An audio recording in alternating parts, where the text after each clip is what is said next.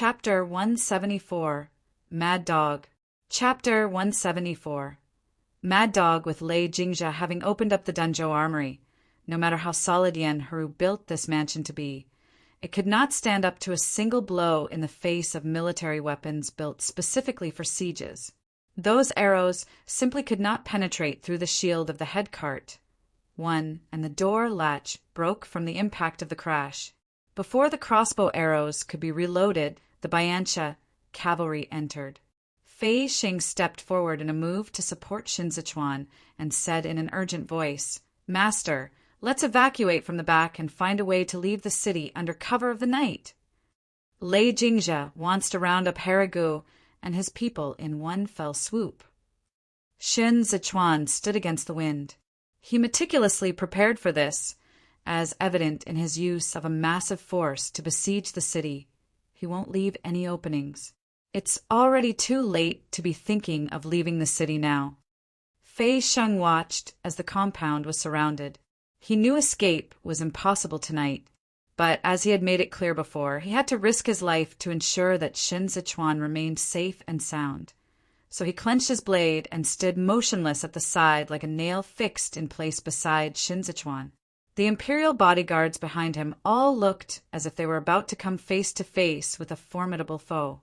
For a moment, the atmosphere was particularly somber. The crescent moon at present looked like a thread concealed away among the dark clouds. Heavy fog hung overhead in the sky, bearing down on them.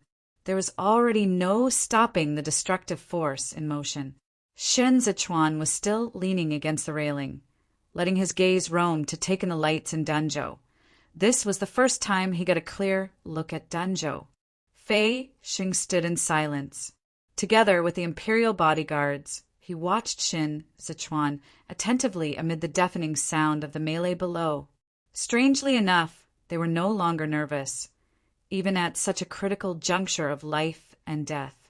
Fei Sheng had only wanted to follow under Shao Qia's command in the past, because Shao Qia had the unprecedented spirit of a groundbreaking pioneer. On the day they rebelled and fled from Kudu, Fei Sheng had done so willingly and wholeheartedly. But Shao Qia refused to accept him, so he could only step back to work under Shin Zichuan instead. Shin Zichuan wasn't likable. His appearance made him a controversial figure who was the subject of condemnation in Kudu. Xin Wei was a threshold. Many people would rather stand on the outside to scrutinize him, as if the verdict of his life and death all lay in those sprays of spittle. When he left Zhao Zui Temple, everyone treated him as a noble clan blade that had replaced Shen Wei, an imperial dog under the Empress Dowager's command. However, the subsequent happenings deviated far from everyone's expectations. In that struggle for power, he quietly and steadily rose his way to the top. By the time everyone realized it, he was already standing in the heart of the political storm.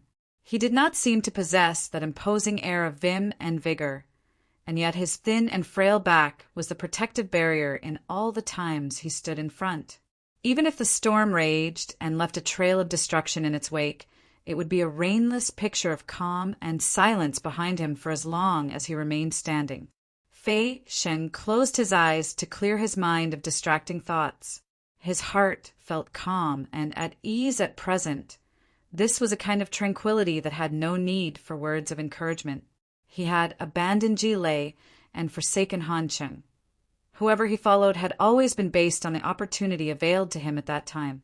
All along, he had never been able to understand the trust Qin Yang and Gu Jin had in Shao Qia. But at this very moment, as he stood in the wind and opened his eyes once again, he possessed that trust. Everyone in this world wants to be Shao Qia, but there can be no other Shin Lanzhao. Horses' hooves broke through the doors beneath them, while dark clouds rolled overhead. Fei Sheng, who had been plotting to seek personal gains by currying favors all his life, grabbed his blade with one hand and kicked over the wooden chair beside him to send it crashing into the Bayansha cavalry at the stairway. He ripped his outer robe open and secured the blade in his palm, then lifted the wine on the table and said to the various imperial bodyguards, "Even if heaven and earth were to collapse today, We must ensure Master remains safe and unharmed. Here we are, chatting and drinking with a smile, even as we are encircled by powerful troops. This is a sight and honor we have never had while serving the Emperor." Fei Sheng raised his head back and gulped down the wine, letting it trickle down and soak through the front of his clothes. He smashed the bowl, then wiped his mouth and burst into wild laughter. "This battle is going to make legends out of us men. Brothers, time to make a name for ourselves." Xiuquan blades, too, all left their sheaths in unison, and booming laughter reverberated through the clouds. Blood splattered all over the stairway as more than a dozen imperial bodyguards climbed over the railings and brandished their blades to cut down the Bianchi cavalry who were swarming towards them with sweeping force. Heads rolled all over the narrow and cramped stairs. With every rise of his hand and fall of his blade, Fei Sheng decisively and efficiently hacked away at his opponents' necks without the slightest hesitation. Lei Jingzhe did not dare to set the building on fire. He wanted to catch Yan Heru alive, so he could only force his way up the stairs in an attack. The imperial bodyguards were all at the top of their game tonight. Those scorpions who were unshakable when they turned out in full force were unable to swing their hammers freely after stepping onto the stairway, and this subsequently greatly reduced the strain on the imperial bodyguards. Unable to ascend the stairs, Lei Jingzhe sought out another way. Fuxian Peak towered over the double-eaved roofs like a crane standing head and shoulders among a flock of chickens, and so they used the cloud ladder. 3 Yan Heru watched as the Bianchi cavalry swarmed up towards them en masse. Fuxian Peak seemed to be a relic pillar standing alone between heaven and earth. He retreated to Xin Zechuan's side, shivering from the wind. "Since you dared to enter the tiger's den, for then you must have prepared for it." Xin Zechuan did not answer. Yan Heru was about to say something further when a hand suddenly grasped the railing beside him, and a Bianchi cavalryman climbed his way up. Without even thinking, Yan Heru raised his golden abacus and slammed it down on the Bianchi cavalryman, knocking the latter out. But there were still several men following close behind the other man, and they made a sudden grab to hold up Yan Heru's abacus in place before flipping their way up. Yan Heru lived by the maxim that, as valuable as the abacus may be, life is worth even more. So he promptly let go of his hand, abandoning the abacus. He took several steps back, but tripped over the small table and toppled over to the ground. That cavalryman was a tall, strapping man, and he looked just like a mountain when he stood before Yan Heru. On seeing him lift his blade, Yan Heru hastened to yell, "Your lordship, save me! My dear Gidge, the price is always negotiable." A saker falcon swooped past, and before the cavalryman could lift his blade, a figure suddenly leaped up from behind. Harigu came pouncing from the air, taking out the cavalryman in one slash. After he landed, he rolled on the ground and grabbed hold of Yan Heru. Yan Heru lifted his head, intending to gripe at Shun Zichuan for being such an unrighteous one. But before he could open his mouth, he saw a black shadow spring over the railing to land heavily on top of it. Harigu pressed Yan Heru's head down and bent over backward to dodge the iron hammer sweeping towards them.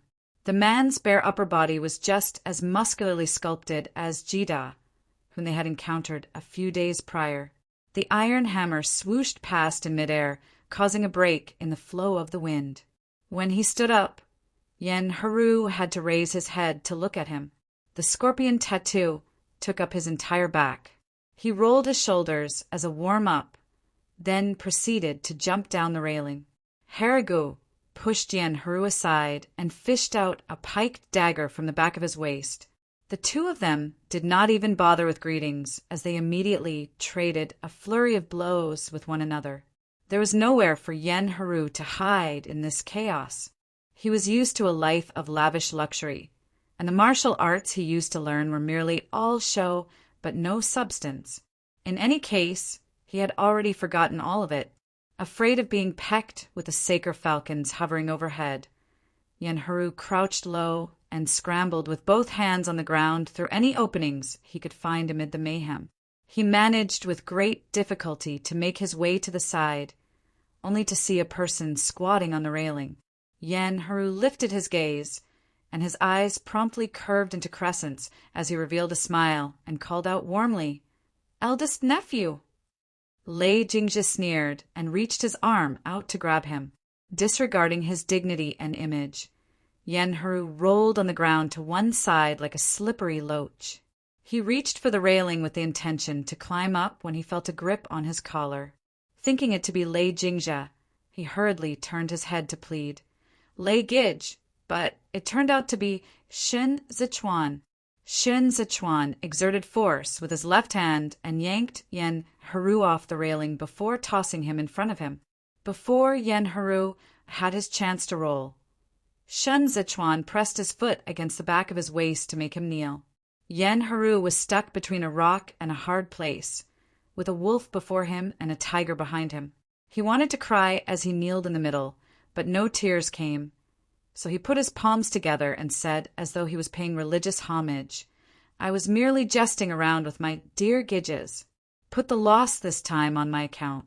Let's not brandish our weapons anymore. Say, the three of us should join forces and cooperate. Then we'd be invincible in the world, agree." Lei Jingzhi motioned for Yen-Haru to shut up. He leaped off the railing and stared at Shen Zichuan as he moved over with unhurried steps.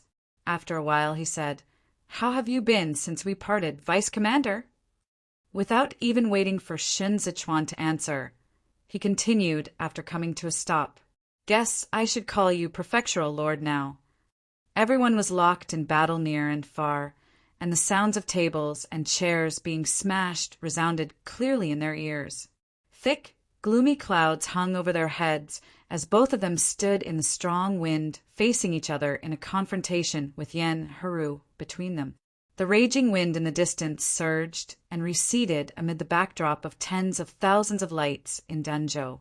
Lei Jingzhi raised his hand to slap his nape and said in a mocking tone, "I sure have excellent luck tonight. To think I could catch such a big fish from this sewer. What, there's no Shao Chia to escort and protect you this time?" Shin Zichuan raised a finger to remove the cloak on his shoulder and inclined his head to say with a smile, "My husband is up to his neck in military affairs. It's inappropriate for him to go on a long journey these days. We can discuss it ourselves if there are any matters of concern." Lei Jingzhi's eyes gradually darkened to conceal a sly glint within. "Did you come to Danzhou, Orang? Did you return to Danzhou to hold a memorial service for Xinwei?" "I'm here on young Master Yan's invitation," Shen Zichuan said without batting an eyelid, "to discuss a plan to kill you." Yen-Haru's face blanched. He wanted to explain and defend himself when he met Lei Jingzhi's gaze, but on feeling the chill on his nape, he did not dare to speak up. Shen Zichuan is truly a ruthless one, he thought to himself. With just one word, the latter had severed his route of retreat. Whether or not he survived this night, Lei Jingzhi would no longer believe him. No wonder I could sense that the person who saved Yen-Haru back in the restaurant was no ordinary talent. The expression in Lei Jingzhi's gaze was malevolent. I initially meant to be magnanimous and not lower myself to the level of a child. But I never expected him to be so malicious to invite you over to work out a scheme to kill me. He's a child at heart. Shin Zichuan shifted his foot away from Yen-Haru. He doesn't know when to stop pushing it and inevitably ends up angering you. It's rather embarrassing. You have been colluding in secret for a long time.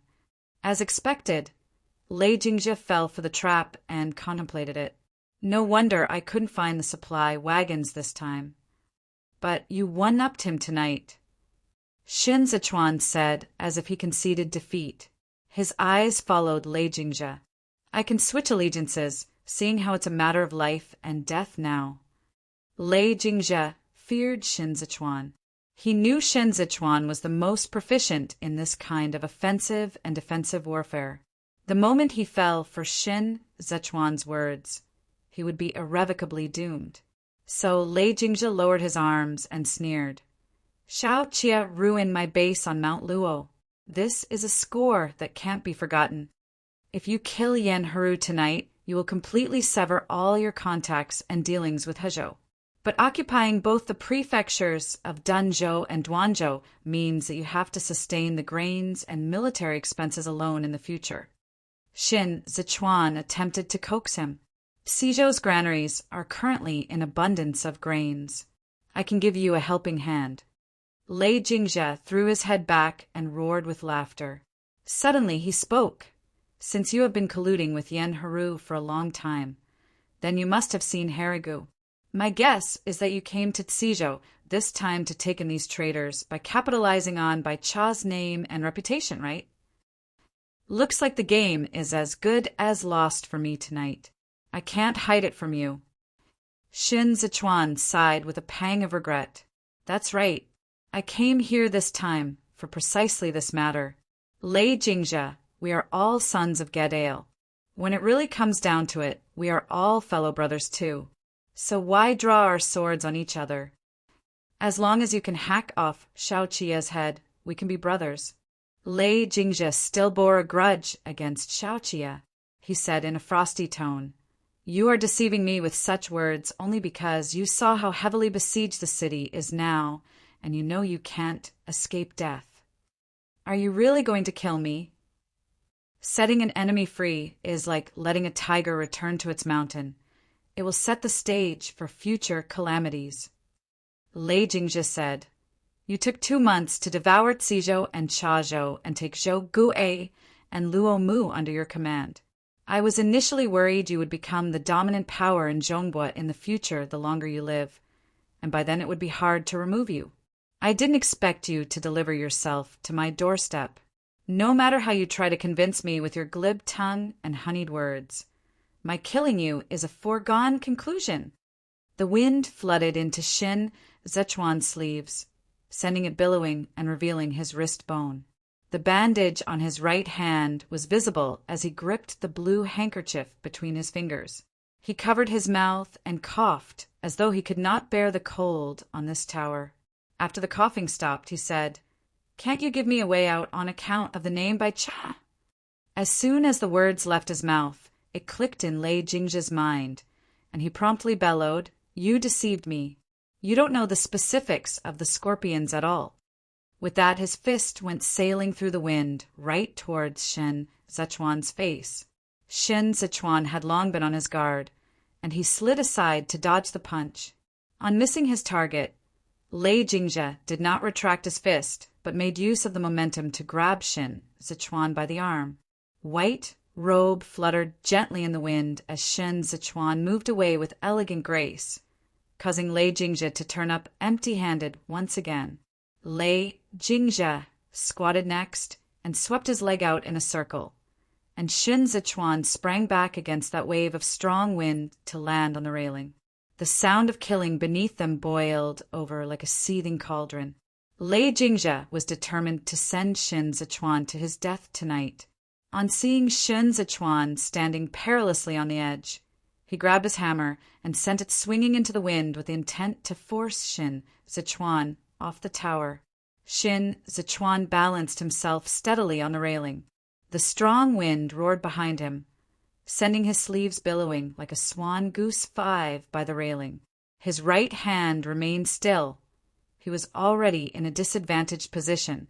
Deciding that a psychological offensive was the best tactic, Lei Jingzhe said in between movements, Well then, Xin Zichuan, don't you want to know Bai Cha's relationship to the scorpions? I will tell you tonight. He soared into the air and somersaulted onto the railing, where he followed close in Xin Zichuan's footsteps and attempted to force Xin Zichuan into the corner. Bai Cha was a whore in a brothel in Duanzhou who worked specifically for the Liaoying tribe. She was a dog AMUer planted beside Xinwei. She was a needle Baianxia hid in Zhongbua. Xin Zichuan seemed to lose his balance as he teetered at the edge for a bit. His sleeves suddenly danced backward. Fei Sheng, who was deep among the horde of people, could not help but panic when he saw this sight in his peripheral vision. Master, However, in the next moment, Shen Zichuan braced himself against the wind and swung back to stabilize himself. On seeing this, Lei Jingzhe struck out at him suddenly, forcing Shen Zichuan to retreat in order to evade the blow again. He continued speaking. "Don't you think you're really a wretched one? Being Shan Wei's son caused you so much physical and mental suffering. I shall pull you out of this abyss of misery. Shin Zichuan, you're a bastard child of Baiyancha. Baicha was a promiscuous woman of loose morals." Lei Jingzhe felt the impact at the side of his neck, and this blow nearly made him bite off his tongue. He hurriedly took a few steps back and held himself steady at this high altitude, then turned his head to the side and spat out the blood from the blow Shin Zichuan had dealt him with. Shin Zichuan had his left hand lifted in a martial art stance, his eyes freezing over with frostiness. His complexion looked particularly pale under this faint veil of moonlight, as if he was a piece of cold, bloodless jade. Slowly he warned, "Watch your tongue." Lei Jingzhe threw his hammer aside and gradually put some distance between them. He said in a low voice, "Every word I say is the truth." He continued with a pitying gaze, "You're really the world's most pitiful child. Do you know how Baicha died? Shen Wei found out her real identity, then strangled her to death with his very own hands. You were born of abhorrence. Why did Shen Wei raise you? Did you think you were regaining lost grounds when you crawled your way out of the Chashur sinkhole and returned to Zhongbua after experiencing all that hatred and sorrows?" He let out a dreary laugh and said cruelly, "You made it all out to be so incredibly touching, but you didn't expect it, did you? No one will accept you for how you are. If Li Bei were to find out who Bai Cha is, Shao Qia's blade would turn on you." A jolt suddenly vibrated through the railing. At the same instant Shin Zichuan sprang. Lei Jingzhe crossed his arms before him to block the blow. The kick nearly made him lean over backward. With both of them locked in fierce combat, Yan Heru did not dare to remain close by and scrambled his way to the other end. Lei Jingzhe nearly could not hold his own against the blows, and as he retreated to evade the blows, he scraped against the wooden frame for vines, knocking it over along with the glazed lamps nearby. Flames pounced onto the woolen carpet, setting it ablaze in the blink of an eye. Lei Jingzhe was sure that Shin Zichuan had already lost his measure of control. As both of them duke it out on the railing, the flames behind them intensified. Fei Sheng was all bathed in blood from the killing. He flipped out of the stairway and shouted, "Master, it's on fire. It's inadvisable to remain here for long." Lei Jingzhe felt a gush of wind at his back, and he spared whatever remaining strength he had to dodge the imperial bodyguards. "Danzhou is my territory tonight. You have no way out of here alive, even if you fight to the death." In the midst of his proclamation, Lei Jingzhe saw white sleeves rushing right towards him with a move so sudden it caught him off guard and caused him to stumble. Shin Zichuan grabbed Lei Jingzhe by his collar, and in this heart-stopping moment, Lei Jingzhe got a clear look at Shin Zichuan's face. Even before Fei Sheng could lend a hand, the sound of fabric tearing rang out, and in a flash a feather-like white figure plunged down together with Lei Jingzhe. Fei Sheng was seized with terror as he made a sudden grab for him with a lightning move of his hand, but his hand merely brushed past the corner of Lei Jingzhe's clothes. Panic-stricken, he cried out in a trembling voice, "Master!" The instant Lei Jingzhe plummeted down, he came to the conclusion that Shen Zichuan was gambling on his life with him. During the drop, he swiftly stretched out his right hand. His back slammed into the upturned eaves on Fuxian Peak. At the same time the corner broke off from the impact, he grabbed hold of the eaves and hung on, his feet swinging in the empty air. The blazing flames looked as though they were engulfing the world, and in spite of himself, Lei Jingzhe broke out in a sweat. Lei Jingzhe did not dare to be negligent. His right hand was burning with pain as he attempted to climb up the damaged eaves onto the protruding tiles. But Shen Zichuan had already climbed up from the other end. He stepped down on Lei Jingzhe's raised hand, and several tiles tumbled off all at once and smashed into smithereens below. Shaken, Lei Jingzhe spat out the blood in his mouth in the wind. Fuck!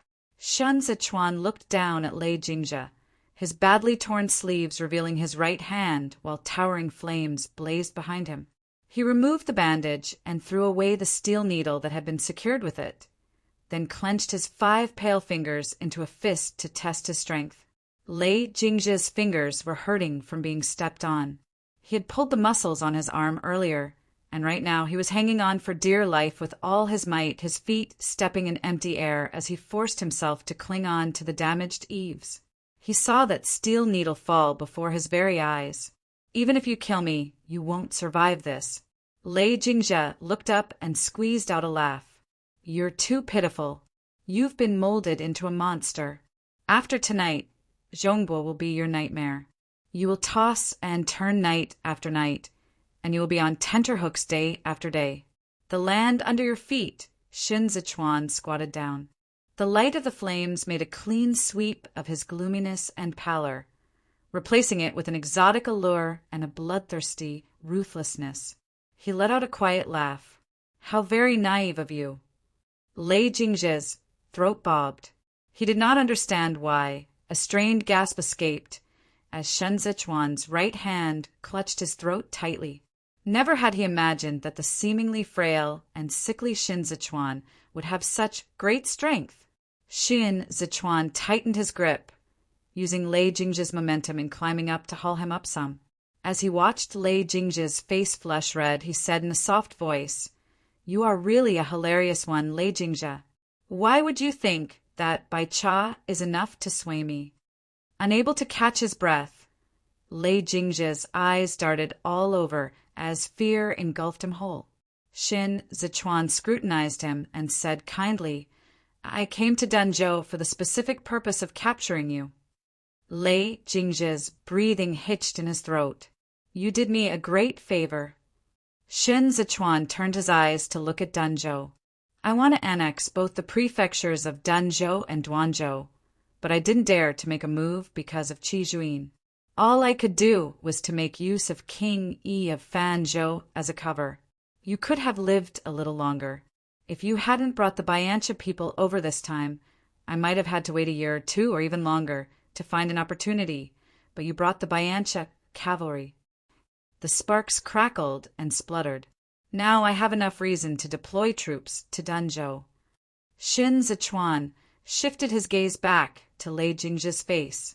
"Thanks to you for chatting with me for this long, so that I could buy time for the Cizhou garrison troops." Lei Jingzhe could not believe it. How could Shen Zichuan have plotted his moves to such an extent and anticipated every step Lei Jingzhe himself would take? He raised his head. The world before him was already a blur. With some difficulty he gasped, "You U.S. Scorpion." "Regardless of who my parents are," Shen Zichuan turned his head to the side and whispered into his ear, "I am Shen Zichuan. Whether your word is the truth or a lie is of no significance to me at all. I am my own nightmare." The land under his feet? Zhongbo could not tie down Shen Zichuan at all. He was not as attached to his native land as Xiao Qie was. On the day he fell into the Chashire sinkhole, he became a man without a hometown. Ever since then, he severed all attachment he held towards the land. He could never gallop in the grasslands. His wings were born out of the darkness of the night. If Xiao Qie was Hongyan Mountains, then Shen Zichuan was the frigid wind coursing through the territories of Zhongbo. Xin Wei Bai Cha. He did not care for them at all. The 2 fingers on his right hand made a noise of protest, but Shen Zichuan could no longer feel the pain. He gripped Lei Jingzhe's throat just like how he had choked Ji Lei a year ago. This made it clear to all that he was no longer trapped under the control of others. Perhaps Lei Jingzhe was right. All these years of suffering and hatred had molded him into a monster. When Qi Hualien died as well in that heavy downpour, Shen Zichuan completely forsook all of those obsolete conventions. He would no longer be anyone's prisoner. He loved Xiao Qie, and he still had Ji Gang. He could not imagine a day when Xiao Qie and Ji Gang would become a thing of the past, transformed into pain he had no remedy for. He had enough of enduring it in silence. He was fed up of being chained. He wanted to tear apart not just this world, but also all the shackles imposed on him in the past. Lei Jingzhe could hardly hang on anymore. He was finally able to raise his hands to grab Shin Zichuan's arm, and it was at this moment he remembered the rumors in Kudu. Mad. Lei Jingzhe squeezed the words out. The angry flames that stretched like a fiery dragon roared among the double-eaved roofs and pavilion, and the building let loose a series of dangerous-sounding noises amidst the burning. Broken wood went smashing with a thunderous crash, and the tiles under their feet followed suit and slid off. Fuxian Peak, which Yan Heru had spent big bucks to construct, was in the process of collapsing. The damaged eaves cracked apart again, as if it could not bear the weight of two people. It was here Shen Zichuan stood, yet he remembered the abyss in his dream.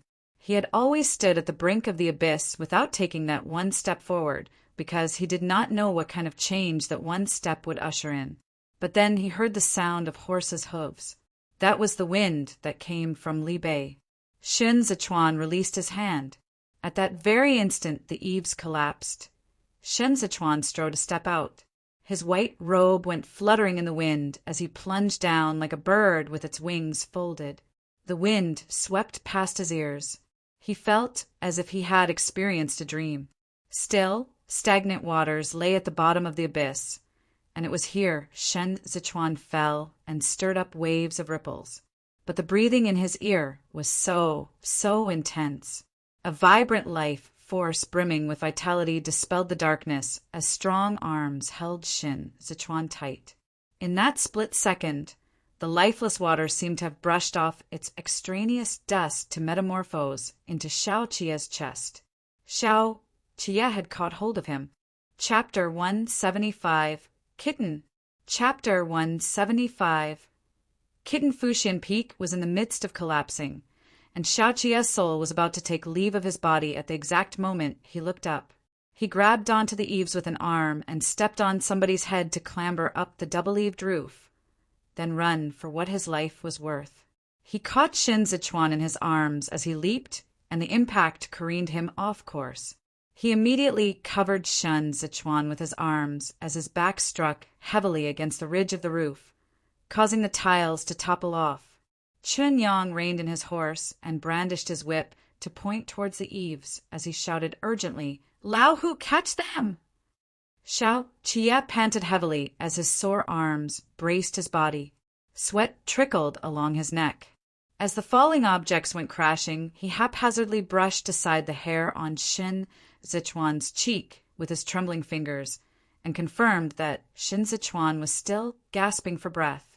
He let loose a vague curse and held Shen Zichuan so tightly with such force that Shen Zichuan coughed intermittently amid the smoke and dust. Tantai, who had already chased all the way to the front of the building. He released Lang Tao Shui Jin's reins and shouted, "Master!" Xiao Qie stepped on the tiles and leaped down. Gu Jin wanted to give him a helping hand, but Xiao Qie raised his arm to block the former, unwilling to hand Shen Zichuan over to anyone else. As he mounted his horse, Xiao Qie took the cloak from Qin Yang and covered Shen Zichuan with it. The contours of Xiao Qie's side profile were cold and hard. He patted Tantai Hu on the back with his freed hand, making Tantai Hu stick out his chest, then said in a cold voice, "This place was your elder brother's battlefield." Tantai Hu wiped away the blood on his cheek in silence. With eyes grave and solemn, Xiao Qie said, "Tantai Hu, time to go home." Once again, the prince of Jianqing's manor was burned and razed to the ground. Flames accompanied the sound of killing as the fire blazed until dawn. The dark red blood on the downtown streets of Danzhou had converged into a trickling stream. Meanwhile, the commoners all hid themselves at home, not daring to even sneak a peek. At the third quarter of the hour of Qin, the Zizhou garrison troops and imperial army started to clean up the battlefield. They dragged the corpses to an open, flat area to be disposed of at a later time. Tantai, who was presently having his meal, he had just returned from the battlefield, and without even washing his face, he squatted with the guards on the veranda to gobble down his food. Chunyang called for the chef in the Yen clan's pleasure house to prepare meals for the soldiers of the garrison troops and imperial army, who were all famished after having marched through the night and fighting until the break of day. Street fights are still the most thrilling. Tantai, who wiped his mouth. Field operations are thrilling too, but not nearly as thrilling. Master has the foresight, Gujin bit down on a steamed bun before continuing, not to get the imperial army to put on armor. Otherwise, we would have suffered from those hammers last night. The curtains of the main hall remained down all the time they rested up here. Chunyang was a little worried. Clutching at the register of names, he questioned Ding Tao. Why did you let young master go up that tower? You didn't even go with him.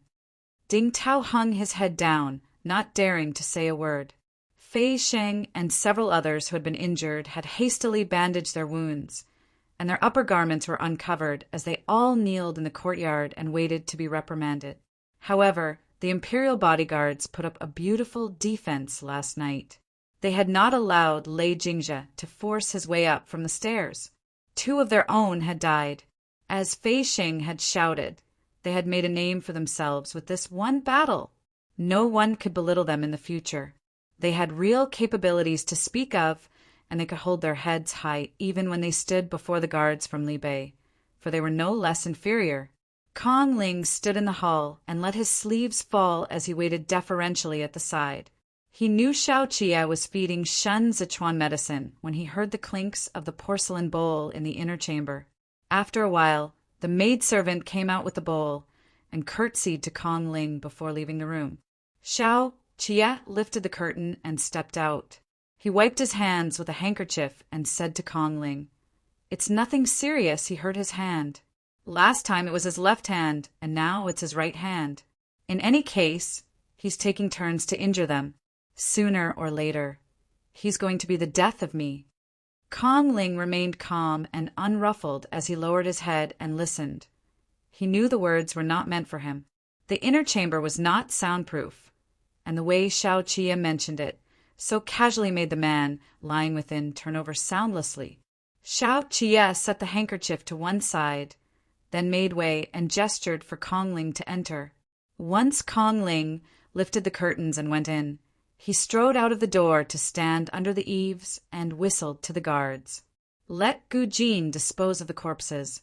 Settle it by tonight at the latest.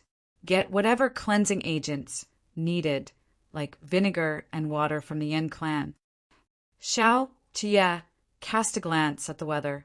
"Well, it's not that hot in autumn. I noticed last night that the public ditches in Denzhou are all clogged as well. It's all too easy for an epidemic to start if they aren't unclogged. Keep an eye on it." Denzhou had no yamen to manage its affairs, and its network of public ditches was all in a mess. There were plenty of people who built their houses over the ditches, and the cloggage was far worse than it had been in Kudu. It was the reason for the blood pooling into puddles this morning instead of flowing freely like a river. One autumn was not as hot as summer, but it was too dry. The fire had raged for so long last night partially because the houses in the residential district were all clustered together, eaves to eaves.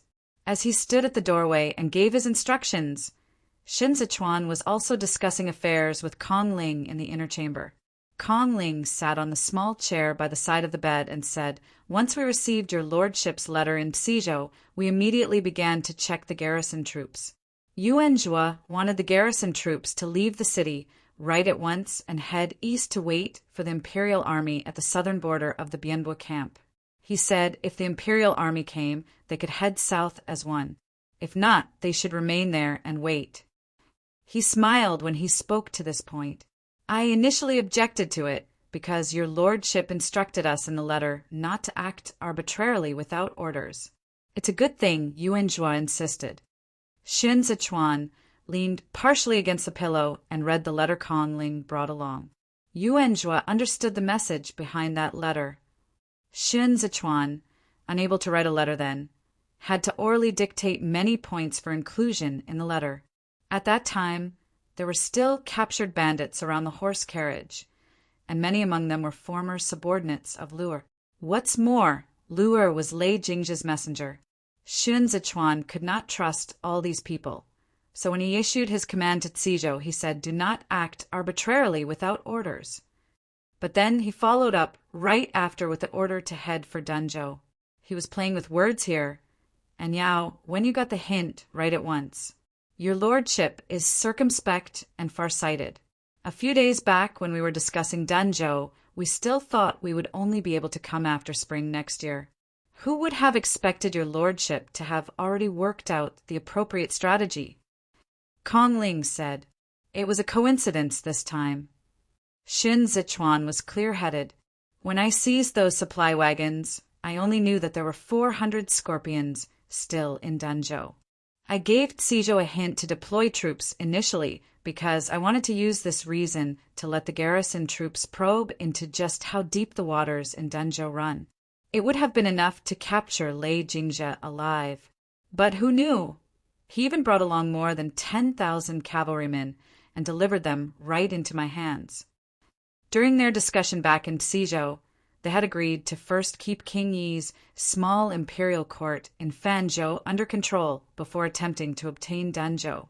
This was because King Yi could obstruct Qi Zhuyin of Qidong on Xun Zichuan's behalf. Xun Zichuan now had the two prefectures of Cizhou and Chazhou in his hands, and he relied on the trade route to rise to power. In Zhongbua, he could only be considered the master of a small plot of land. The various prefectures of Danzhou, Duanzhou, Fanzhou, and Dengzhou to the east all had their own masters. If Xun Zichuan wanted to remove them from the equation, he needed a logical reason. Otherwise, Qi Zhuyin would have a reason to launch an assault on him the moment he deployed his troops. In all probability, Lei Jingzha did not expect himself to come for the sole reason of eliminating Harigu, only to end up being the perfect reason for Xun Zichuan to attack Danzhou. But this also illustrated one thing from the side, and that was Lei Jingzha had been around Duanzhou for so long that he had already forgotten that Zhongbo was still land that was part of Dazhou. It was brazen and dauntless of him to lead 10,000 cavalrymen deep into Danzhou. He thought nothing of King Yi of Fanzhou and Dengzhou at all, and even less of Xun Zichuan of Cizhou. Kong Ling initially still had other matters to report, but then he heard the wind starting to rise outside the window. In no time at all, it started to drizzle. He hurriedly stood up and closed the windows for Xun Zichuan. This has truly been a dangerous trip for your lordship. Some words ought to have been conveyed to you by Yuanzhua himself, but it is inconvenient for him to travel long distance, so I shall be so bold as to do it on his behalf. Xun Zichuan seemed to know what Kong Ling was going to say. He set the letter on the blanket and looked at Kong Ling. Kong Ling took 2 steps and said, "As the saying goes, a wise man does not put himself in harm's way. 2, for your lordship, to repeatedly place yourself in dangerous situations is simply not appropriate. The development of Cizhou's foundation is still in its fledgling stage, and the system for the registration of Chazhou citizens has yet to be perfected. Libei's mutual trade market has not started either. Your lordship is the head of the household. In doing this, you are hanging in the balance the loyalty of all those who stand behind you." Kong Ling's meaning could not be any clearer. Now that Xun Zichuan was the prefectural lord, he had in his hands the lifeblood of the 2 prefectures of Cizhou and Chazhou, along with the tiger that was Libei crouching behind him. As the saying goes, embarking on a great undertaking is only the tip of the iceberg. There would be many affairs in the future where he would be the one holding the sole decision-making power. Nothing untoward must happen to him. Xun Zichuan's countenance was pleasant as he bowed slightly towards Kong Ling. "Mister's right to lecture me. I will sincerely reflect on it and not take any unnecessary risks again." After Kong Ling had taken his leave, Xun Zichuan folded up the letter and put it away on the small table at the head of the bed. His right hand had been bandaged again. His 2 fingers had been bent out of shape from the pressure he inflicted on them, and when the physician set his fingers right earlier, he had sweated profusely. Even now he was still in pain. Rain poured outside, as though it were cleansing the streets on behalf of Danzhou. There were many matters that Shen Zichuan had yet to attend to, but he was presently leaning back against the pillow. He had no wish to see anyone except for Xiao Qie, but Xiao Qie did not come in even after he waited for a little over an hour. Eventually, he ended up drifting to sleep. The next time Shen Zichuan woke up, he was woken by the heat. He had already been shifted further into the bed. The sky was murky and bleak, accompanied by the urgent howls of wind and rain. He cocked his head to see Xiao Qie sitting by the outer edge of the bed, reading a letter by the faint candlelight. The instant Shen Zichuan saw Xiao Qie, he started to ache all over. He was too lazy to move, having just woken up, so he clung dazedly to the pillow for a while. His foot under the blanket slid over to make light contact with Xiao Qie's calf. Xiao Qie ignored him. Shen Zichuan propped himself up to look over the letter, then explained in a hoarse voice, "It's from Yuan Zhuo. I have to reply back to him later to get Gao Zhongxiong to write up a notice immediately. We have to make it clear to Qidong that Xizhou deployed its troops this time to fight the Bianchi cavalry."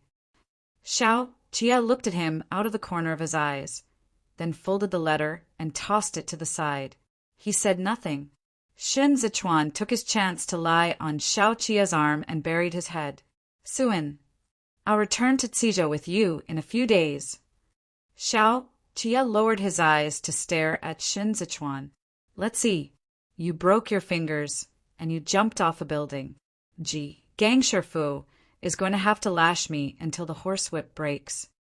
Shen Zichuan said in a muted voice, "Don't." Xiao Qie fell silent for a moment. Shen Zichuan nuzzled his face against Xiao Qie's arm and called out softly, "Yi." Xiao Qie felt that Shen Zichuan really deserved a spanking. He was determined not to fall for it this time, so he raised his other hand to grab the back of Shen Zichuan's collar and lifted him over to the side. "Who's Yi? No such person." Shen Zichuan said, "Air." Xiao Qie simply covered Shen Zichuan with a blanket, then blew out the candle flame. Without even embracing him, he turned his back and lay down, still fully clothed. He still remembered that feeling when he broke into a dash. He had really gone all out then, as if his life depended on it. He would not care to look even if there had been a mountain of swords and a sea of flames before him. He was about to die from all those stabs Shen Zichuan was dishing out to his heart. Shen Zichuan peeled off the blanket and bumped against Xiao Qie's back all the way up to his shoulder. He stuck to Xiao Qie's temple and said, "I can't sleep if you aren't hugging me." Xiao Qie lay flat and grabbed Shen Zichuan around his waist to drag him onto his body. Shen Zichuan looked at him, and he looked at Shen Zichuan. However, he would not release his grip and instead secured Shen Zichuan in this position so that Shen Zichuan could not move. "Go ahead and sleep," Xiao Qie said. "This position is rather cramped." Shen Zichuan motioned to his chest with his eyes. "It's still pounding. Isn't that nice?" Xiao Qie said with a shadow of a smile. "Mine has been pounding all this time." Shen Zichuan raised his palm over Xiao Qie's chest and rubbed it. Xiao Qie lifted him up high and said, "No touching. I'm angry." Shen Zichuan was like a downtrodden cat that had fallen into the water, for as Xiao Qie held him in his hands, while he brandished his paws to scratch at Xiao Qie's chest. So light yet so ticklish, so devilish yet so pampered. The scratches made even Xiao Qie's teeth itch. Look at those expressive, lazy eyes. He was clearly an emboldened one, brazenly acting as if nothing that happened was of his own doing. Xiao Qie was miffed, but those scratches were his bad tempered down into nothingness. The way Shen Zichuan looked and acted now could not be found anywhere else, for it was the outcome of being much too indulged and spoiled in Xiao Qie's arms. Xiao Qie knew this very well, but he did not intend to let Shen Zichuan get away with it unpunished. This a scrub you're giving me? Xiao Qiye said mercilessly. It's been 2 days since I last bathed. Chapter 176. Breaking Waves. Chapter 176.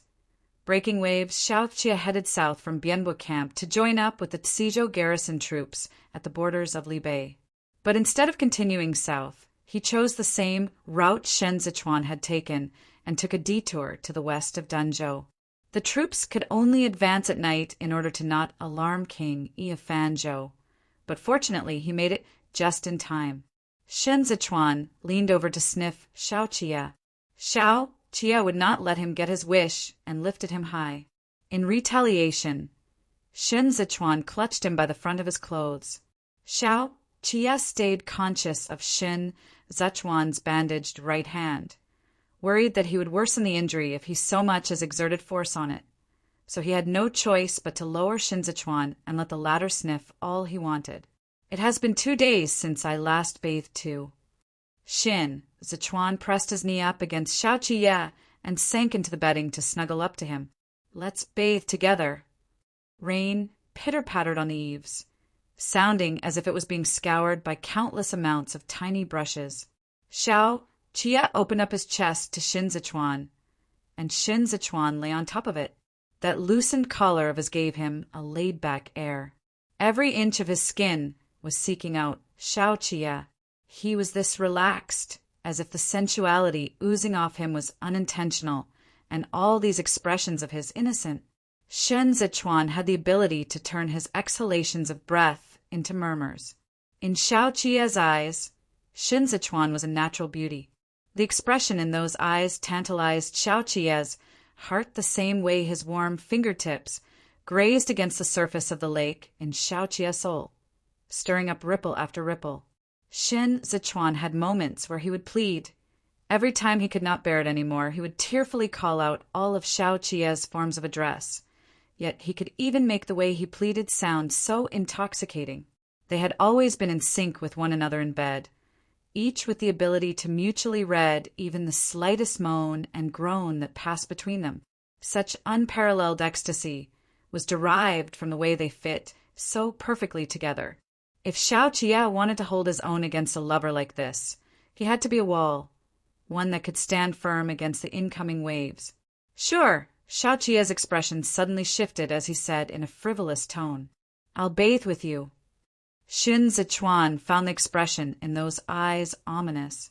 As Danzhou was located far to the east, the days grew cold easily. The bathhouses set up within Tianji Courtyard were unlike the ones in Kudu with windows. Instead, they were all sturdily built, enclosed rooms. Inside, the bathing facilities were not only complete and comprehensive, but also varied and fanciful. Hot, humid water vapor would come assailing them in the faces the moment the door was opened and the bamboo blinds rolled up. Even before Shen Zichuan had been completely stripped of his clothes, he was already soaking in the water. Under the pretense of keeping his wound from contact with water, both his wrists had been bound with a waist sash and conveniently hung up on a small rack near the pool by Xiao Qiye. Xiao Qiye had even selected a little golden bell from the wicker basket for Shen Zichuan, which he had suspended in the air. As long as Shen Zichuan moved, the bell would ring, crisp and clear. Shen Zichuan's clothes were soaked through. He could not withstand the heat in the bathhouse, but at that moment he was too preoccupied to care about anything else. The tips of his ears had gone bright red, the stark contrast of which made the jade earring seem particularly fair and delicate in comparison. Xiao Qiye squatted before him and hoisted up Shen Zichuan's legs. Since you can't seem to remember a word I say, a bare-chested Xiao Qiye wiped the small blade clean with a handkerchief. I'll have to teach you a lesson and drill it into you. Shen Zichuan's toes curled slightly as he called out with his eyes shut. Xiao Suan. Xiao Qiye's attention was on his hands. Who are you calling? The chill of the blade against Shen Zichuan jolted Shen Zichuan into opening his eyes. Shame burned in his eyes. I hate you to death. Xiao Qiye spared him a glance. I hate you to death too. feeling the friction of the small blade as it scraped against him. Shen Zichuan could only tremble slightly.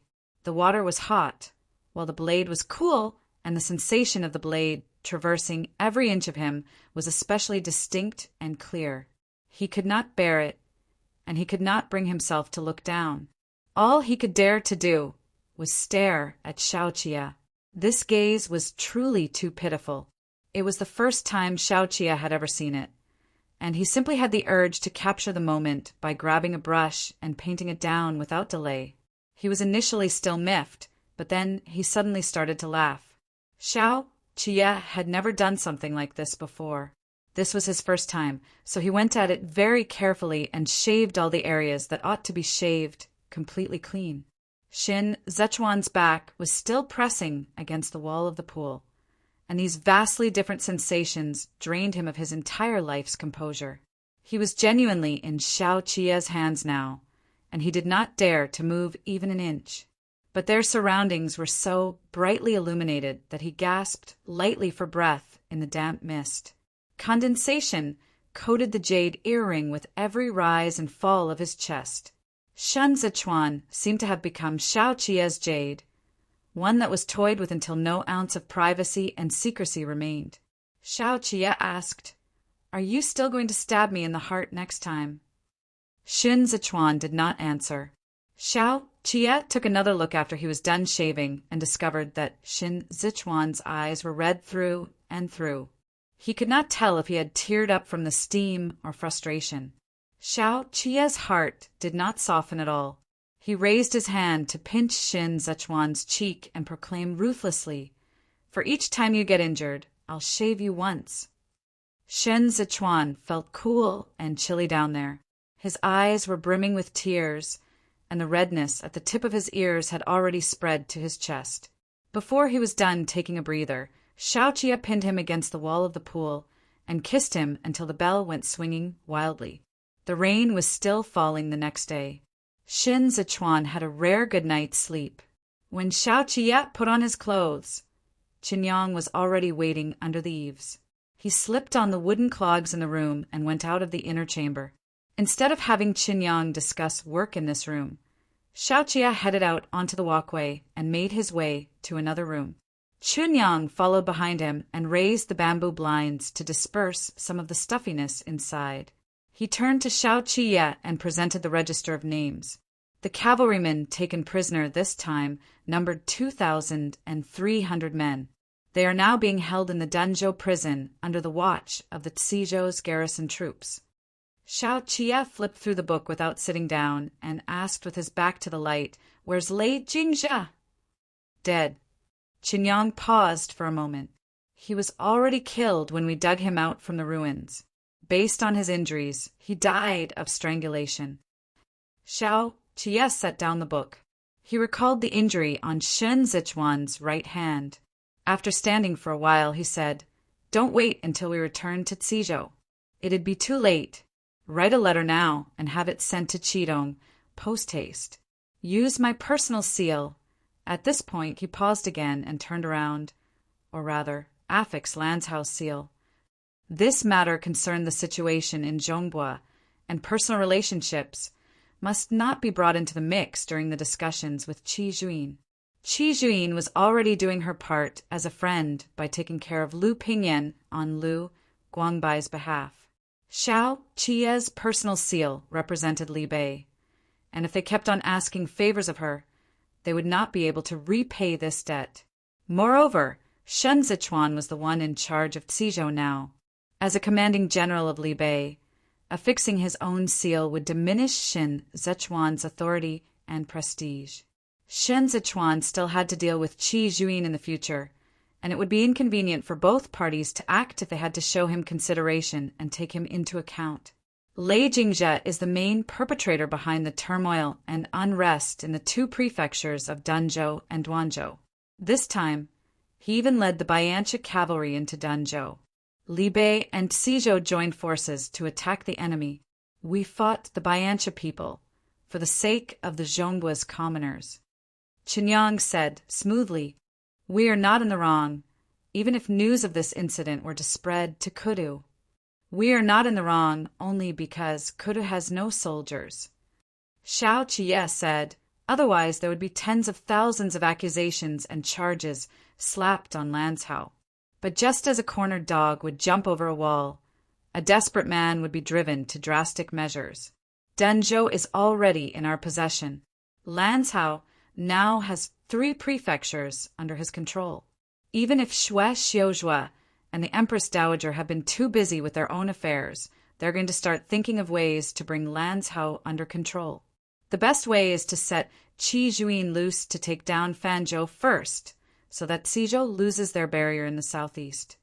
But this matter was not of utmost urgency.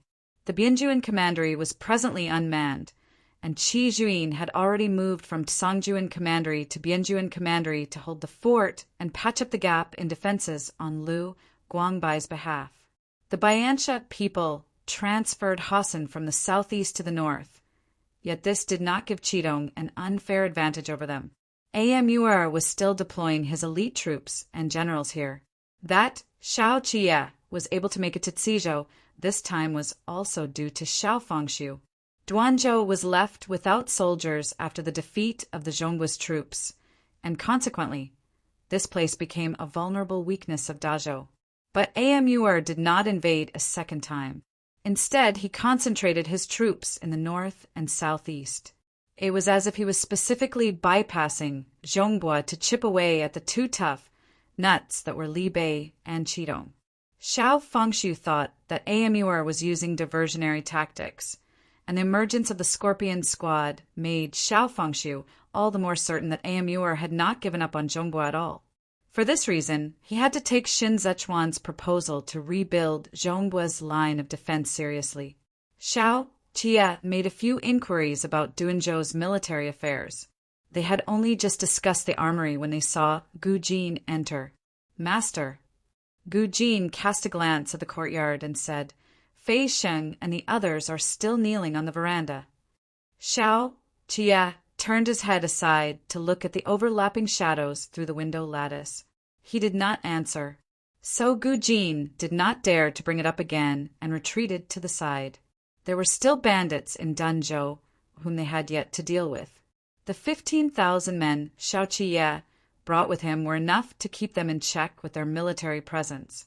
Luer could barely even walk properly when he saw Shao Qiye. Seeing that even Lei Jingzhe was dead, he did not dare to start hatching all those plans of his again. But he was, after all, not a decent man, and Shao Qiye had no intent to let him remain around him. Thus he sent Luer away to Kongling for him to make the necessary arrangements. Shao Qiye did not lay a hand on the Denzhou armory, as they still had plans to use this place after conquering it.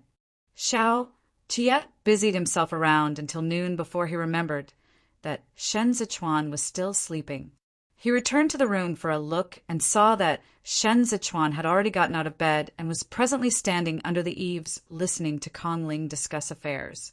When Shen Zichuan saw Shao Qiye, he silently averted his gaze. Shao Qiye played it cool, knowing that he had gone too far in bullying Shen Zichuan yesterday, and Shen Zichuan had still yet to get over it. As he had gotten up too early this morning, he lifted the curtains to enter the inner chamber, where he took the chance while he had free time to take a nap. When Shao Qiye woke up, Shen Zichuan was sitting at the desk looking at Xizhou's case files. Shao Qiye wiped his face with a handkerchief and asked, "Have you taken your meal?" Shen Zichuan answered in a muted voice, "No." Shao Qiye wanted to laugh, finding Lanzhou to be quite the pitiful one.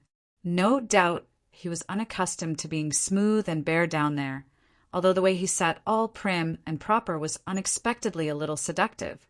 Shao Qiye sat down on the opposite side and propped up his leg before saying in a leisurely and carefree manner, "Then let's call for them to serve up the food. We'll eat a little." Shen Zichuan set his brush down. He was about to say something when someone entered the outer chamber. Qinyang did not head into the inner chamber. "Master, Laohu is here."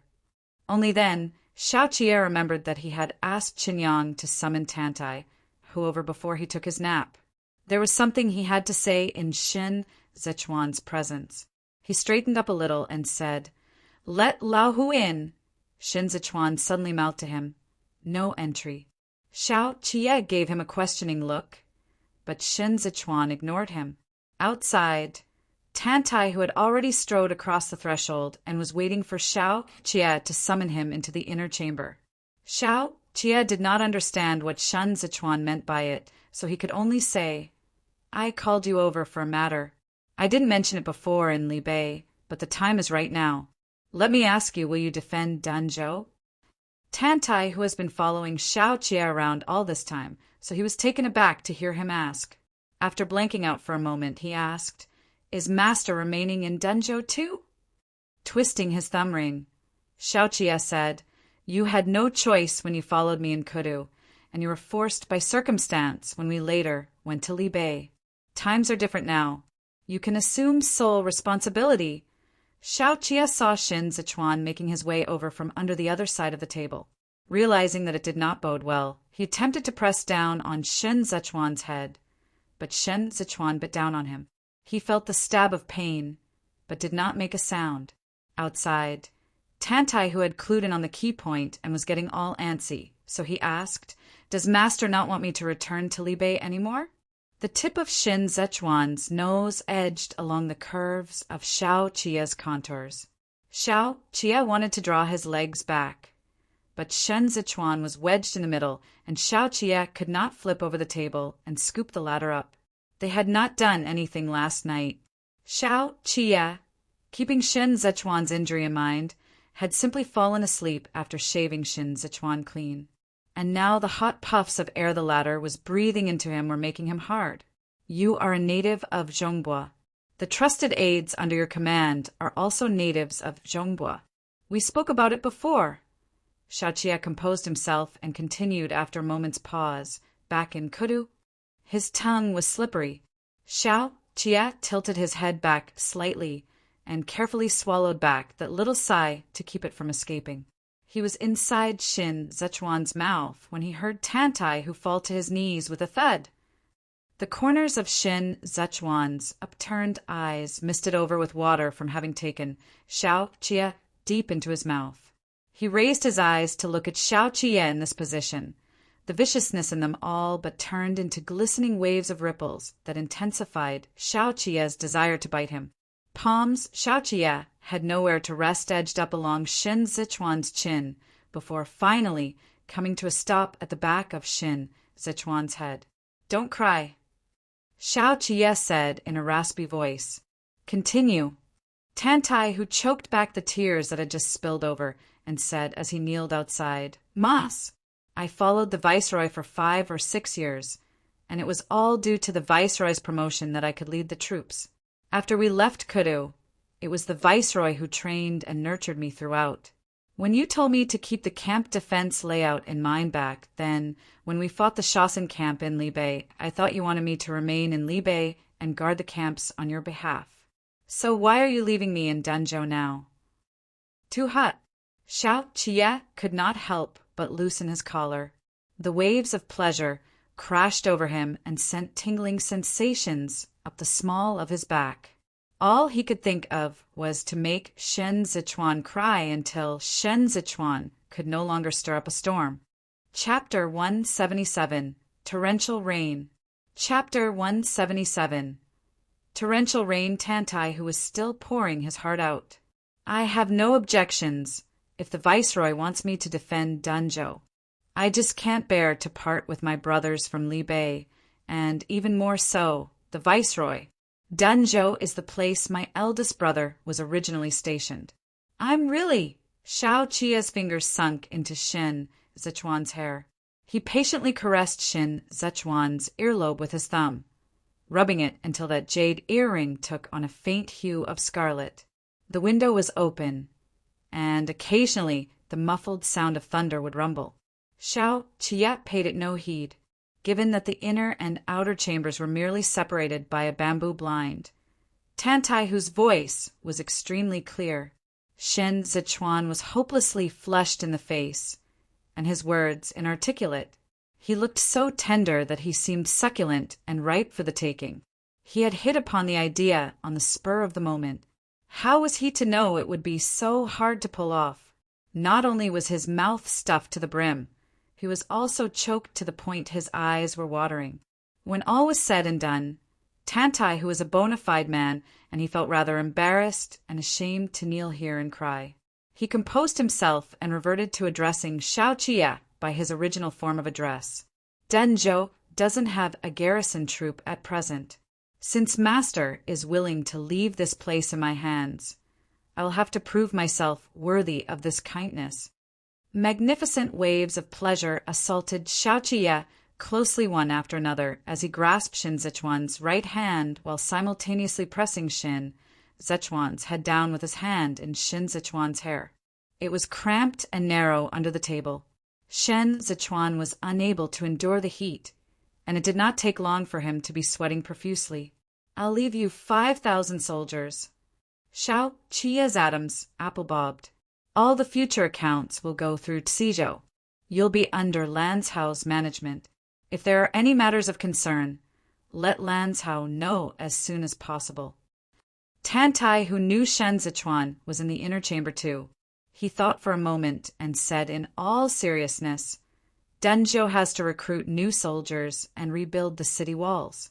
I have to first discuss the exact figure for this portion of the expenditure with the prefectural lord. Tantai, who mentioned some other matters too, all of which were government affairs that required further in-depth discussions.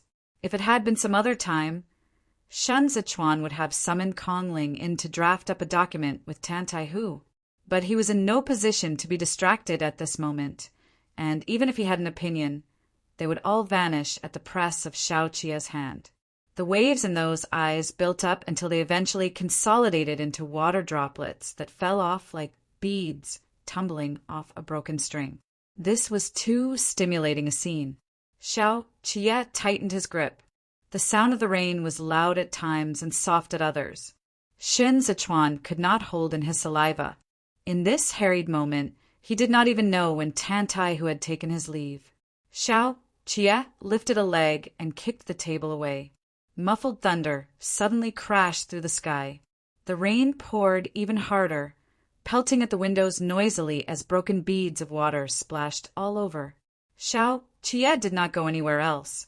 He remained here, leaning against a chair to teach Shin Zichuan a lesson. Both of Shen Zichuan's hands were bound behind his back as he straddled Xiao Qie with his face to him, murmuring under the din of the rain. Too smooth. In just a couple of times, Shen Zichuan could not take it all in anymore.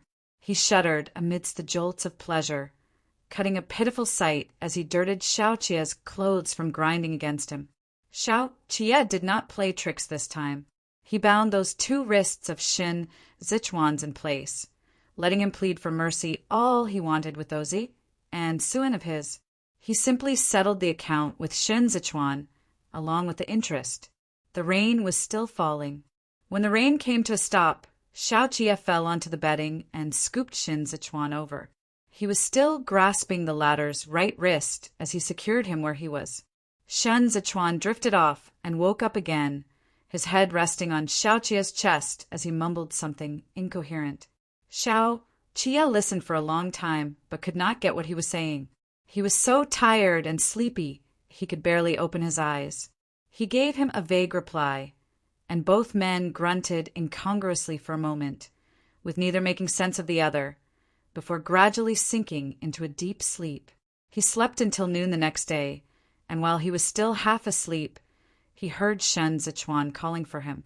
He opened his eyes and dazedly said, Shen Zichuan, too sleepy to raise his head, grasped Xiao Qie's little braid tightly.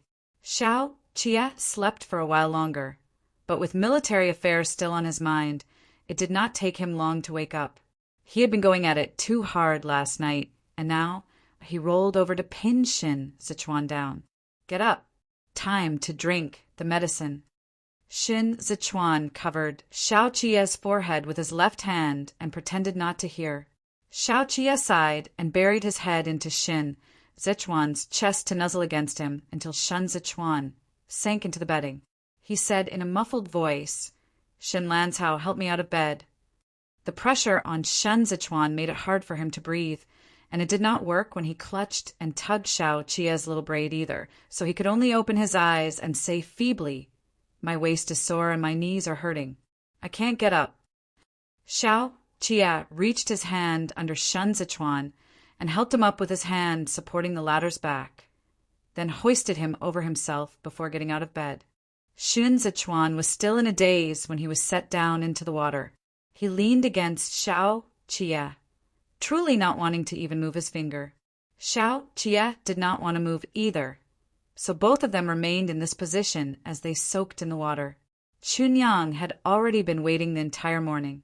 He heard the door open and saw Xiao Qia dressed in a clean, loose-fitting robe with wooden clogs on his feet. He let the maidservants in first. After a moment, he saw Shun Zichuan, also dressed in a loose-fitting robe, step forth in his wooden clogs. Both of them looked like they had not slept enough. "Where's Laohu?"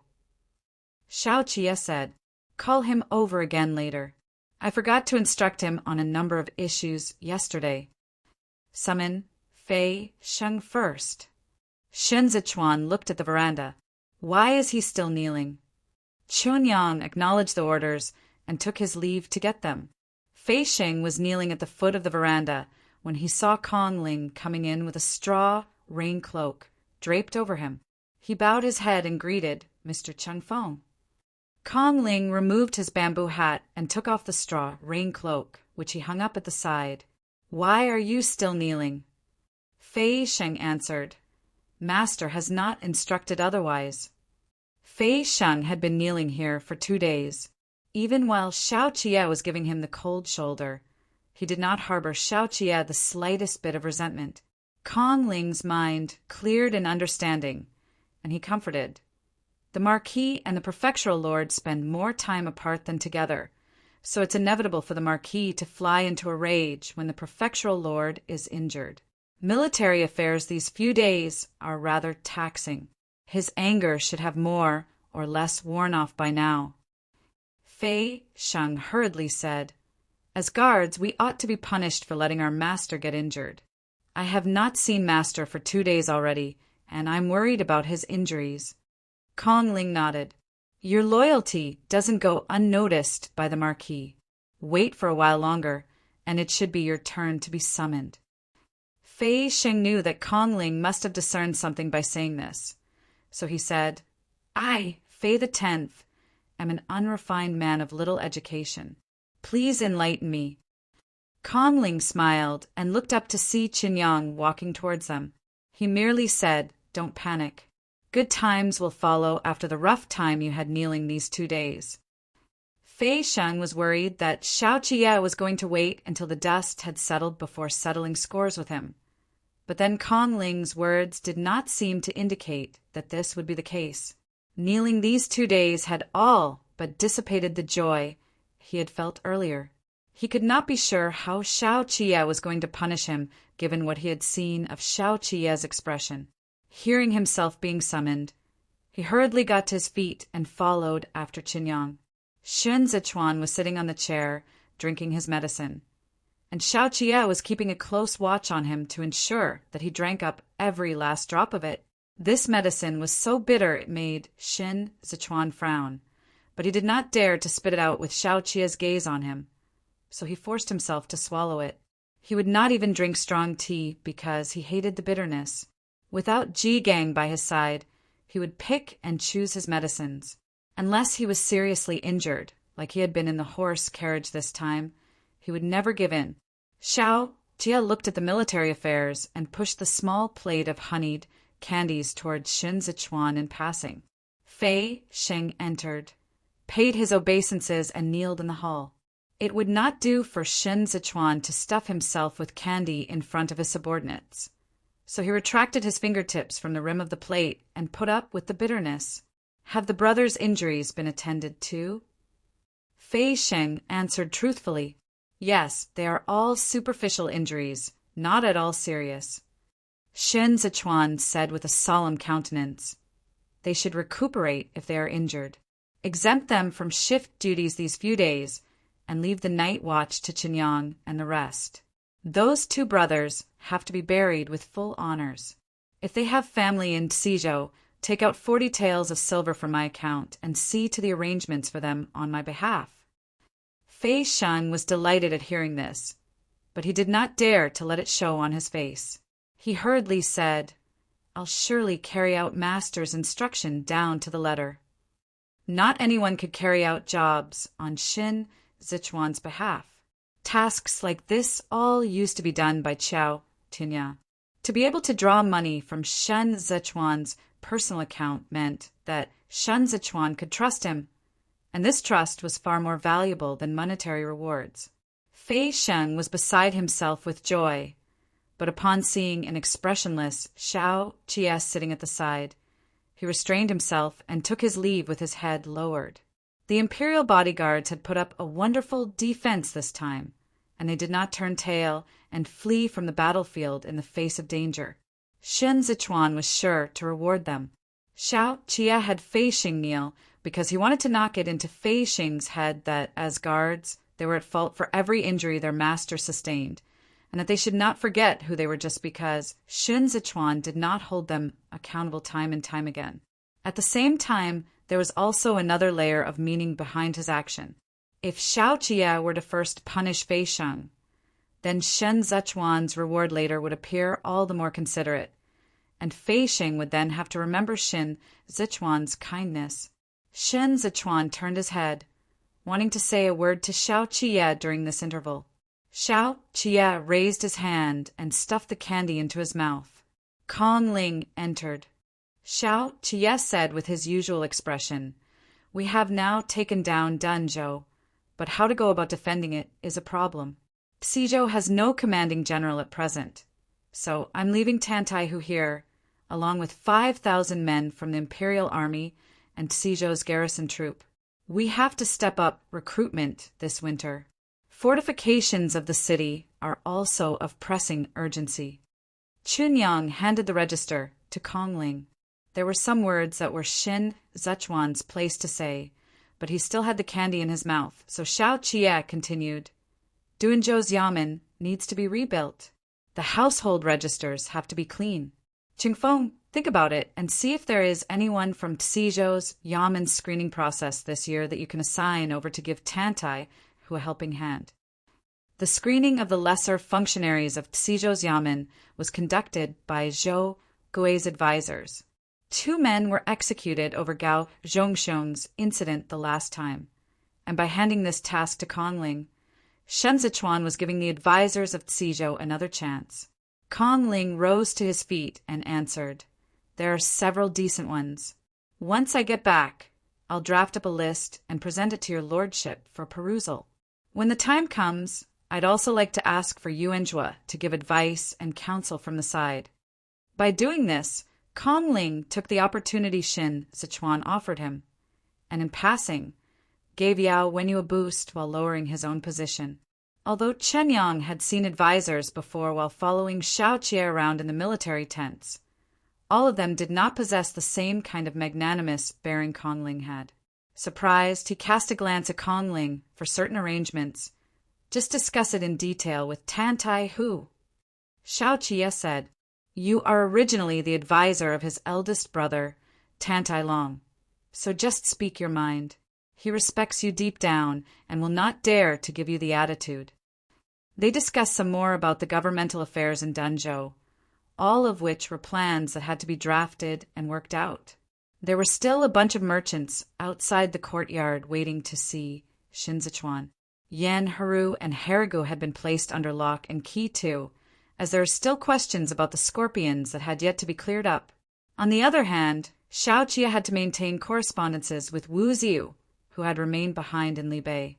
Snow had already started to fall in Libei, and the various bridle paths were either obstructed or damaged. The convoy squad was handed the task of repairing the paths, but they only had so much money and manpower. The priority of paths to be repaired and the process of repairs were all questions that had to go through Xiao Qie first before a decision could be made. This tiny bit of respite seemed to be all the free time both of them could get. Shen Zichuan did not want to wake up in the morning precisely because there was too much to do. Once the merchants entered, they started to make such a din with everyone trying to get a word in that Xiao Qia regretted it a little. They had been going at it to their heart's content the night before, and as a result, Shin Zichuan had to hang in there and drag his lackadaisical self to handle the day's affairs. With that thought in mind, Xiao Qia turned his head around to look at Shin Zichuan. But who would have known that Shen Zichuan would be leaning against his chair, listening to the merchants make a ruckus with a deadpan expression, all the while holding a brush in his hand to draw a tortoise on the paper? So Xiao Qia laughed, and saw Shen Zichuan write his name, Xiao Suin, on it. 1. Chapter 178. Merchants. Chapter 178. Merchants worried about their respective businesses. The merchants were all anxious to meet with Shen Zichuan. The hall was saturated with a cacophony of noises, with a blend of all sorts of accents engaged in conversations where everyone was talking without actually communicating and comprehending the other, much like a chicken trying to talk to a duck. Many people could not even speak bureaucratic jargon fluently without the Yan clan acting as the mediator. Yan Haru set up this small mutual market in Dunzhou, and they had prior dealings in trades like tea, salt, copper, and steel with the bandits, as well as the various tribes of Bayancha. Now that Yan Haru was in custody, they were afraid that Shen Zichuan would pursue the matter. Hence, they made plans to call on Shen Zichuan together, hoping to make enough of a commotion that the law would not be enforced given the large number of violators. Wen Qinyang notified the maidservants to prepare tea. Not only was the hall packed with seated people, the area at the foot of the veranda was also fully crammed with standing merchants who had come after getting wind of the news. These people, having arrived from all over the world, crowded boisterously together, making such a ruckus that the courtyard resembled a bustling downtown area. It was here Shen Zichuan sat, answering, "That makes sense, regardless of what he heard." The din in the hall persisted until it was almost night, and still they did not make any progress. Shen Zichuan had seemingly replied to every question, but he did not really answer any of them. He left them hanging until they were all starving and choked up with pent-up frustrations.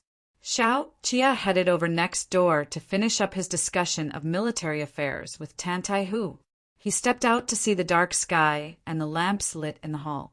The merchants outside were sitting and reclining in various poses on the mats on the ground, while Shin Zichuan was still inside playing the time game with the merchants. Fei Sheng lifted the curtains and stepped out. He moved over to Xiao Qia and said in a soft voice, "Master asks if you are done with discussion of military affairs. If so, we can serve up the meal." Xiao Qia asked, "Have these people already been dismissed?" Fei Sheng answered, "Master says not to dismiss them. Let them remain here. He even invited them to stay here for the night." So Xiao Qia nodded and said, "Then let's have dinner in the courtyard next door." The merchants had all made up their minds to get a definitive answer from Shin Zichuan. At the very least, they had to see Yan Haru. Their goods were all stored at a side courtyard belonging to the Yan clan. What was to become of these goods now that the Bayancha cavalry and the bandits had retreated? Yan Haru had given them his guarantee, so the question of whether they ought to stay or leave all had to be rediscussed. But Shen Zichuan was too good at passing the buck and did not give them anything precise.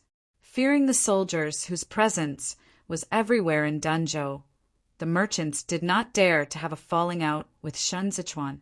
All they could do was suppress their anger and continue to sit here with the sole intention of dragging it on and wearing Shen Zichuan down. Shen Zichuan reckoned it was about time once he was done reading all the important affairs of Dunzhou. On seeing Fei Sheng return, he rose and said to the merchants with a smile, "Gentlemen, you have been sitting here all day. We can discuss the matters again later. I've gotten my men to prepare a banquet. Let's talk about it in detail during the feast later." Without giving any explanation, he bent under the curtains Fei Sheng had lifted and left. The merchants sitting inside waited for a long time, but Shen Zichuan did not return, and the maidservants did not enter to serve the dishes either. They lifted the curtains and stepped out for a look to find only familiar faces left in the courtyard. Not even a guard was in sight. The man who had smoked a few pipes grew anxious and slapped his thigh. He couldn't have run away, could he? Instantly alarmed, the merchants crowded together like a flock of sparrows and charged over to the entrance of the courtyard, where they discovered the doors were completely sealed. Someone said in horror, "Don't tell me they are planning to silence us? That won't do. Your lordship, we are all decent businessmen with documents endorsed by the local authorities." Upon hearing the pounding on the door, Fei Sheng, who was outside, hoisted his blade over his shoulder and said, "What nonsense are you all spouting? His lordship is inviting all of you gentlemen to have a rest in the courtyard. Weren't you people unwilling to leave? Then just sleep here." The merchants hollered, "We want to see his lordship." Fei Sheng sneered and said, "Haven't you already seen him today? My master stayed inside with all of you gentlemen for half the day." As he spoke, he sent someone to move over a chair for him. He sat down facing the door. "We have checked all of your goods, and the copper and steel among them are all strictly prohibited by the government. It's not going to be that easy to retrieve them. It's a state of extreme unrest everywhere now." The man who had been smoking earlier stood on tiptoe to lean over the crack of the door and quibbled. "It's all too easy to get our hands on a few batches of goods, but we only did the trade this one time. We are all honest people." Fei Sheng did not beat around the bush with them. He raised a hand to take the book and said, as he flipped the pages, "Know what I'm holding in my hands now? It's the book of registrations from the Yen clan's pawn shop, with detailed records of the goods every one of you imports to Danzhou every month. It is all down in black and white, so it can't be fake, can it?" The merchants within whispered to one another, wiping their sweat and flicking their sleeves as they crowded together again. They made such a din that Fei Sheng could not make out what exactly they were saying. Eventually, that man craned his neck and shouted through the door, "Tea has long since ceased to be prohibited. Hey, I'm a tea trader. Open the door. Don't implicate the innocent. Zhongbua has been in such a state of decline these 2 years. Who are you selling tea to in Danzhou? The Yen clan themselves is the largest tea merchant in the south." As Fei Sheng spoke, he lifted his Xiuquan blade and rapped hard on the door panel with the sheath. "Stop making a ruckus. Hurry up and spit out the truth." "What truth do you want us to spit out?" The man stubbornly refused to admit it. "The goods are all recorded clearly in the book. Just match the goods with the records in the book, and it will all be clear." Fei Sheng swung the book in his hand and said, "None of you will be able to escape if we send this to Kudu and hand it over to the yamen. Let me tell you this. My master is a benevolent man. He's giving you the opportunity to make amends. All you need to do is to list down truthfully on paper who you consulted with in Danzhou and who you converted the silver for, and I'll immediately open the doors and let all of you out. All past accounts will be written off too. Other than tea out of the quartet of tea, salt, copper, and steel, the last 3 were all materials controlled by the imperial court. The Shi clan could set up a copper mine in Jueshi because they had special permission, as decreed by the imperial edict. They had to audit the accounts with the Ministry of Revenues and the Ministry of Works on a monthly basis, as well as assign supervisors for the specific purpose of supervision. But this errand was a lucrative one with plenty of potential to harvest ill-gotten gains, and the supervisors, all of whom were picked by the Ministry of Revenue, were often in cahoots with the Shi clan. They colluded to falsify accounts for submission to the imperial court, which in turn helped the Shi clan to conceal the copper and steel. All the flow and movement of copper and steel outside the Shi clan could be seen as collusion between the local officials and merchants. These coppers and steels were just like the military provisions that were stolen from within Dazhou in exchange for huge profits. Yan Heru's operation of the pawnshops and pleasure houses in Danzhou was not just meant to provide the various merchants from all over with a place to trade, but also to dispose of stolen goods on behalf of the local officials. It was here he had the goods converted into silver. Luer had not given a complete account when he led Shen Zechuan's squad into Danzhou. That was, the need for a specific secret signal to enter Danzhou was not just for the purpose of playing by the rules. Once Fei Xing was done speaking, an uproar broke out on the other side of the door. All kinds of accents could be heard among the din as the merchants crowded and jostled noisily at the door. Fei Xing closed the book, lifted the recently brewed tea in his hand, and blew at it as he savored it. Before dinner time, Qin Yang had given the kitchen instruction to prepare fish, and as a result, Shin Zichuan ate an extra half a bowl of rice. The remaining half of the fish ended up in Xiao Qia's tummy. As long as the second young master did not have to pick out the fish bones himself, he was more than happy to consume fish to his heart's content. After their meal, both men stood under the eaves and listened as the merchants in the courtyard next door cursed and swore. Xiao Qia rinsed his mouth and said as he wiped it, "Isn't there still a scorpion? Let's call him over now. I have a question for him." Qin Yang left to summon him. Xiao Qia turned toward Shin Zichuan and asked, "You haven't been calling for Ding Tao to stay by your side these days. Why is that?" Shin Zichuan replied while looking at Xiao Qia, "Lei Jingzhe is in Danzhou. If there is no one keeping watch on Li Xiong, he might run out to look for Lei Jingzhe. Ding Tao is his playmate, so it's only fitting for the two children to keep each other company." Xiao Qia raised the teacup in his hand to take a sip. He appeared to have believed Shin Zichuan. When Shin Zichuan tilted his head, he exposed part of his neck, which was decorated with faint traces of Xiao Qia. Set against those marks, the jade earring appeared even whiter in contrast. Shin Zichuan did not continue the conversation on Ding Tao. Instead, he said, "The arm guard was previously damaged. I'll get another one made when we return to Tizhou this time." Thinking about the arm guard reminded Xiao Qia of Hassan. He looked into the night and said, "It's still usable after some repairs." Xiao Qia had never mentioned Hassan to Shin Zichuan. That defeat had silenced him quickly, concealing away all those lofty sentiments and ambitions of his. Transporting supplies was truly exhausting, but everyone was exhausted in Libei.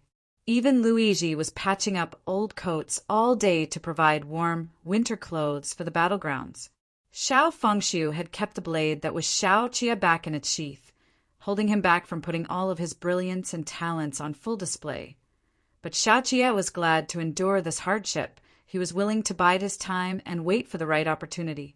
"I'll get two made for you," Shin Zichuan said seriously, "and engrave my name on them too." Xiao Qia raised his arm and pinched Shin Zichuan's chin. After a moment's pause, he said, "Let's not engrave any names on the arm guard." Blades and swords did not discriminate between friend or foe on the battlefield. Injuries and deaths in war were inevitable. Xiao Qia was unwilling to let Shin Zichuan risk his life out there with him, not even with his name. He wanted a good omen. He wanted Shin Zichuan to live to a ripe old age. Harigu was locked up together with Yen Haru. Both of them had already been starving for 2 days. He was still wounded, and his lips were parched when he was dragged to the veranda under the eaves. He braced himself, barely hanging in there. Xiao Qia squatted down and shrouded Harigu under his shadow. Gu Jin immediately pressed Harigu's head down and brushed aside his hair to reveal the scorpion tattoo on the side of his neck. "Scorpion of Gadael." Xiao Qia asked gravely, "What are you doing in Zhongbua?" Harigu's arms were tightly bound. He scuffed the ground, refusing to answer. Gu Jin gripped him by the throat and yanked his head up in Xiao Qia's direction, then said coldly, "Answer the question." Harigu breathed heavily as he cast a swift glance at Shin Zichuan, who was standing by the door. But this one look infuriated Xiao Qia, and Harigu's head was almost instantaneously slammed down onto the ground. Sounds of him struggling rang out as he was pressed against the icy cold wooden floorboards. "I'm not the enemy." Harigu could not break free. He felt as if he was being crushed by an iron arm. He did his utmost to look up, but all he could see was Xiao Qiye's boots. "Help me, Shen." Xiao Qiye was expressionless. Gradually, Harigu ran out of breath. His cheeks scraped against the floor, and while he was on the verge of death, he shouted, "There is still a lot more I have to say." He gasped hard for air. "Don't you all want to know about Bai Cha?" Xiao Qiye responded, "Before you learn to answer, we don't want to know a thing." Harigu felt the strength of the pressure being exerted on his nape. He strained to push his head back against that force. Sweat trickled down his temples as he choked out, "Ai zhongbo, cough, cough," to flee for my life. The 2 fingers on Shen Zechuan's right hand started to throb with faint pulses of pain. He strode a step closer and stopped next to Harigu. "3 days ago, you told me that you called me a son of Gadael because Bai Cha split you people up." Harigu swallowed his saliva with difficulty and gasped heavily. "That's correct. It's because Bai Cha split us up. That's why you exist." Shin Zichuan frowned slightly. Xiao Qiye let go abruptly, and Harigu took in huge gulps of air. Gu Jin lifted him up. He was all covered in grime as he took a moment to take a breather before blurting out, "In the Bayansha tongue, Gadael means light." This was the name Bai Cha gave it. "Your mother's story is a long one, so if you don't mind, give me a drink of water first. I swear to you that every word I say is the truth." Chapter 179 Woman. Chapter 179 Woman. What Lei Jingzhe had said about Bai Cha being a promiscuous whore in Gadael was in fact a lie, because Bai Cha had never set foot in Gadael. She was in full bloom for a very brief period of time, with half of her life spent in Duanzhou. 30 years ago, when the king of wolves, Xiao Fengshu, was still herding horses at Luosha Pass with a stalk of grass in his mouth, and when Amur was still an eagle slave along the banks of the Chasha River, Bai Cha had already been sold to Duanzhou. The thought that they could later go on to be capable of making waves and stirring up a storm several years later had never crossed the boys' minds. But the girl was already well aware of the kind of path she was about to embark on. Cuiqing was Bai Cha's madam. She was in the prime of her life then, with twin peaks voluptuous and as fair as snow when she bent over. Even just by leaning against the door, she could command all the attention of the men passing by. A woman with a sharp, discerning eye for discovering gems. She picked Bai Cha out from a bunch of girls and raised her. Back then, there was no Li Bei, and the north was dominated by the Hanshi tribe. 2 sides of Duanzhou were surrounded by enemies, and it was very close to the various Bayansha tribes, which lay east of Chasha River. It was here the bandits found a way to make money. They snatched women from decent families and conspired with the Yamen to forge household registrations, then sold a portion of them to the pleasure houses in Duanzhou. The rest were taken to the other side of the Chasha River, where they were sold to the various tribes of Bayansha. It was tough going for Cuiqing's business, and being crowded out by the competitors in the same trade irked her. She used half of her life savings to feed and train these girls. She invited a teacher to teach them the 4 arts of music, chess, calligraphy, and painting in the hope that she could hold her head high when they were ready to serve patrons. Of the girls, she was the most exacting of Bai Cha, and true to her expectations, Bai Cha did not let her down a few years later when she went on to become number 1 in the establishment. Do you know what kind of people had the highest number of deaths on the banks of the Chasha River at that time? Harigu waited for a moment, but no one responded to him, so he answered his own question. It's the women. When the bandits were at their most rampant, their numbers could hit nearly 10,000. They wandered on both ends of the Chasha River, exchanging women for money. Even if the abducted women managed to escape by sheer luck, there was no way they could ever return home again. Later, the various tribes threw us to Gadael, Harigu said. At the same time, they also cast away a few women who were no longer needed. Sometimes these women would walk back on foot, but it was tough for them to be accepted back by their parents. These women had lost the proof of their household registrations, which made it difficult for them to return to Dajo. Even if they managed to, their parents and siblings would refuse to open the door and welcome them back. They were better off dead than alive. If they were by any chance pregnant, then they were guilty of the most heinous crimes. Not only would they be beaten up upon returning to their hometowns, but they would also even be burned to death. Harigu pursed his parched lips and said, "My mother was a girl from Dangzhou. She was sold by the bandits to the Qingshu tribe, and from then on, she became a captive of the Qingshu tribe's leader. He not only forced himself on her, but even gave her to his younger brother before his death. This buddy, in turn, gave her to another man during a banquet. She was passed on from tribe to tribe in Bayansha. Eventually, she fled with me.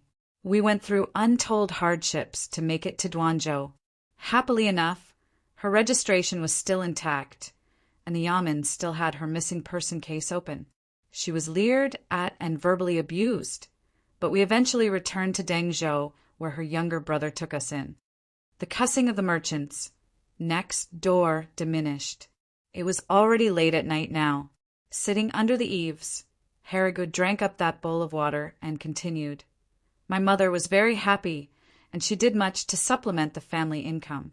We stayed there for half a month. Then, one night, she was once again loaded into a carriage and sold to Duanzhou. Harigu's mother was wounded. It was a wound unseen, a wound called woman. She received training in the pleasure quarters in Duanzhou. There was no longer another way out for her. Being alive proved to be torture. Harigu could swear on his life that his mother was a harmless and kind woman. She met Bai Chao in Duanzhou. Harigu wanted to look at Shen Zichuan, but having learned his lesson, he looked at Xiao Qiye instead. You would never have guessed that Bai Chao was the guardian spirit of the banks of the Chaosha River. Cuiqing's continuous expansion of the establishment buildings was, in fact, Bai Chao's idea. Having gained the power to supplant Cuiqing, she set up a sufficiently strong network in Duanzhou to take in these women and children. Bai Chao did not fight alone. She merely took the lead in lifting that veil of curtain. They hid among the debauched scenes of carnal pleasure, contending with the unending night. This war was a soundless one fought in the quiet, one in which Bai Chao realized that acceptance was but a drop in the bucket. It was not easy to get registered in Duanzhou, and there was no garrison stationed outside the city. The sanctuary Bai Chao provided could not surmount all those obstacles either. She was a bird trapped in a vessel. Heaven would not help, but some people ought to pay the price. Harigu lifted his eyes and said slowly, and so Bai Chao set her sights on the bandits. She wanted the bandits to be the first in line to be punished. The Zhu clan was deeply involved with the bandits back then. Their backing was actually the reason the bandits were so lawless in Duanzhou. Lei Jingzhi's mother was called Zhao Yinliai, who married into the Zhu clan of Duanzhou. She once tactfully persuaded her husband Zhu to send troops to suppress the bandits, but to no avail. That year, Shen Wei left Kudu, and the provincial administration commissioner of Zhongbua evacuated. Shen Wei was conferred as the Prince of Jinxing, and Bai Chao decided to marry him. For many years after Shen Wei met Bai Chao, he could not be sure if that encounter had been intentional or coincidental. But Shen Wei's heart was already enraptured. He even splurged on thousands of gold before eventually winning the heart of the beauty and taking her home in his embrace. After Bai Chao married Shen Wei, Zhao Yinliai gave birth to Lei Jingzhi. During Lei Jingzhi's full-month celebration feast, Bai Chao went to have a talk with Zhao Yinliai, who subsequently put in another suggestion to her husband Zhu. This time, she told him that Shen Wei would soon start a thorough investigation in Zhongbua, and if her husband still wanted to remain an official, he had to cut off ties with the bandits immediately and make the first move against them. Not long afterward, Zhu submitted a document to Danzhou and gave Shen Wei an account of every crime the bandits had committed in Danzhou. He shoved all the blame onto the bandits and followed up with a request for Shen Wei to send troops over to wipe the bandits out. Shen Wei agreed. He needed to prove his usefulness to Kudu. So Tantai Long deployed his troops and joined forces with the Duanzhou garrison troops to fight their way across the Chasha River to destroy the bandits' trading grounds with the various tribes of Bayancha. But as I have mentioned earlier, the bandits had fallen in with the Liaoying tribe, and their remaining men temporarily retreated to the desert. The spies the bandits left behind in the Duanzhou Yamen wanted to find out the reason behind Zhu's betrayal, and after several attempts probing into it, they noticed Zhao Yinliai.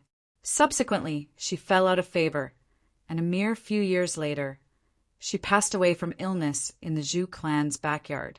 With that, Lei Jingzhe fell out of favor too. At this point, Heriga pointed at his neck. That's why I say that Lei Jingzhe is our brother. The first time he came to Gadail to look for us was to seek help. He probably knew what Zhao Yinliai had done, yet he still wished to become a bandit. He told me he hoped we could join forces to get back at Zhongbua. He wanted to establish a new military force here and proclaim ourselves kings in Danzhou and Duanzhou. After I rejected him, I assumed he gave up on the thought, but instead he threw in his lot with Amur. Xin Zichuan repeated the same question. Why did you say Bai Cha split up Gadail? After Amur rose to prominence, he sought to maximize his resources to the fullest. He asked us to join him as the iron hammer that would oppose the Libe armored cavalry. Because of this, Bai Cha changed her mind. She wanted to reclaim all of Gadail back into Dazhou. At her behest, we resisted the Hanshi tribe's attempts to conscript us. We would no longer be their slaves. A group of us retreated to this side of the Chasha River to stand with Mother. Amur refused to give up, but back then, Gadail had already been torn in two. Herigu pointed at himself. The Zhongbua faction led by me, and the Bayancha faction led by Jida. Jida believed that there was no way to obtain land by relying solely on the strength of women, and we needed a place that could serve as a permanent residence. On the other hand, I did not think that the people of Bayancha would be open to reason. We still had to serve as slaves by following Amur, and they would never give us bastards any cattle or sheep. In the end, we went our separate ways. But Bai Cha died. Xin Zichuan recalled that particular dream, where Shen Wei's terrified face lay hidden behind the swinging bead curtains. He clenched his right hand again. This was the hand that killed Jida and Lei Jingzhe. He swiftly weaved a web in his mind, connecting the dots he had yet to completely figure out. Once Bai Cha was killed, Gadail was as good as Amur's. Xin Zichuan looked back upon all that had happened in Kudu in the beginning, and this was the real prelude to the defeat of the Zhongbua troops. Chapter 180. Shen Wei.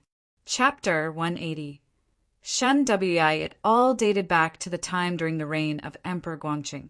Xin Zichuan was of the opinion that the resurgence of Yongyi brought about by Emperor Guangqing had been Dazhou's last hope. Although it had been short-lived, it had brought on an emerging wave of countless talents. The reign of Yongyi was an era of the rise of wise and virtuous men. It was a period that signaled the revival of Dazhou. At that time, Kudu was ruled by a strong, decisive emperor who was at the peak of health. His civil officials included Qi Huailian and Hai Liangyi, and his military generals counted Qi Shiyu and Xiao Fengshu among the lot. These virtuous men of superior capabilities had all followed a sovereign. All of them possessed the same dream, and the resurgence during the reign of Yongyi was a ray of light, a glory these people jointly created. Amur, who was once an eagle slave, stood on the banks of the Chasha River and gazed across the turbulent river, where the Dazhou he saw was an impregnable behemoth. The 12 tribes of Bayancha were helpless when faced against such a Dazhou. Their strongest Hanshi tribe was repeatedly beaten back by Xiao Fengshu in the north. Once winter came around, cattle and sheep that had frozen to death were a common sight everywhere. At first, Amur led the Liaoying tribe to leave the banks of the Chasha River just to find a land where they could survive. His brothers all starved to death in the snowstorm. As the Liaoying tribe was small and weak, Amur had no choice but to lead his tribe to live a vagrant life in the desert. In the process of roaming, he he saw the mutually destructive infighting among the 12 tribes of Biantia. The Huiyan tribe, a small and weak tribe just like the Liaoying tribe, could not survive being trampled upon by the strong tribes, and so they left the desert and defected to Xiaofangshu. But Amur had enough of shackles and fetters. He did not believe that the saker falcons the heaven bestowed upon them were born to be slaves. He did not want the mercy of the strong at all. He only wanted to stand on his feet. Amur rose to power in the desert. He was still an eagle slave when he defeated Sud of the Hanshi tribe and married Sud's younger sister, Serena. The next time Amur faced up against Dazhou again, his opponent was Xiaofangshu. Amur came to the realization that the 12 tribes of Biantia had to be united like Dazhou. He had to become the ruler of the desert and grow to be as powerful as Emperor Guangqing, so he started to swallow up the other tribes. But the Libe armored cavalry had military supplies and gears, and the construction of their iron wall proved to be an impregnable defense that prevented Amur from penetrating deeper into the territory. In all those times he crossed swords with Xiaofangshu. He discovered that Emperor Guangqing was already old, and Dazhou was no longer as vibrant and flourishing as it had been a few years ago. It dawned on him that there was more than this one way to defeat Dazhou. Gedale proved to be an opportunity when he set his eyes back on the banks of the Chasha River, and Amur decided to use the scorpions of Gedale to dismantle Dazhou's defenses. Bai Cha was the immovable force that stood in Amur's way in Gedale. But exactly what kind of method did Amur employ to kill Bai Cha? Why do you people still want to live in Gedale? Xiao Chia propped up his arm, given that Bai Cha had set up a safe haven in Duanzhou. Because of the implementation of the census registers, one Shen Zichuan thought of Qi Huilian. This was a brick wall. That's right. The majority of the women didn't have a household registration. During the times when Zhu colluded with the bandits, they reported many deaths in the name lists they sent to Kudu in order to cancel these women's records. Even if a small number of the women's families were still around, they would end up being sold away by their brothers at home, just like my mother. Harigu felt a little downcast.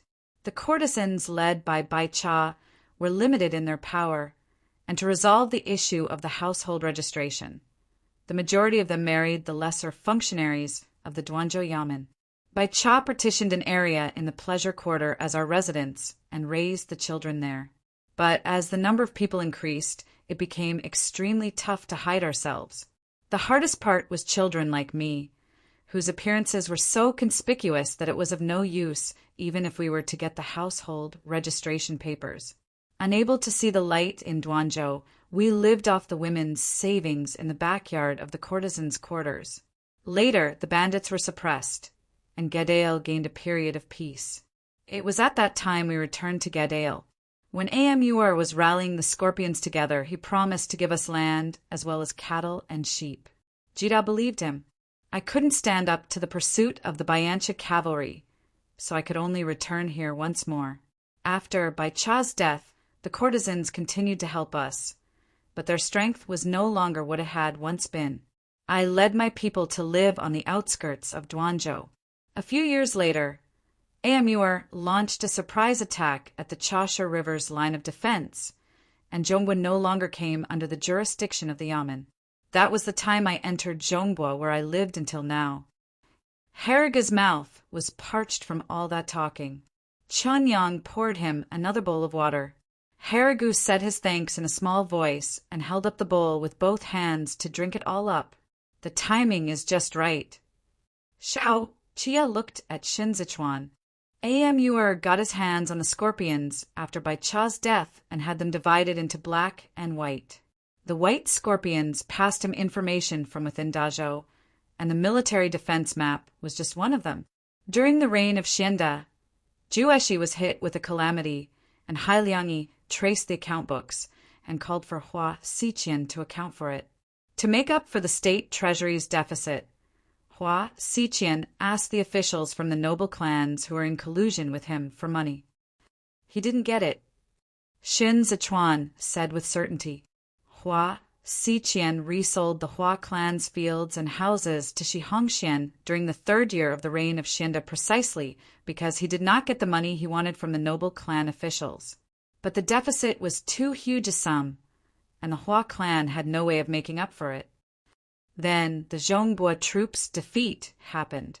Xiao Qie frowned. The route taken by the Bianchi cavalry in carrying out their surprise assault was deeply ingrained in Xiao Qie's memory. They once analyzed it back at the Plum Blossom residence.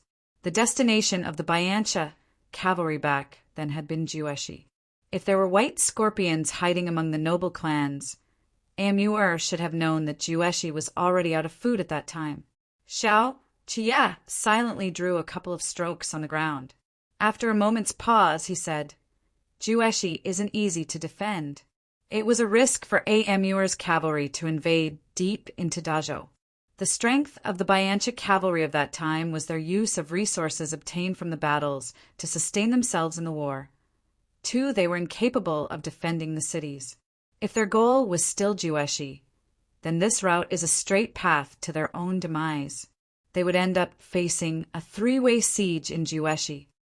What if the officials from the noble clans who were involved in the military defeat case wanted Amur dead?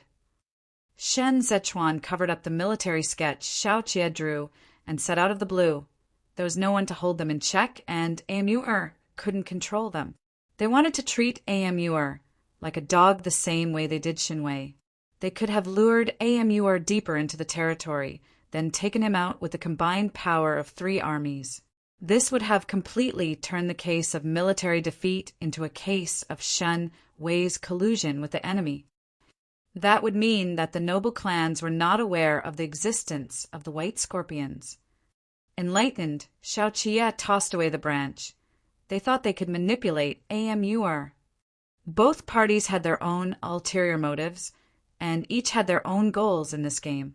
Perhaps Amur had pretended to be a fool from Bianchi. He did not reveal the card up his sleeve, and the noble clans did not even have a clue that there were white scorpions among them. Amur seized the opportunity and took advantage of the situation to ambush Zhongbua. It was as he had originally planned. What he desired was not one instance of victory, but to completely bring about Dazhou's collapse from within. He succeeded. The Zhongbua troops' defeat was a crucial node that signified the absolute end of the resurgence during the Yongyi reign. Due to the Zhongbua troops' defeat, Dazhou underwent a radical change internally, starting from the 4th year of the reign of Xinda. Hai Liangyi thus embarked on the path of openly opposing the noble clans. Together with Xue Xiuzhua and the others, he launched an investigation into Hua Siqian for as long as 6 years. Li Bei was forced to send in Xiao Qie as a hostage, thereby sowing the seed for the insurgency that would later go on to occur. The Empress Dowager also cleared out the imperial court during the reign of Emperor Guangxing. With everyone deeply mired in internal strife, the Zhongbua troops' defeat became the pebble Amur used to test the path ahead. Perhaps he had not expected Dazhou's collapse to come about this soon, but this pebble hit right on target. It was the straw that broke the camel's back. We thought Shen Wei killed by Cha. Harigu piped up again in the solemn atmosphere. He was possibly influenced by the remaining bandits, who poisoned his mind until he saw Bai Cha as a spy from Bianchi. Shen Zhechuan lowered his gaze to stare at his right hand in contemplation. If that's the case, Xiao Qie said, Shen Wei didn't collude with the enemy. Then all his actions during the reign of Xinda make no sense.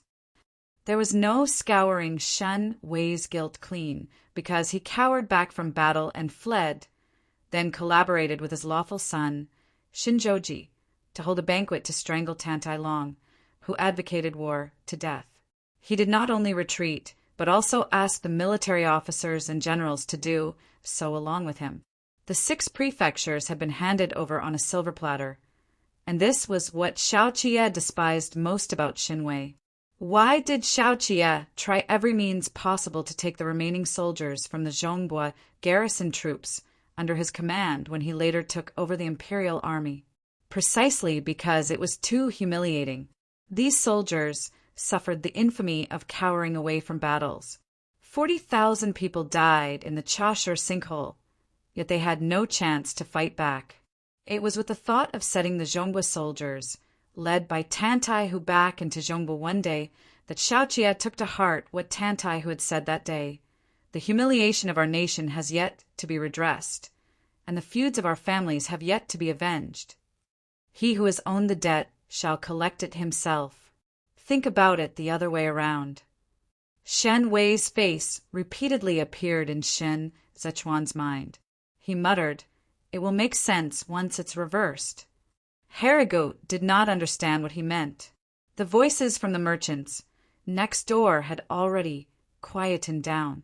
In the momentary silence under the cold, forbidding moonlight in the courtyard, Xiaoqie raised his hands to drape the cloak over Shen Zichuan's shoulders. Since the noble clans did not know of the existence of the white scorpions, then they could only rely on their own abilities to contact Amur. Shen Zichuan gathered his cloak around him, and there are only 3 places where they could reach Amur: Libei, the Bianjuan commandery, and Duanzhou. I once interrogated Ji Lei back in Kudu, and he said that Shen Wei was sent to Zhongbua because the noble clans wanted him to intercept and sever the connections between Libei and Qidong. Perhaps he wasn't just sent there to play watchdog, but also to get in touch with the various tribes of Bayancha on behalf of the noble clans. Harigo's blood ran cold as he said, "Then wouldn't that mean he married Bai Cha as a test?" Shen Zichuan swiftly organized his line of thought and said in a clear, methodical manner, "Zhu gave the bandits free access in and out of Duanzhou as they pleased. Even the women of Dengzhou suffered greatly because of it, so it wouldn't stand to reason for there to be fewer victims in Danzhou. Danzhou and Duanzhou are so close to each other. It was impossible for Tan Tai Long to be in the dark about the bandits' selling of the women.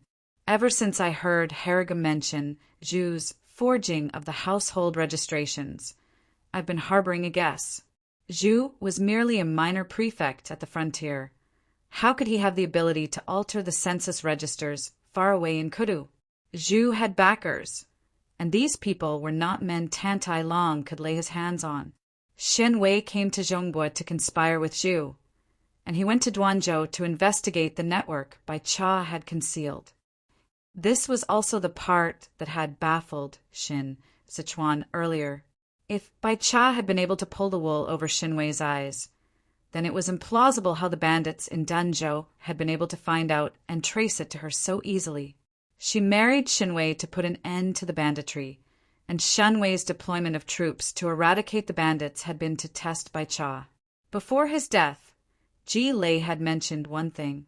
Shen Wei acted on the Empress Dowager's orders and colluded with Ji Lei to fabricate the Eastern Palace rebellion case. They killed the crown prince at Zhao Zui Temple. Not long afterward, Shen Wei noticed the presence of spies all around his residence, and there were always people moving around on the roof. He could not sleep at night because of this, thinking that Empress Dowager wanted to get rid of him after he had outlived his usefulness. So he bribed Panrugi with a huge sum of money and was subsequently sent to Zhongbua. Shen Wei was afraid of death. He was already suspecting that the noble clans had treated him as a useless pawn to be discarded. For this reason, he went to Zhongbua to seek a way out for himself in addition to helping the noble clans get in touch with the various tribes of Bayancha.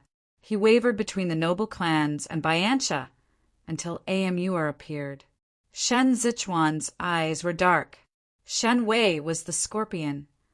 Footnotes, Huangsa, or yellow registers, /yellow book served during the Ming Dynasty to provide basic data for taxation and recruitment based on the household's classification according to their occupation. It was mainly divided into 3 categories: civilian, military, and craftsmen, using the manpower, food provisions, weaponry/armory, money one obtained from an invaded and occupied city to fund the next battle. Chapter 181. Xian. Chapter 181. Xian Shenwei and Bai Cha were husband and wife for quite several years. They were strange bedfellows who shared the same bed but nursed different dreams and worked for different ends. At the same time, they were guessing who the other person really was. In those years, Shen Wei cautioned himself not to feel compassion. They had a son, and Bai Cha decided on Sichuan from among the exquisite gems of names.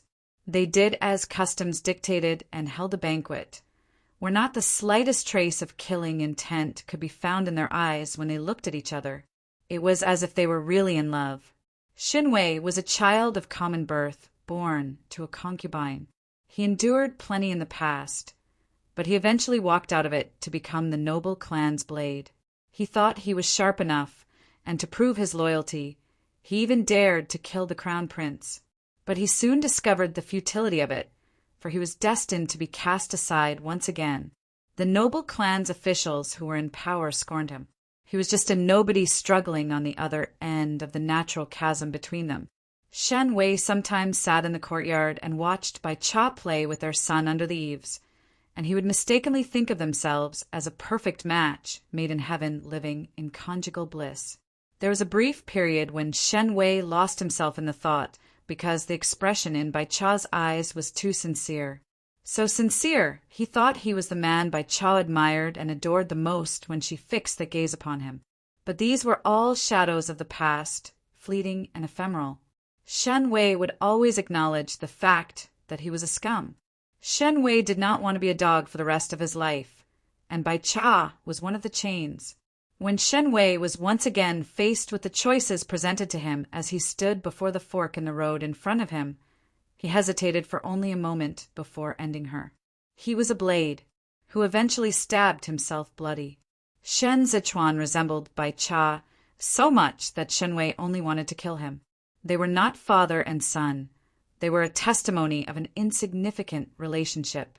The incriminating handle against Shen Wei was in Shen Sichuan's eyes, and this made Shen Sichuan's gaze on him too much for Shen Wei to bear. But Shen Wei did not kill off Shen Sichuan, even though the thought of throwing Shen Sichuan to the pack of wolves had crossed his mind countless times. Shen Sichuan was the son of Shen Wei and Bai Cha. He had 2 strains of cold, detached blood coursing through his veins. For this, Shen Wei drank to his heart's content. He kept the son, then tossed the son out. He taught Shen Sichuan nothing. This was his revenge. Revenge against Bai Cha and against Shen Wei himself. But Qin Yang broke the silence and asked carefully, if Shen Wei became a scorpion before the military defeat, then why would he set himself on fire? He had already accomplished his mission when the Biancha cavalry set foot in Danzhou. His only chance of survival was to continue to follow AMU or east. Shen Sichuan could not figure out why. This was also why he did not believe Ji Lei at first. He did not have the slightest bit of a clue, as he did not understand Shen Wei. He could only say, I can't figure it out. If the prince of Jianqing's manor was still standing, we could perhaps find some clues from it. How many people do you have? Xiao Qie asked Harigu. I can't tell. On seeing the expression in Xiao Qie's eyes, Harigu deflated and said 800. Only 800. There were initially over 1,000 those few years, but it isn't easy to spend life in hiding all over. Many of them left one after another. You hijacked Lei Jingzhe's military supplies and gears before. Shen Sichuan said, but you sent them back. With the attention of the guards on him, Harigu slowly raised his hands and said innocently, I have no land. I live in a small alley in Danzhou. These military gears are too heavy for me to hide them. We only have 800 people. But this wasn't what the 800 of you thought when you hijacked the military supplies, Gujin thought. My mother said before, Harigu said in all seriousness, that things must always be returned to their rightful owner. These military gears didn't belong to me to begin with. Showing no mercy, Xiao Qie casually exposed Harigu. Might as well say that things you have no idea how to use must be returned to their rightful owner. Harigu put on an that's exactly it expression. What did Yen Haru give you to make you go all out for him like this? As soon as Shen Sichuan tilted his head, Xiao Qie knew he was going to start negotiations. Harigu said in all sincerity he's good-looking. Shin Zichuan found that this Biantia scorpion was actually pretty good at putting on a mask. He appeared to be rather gullible and easily deceived, but in truth he was a sly one. Shin Zichuan asked, "What do you want by throwing in your lot with me?" "Some promises." Harigu said, "Having been on the receiving end of Bai Cha's kindness, I'm willing to trust you. For this reason, I'll give you one more chance." Shen Zichuan held up his index finger and spoke in what could be said to be a gentle manner. After a moment of silence, Harigu honestly answered, "I want land, a piece of land that people like me can call ours. What are you going to give me in exchange?" Shin Zichuan drawled, "I'm not lacking these 800 people of yours." "We are all people your mother left behind." Harigu said, "You can regard us as elite soldiers. Bai Cha is Bai Cha." Shin Zichuan said, "I've never shown you and your people any kindness. Feelings can always be fostered." Having said that, Harigu raised his hands again and said solemnly to Xiaoqia, "I'm talking about feelings of gratitude. You're Bai Cha's son. For this reason alone, I'm willing to put myself at your disposal. If I were Yen Haru," Shen Zichuan said with biting sarcasm, "I'd believe it." Harigu contended with Lei Jingzhen Danzhou using the financial assistance Yen Haru rendered him. The reason he could remain alive was because he was smart enough, and smart people rarely brought old ties into the equation. They had their priorities all clearly worked out. If Danzhou had not fallen into Shen Zichuan's hands this time, Harigu would never have remembered Bai Cha. The person he had wanted to save on Fuxian Peak was Yen Haru. Xiaoqia said with heartfelt sincerity, "My wife is so intelligent." Harigu could only switch tactics. "You killed Lei Jingzhe and foiled Amuer's deployment in Zhongbua. He will not give up on Zhongbua easily. Soon, the cavalry will converge outside the city of Duanzhou. You have to quickly build up the city walls here. But Danzhou has no garrison troops, so you can only deploy a portion from the Cizhou garrison troops here. However, Cizhou is also under threat from Kudu. Therefore, you lack people, you lack troops." "I do lack troops, but I have no lack of money." Shin Zichuan said, "My men will be stationed in Danzhou. They will establish a new order here and swiftly reorganize the garrison troops."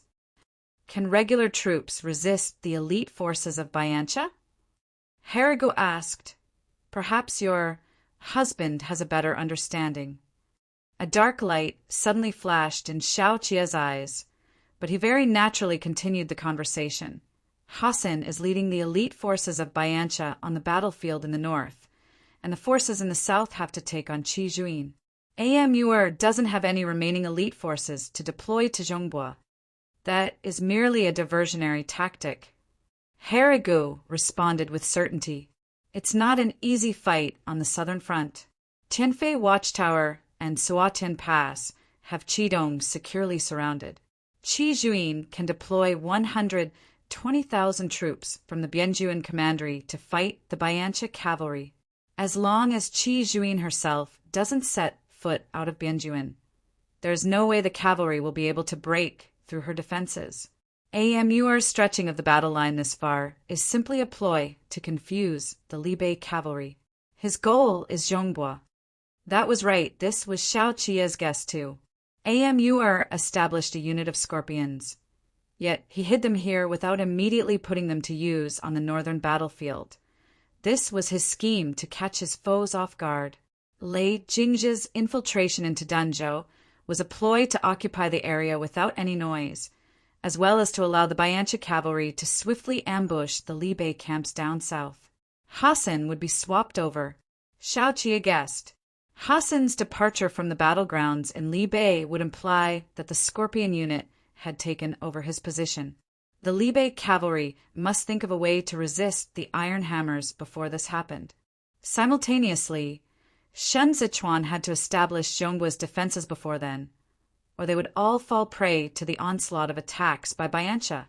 "Before I leave Danzhou, I want to meet your 800 men." Shen Zichuan ended the night's discussion. Then we'll discuss the other matters. Shen Zichuan rested his head against Xiao Qia's chest amidst the cool night breeze. The medicine on his right hand had been changed. Xiao Qia had bandaged it very carefully, and before they retired to bed, he had taken Shen Zichuan's wrist into his grasp. Neither of them spoke. It was as though they had both fallen asleep. Xiao Qia stroked the back of Shen Zichuan's head, staring at the ceiling as he mulled over matters. Shen Zichuan opened his eyes. The profits Yan Heru earned from grains in Zhongbua are money made off the misery of others. We can get him to make reparations with the warm winter clothes that Li Bei is lacking this time. Are you planning to squeeze him dry? Xiao Qia released his hand to cup Shen Zichuan's cheeks. He whispered, Lanzhao. The merchant's goods this batch can be transported over to the mutual market in the winter to be traded with the Huiyan tribe. Shen Zichuan gazed at Xiao Qia, who was close within his reach. Once winter comes, the trade route will be fully opened up. Then it looks like I'll have to wait until next year to get married to you. Xiao Qia laughed. That's too long. Shen Zichuan replied softly. I'll ask the Prince of Li Bei for your hand in marriage during the spring festival one this year. They silently shared a kiss. Shen Zichuan sank into the crook of Xiao Qia's arms, and Xiao Qia turned over and lowered his head to press against him. Enveloped by that gaze of his, Shen Zichuan reached out with his fingers to caress Xiao Qia's cheek. With the case of the Zhongbua troops' defeat unraveled, the primary issue Shen Zichuan faced was not only the threat of the cavalry from the east, but also how he should naturally progress to stand on his own feet under the stain of Shen Wei's name. As long as it was Shen Zichuan's banner they were flying under, the Zhongbua troops' defeat would remain a shackle. During my time in Duanzhou, I thought that if there ever came a day when I grew up, I would change my family name and take on Shifu's family name to become a Ji. Then I'd be a squad commander in Duanzhou, just like my big brother. Shen Zichuan glided his fingers along gently. He was like the imprisoned moonlight as he lay here in Xiao Qia's arms. But then, while at Zhao Zui Temple, I came to the realization that I would still be Shen Wei's son even if I were to change my family name. With a face that bore a striking resemblance to Bai Cha, all traces of Shen Wei seemed to have been erased by his mother. But those traces lay concealed deep within him, manifesting into a different kind of insanity. If Shen Zichuan had not met Qi Hualien after crawling out of Chashur sinkhole, perhaps he would be even more deranged. What his teacher had imparted to him was not only the Confucian classics, he had also bestowed upon him Lanzhao. Lanzhao had stepped out of Shen Wei's shadow. This was a part of him that genuinely belonged to Shen Zichuan alone. This part allowed him to retain his sanity, preventing him from being destroyed and incinerated in all his battles with the nightmares of the Chashur sinkhole. It was precisely because of this that Xiao Qia could succeed in keeping Shen Zichuan under lock and become Shen Zichuan sheath. All I wanted to do as a child was to fly. Xiao Qia flicked a finger at Shen Zichuan's forehead. I wondered why Xiao Fengshu was my old man. He kept lifting us and tossing us into the air all day long, and he was so tall and so strong to boot. Shen Zichuan started to laugh. They all say that I resemble my old man. Xiao Qia looked at Shen Zichuan. When I was sent to Kudu, I thought it was a punishment, because I had once been complacent over it. There in Kudu, I wanted to strip off the part of me that belonged to Li Bei. I didn't tell anyone this, but I hated the courtesy name Senen, for it linked with Jia to fetter my talons and fangs.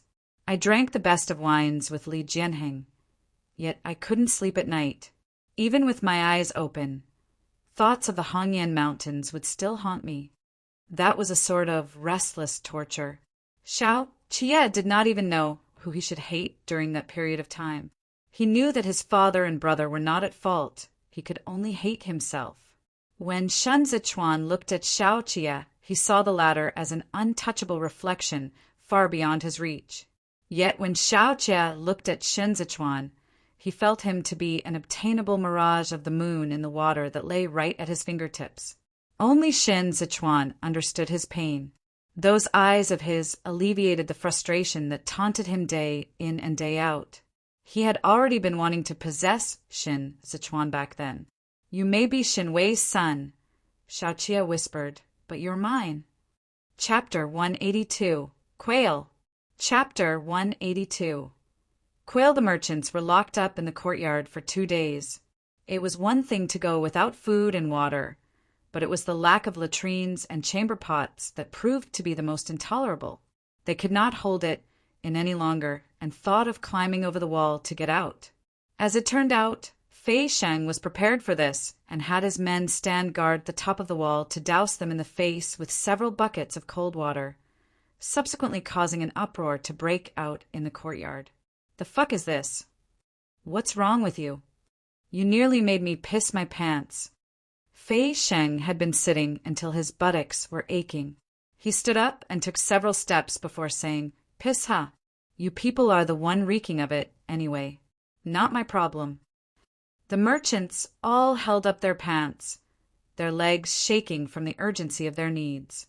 The man who took the lead earlier clung to the crack in the door and put aside his pride to plead, "My good sir, all men surely have to answer the call of nature.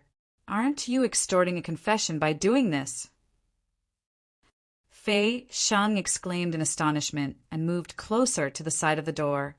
"What nonsense are you spouting? I didn't even touch a single finger of yours." This man pressed his legs together and bent over at the waist. Yes. But you still have to let us use the latrine somehow."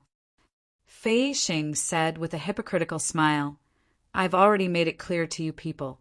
You want to come out, sure, but first write down the names of the officials who supplied you with the goods." The merchants were not natives of Zhongbua, and they still had to return to their hometowns after conducting their business. So how would they be willing to offend the local officials? When they refused to write, Fei Sheng continued to keep the door sealed. Out of options, they could only put up with the shame and pull down their pants to relieve themselves. It was still fine at the start, but it became unbearable later as the foul stench of urine permeated the courtyard. It was so overwhelming that they all covered their noses, and after 2 days, they finally caved in and confessed it all. Proud of his success, Fei Sheng handed the name list to Shin Zichuan, who wanted this list to investigate if there were any white scorpions among these local officials. With the transportation of such a large batch of goods east, they would have inevitably left a trail behind. Yen Haru, having been starved into obedience, was now sitting cross-legged, looking all well-behaved as he stood trial. He waited, but seeing as Shin Zichuan was still maintaining his silence, he asked, "Your lordship, aren't you going to interrogate me?" Shin Zichuan set the list before Yen Haru and said, "All the names in here are your acquaintances, right? I'm a businessman, and businessmen like me have nothing whatsoever to do with the yamen." Yen Haru tilted his head and finished looking through the name list. "They are just some drinking buddies. Hazhou is the most convenient for you to do business if you so wish, but you set up a small mutual trade market in Danzhou and brought the merchants from all over the world here together." Having slept well last night, Shin Zichuan was feeling so refreshed this morning that he did not even lose patience beating around the bush with Yen Haru. "That's quite something you're up to." Yen Haru blinked his eyes and said, "Even if I am up to something, they are all small tricks employed in the business world. Your lordship is truly the one who is circumspect and farsighted. Let's not even bring up Huaizhou, Psizhou, and Chazhou, because it makes me green-eyed with envy just to mention them. Now that Danzhou is under your control, I shall make my livelihood under you. I'm willing and happy to be your younger brother. Why don't you make it clear first before talking about becoming sworn brothers?" Shin Zichuan said, "These local officials embezzled official goods and handed them to the merchants to be transported here, where they then sold the goods to the various Bayancha tribes through you and used this as an opportunity to have the goods converted into money. You're truly a righteous one to be leading a bunch of people into making their fortune off state wealth. You are so smart. Yen-Haru actually started to account for his actions with his hands behind his back. That's right, that's exactly the case. It's through the tea trade that my Yen clan made its fortune. We had to spend mountains of silvers on bribing the local officials in order to find a means of subsistence under the Shi clan, but we could never have enough to fill this bottomless pit. These rats in charge of the local copper and iron mines had lucrative jobs where they could line their pockets to the brim. They only had to hold out their hands, and they would be able to fish up tens of thousands of silver. Anyone else would be tempted by this, so I decided I might as well join them in this endeavor. Yen-Haru showed no sign of fear as he spoke to this point. All the business he had successively engaged in was all capital crimes punishable by execution if he had been reported to the authorities, but he had still gone ahead with them, and he had even become rather seasoned at it. But I'm not the one who is providing AMUR with copper and iron. Yen-Haru bared his canine tooth and smiled at Shinzichuan. Your lordship's interrogation of me today is because you found out that these are all but small batches of goods that are completely incapable of meeting the requirements for the Scorpion's equipment, right? Shinzichuan did not respond. All the transactions that pass through my hands are recorded in black and white. Your lordship, having conducted your investigation to this date, should have already known that I'm telling the truth. Tired from sitting cross-legged, Yen-Haru shifted a couple of times. I'll have you know that the person who went to Zhongbua at the very start to deal in grain was Shi Hongxian. After Shi Hongshuan's death, all the Shi clan shops fell into Shin Zichuan's hands. The reason why he ordered Gu Qingqing to stay still in Jueshi was to keep a tight watch on Shidan. He understood the Shi clan's current accounts like the back of his hand, and he was aware that Shi Hongxian was the one dealing in grains in Zhongbua after the 4th year of Xinda, although it was directly resold to the Yen clan by the 5th year of Xinda. But despite turning over the Shi clan's accounts, Shen Zichuan could not find any traces of copper and iron trading between Shi Hongxian and the various tribes of Bayansha. Whether it was before or after the troops' defeat, Zhongbua is the only place where you can transport goods to AMUR. Yen-Haru said, even though Zhongbua lost the ability to defend itself after the 4th year of Xinda, AMUR never made another move to invade again. By now, it should have already dawned on your lordship why this was the case, right? To transport goods. After the 4th year of Xinda, not a single one of the provincial administration commissioners deployed to Zhongbua from Kudu lasted for long. Replacements were a frequent occurrence. Initially, Shen Zichuan had thought that it was due to the severity of the banditry, but upon arrival in Zhongbua, he quickly learned that this was not the case. At the very least, Lei Jingzhe had not been that influential at the beginning of the 4th year of Xinda. Afterward, he thought about how thorough Hailiangi had been in transferring Jiang Qingshan over to Kudu after he became the Grand Secretary. He had Jiang Qingshan reside temporarily in Kudu while waiting for the confirmation of his appointment then. And he had done it all so that he could send Jiang Qingshan down to Zhongbua to change and turn the situation there around. I truly want to fraternize with your lordship. Yen-Haru said, come on, let's do this together. Hezhou was still transporting grains to Kudu last year. Shen Zichuan was in no hurry to answer.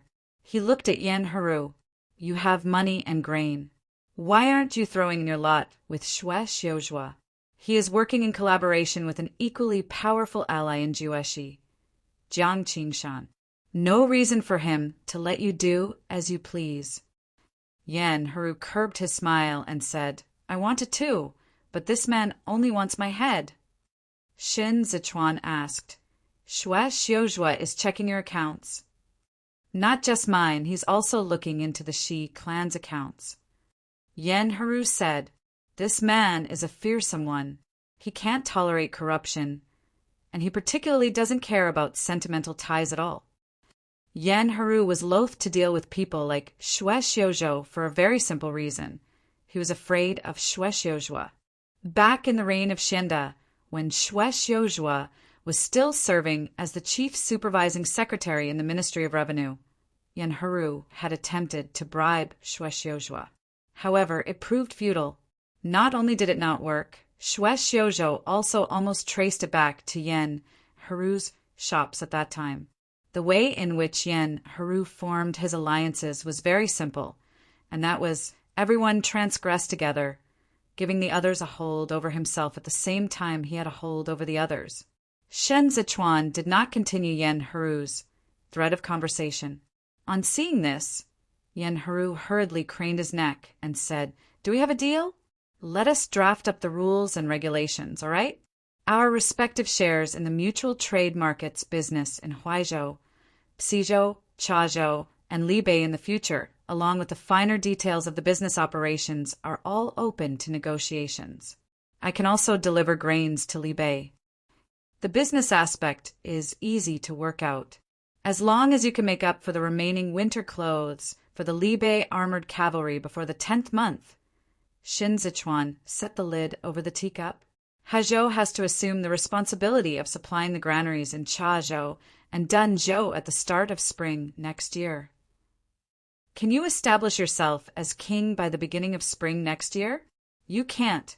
In that case, my grains in Hezhou are still subject to requisition by Kudu, and I'll have to transport them to Qidong as military provisions."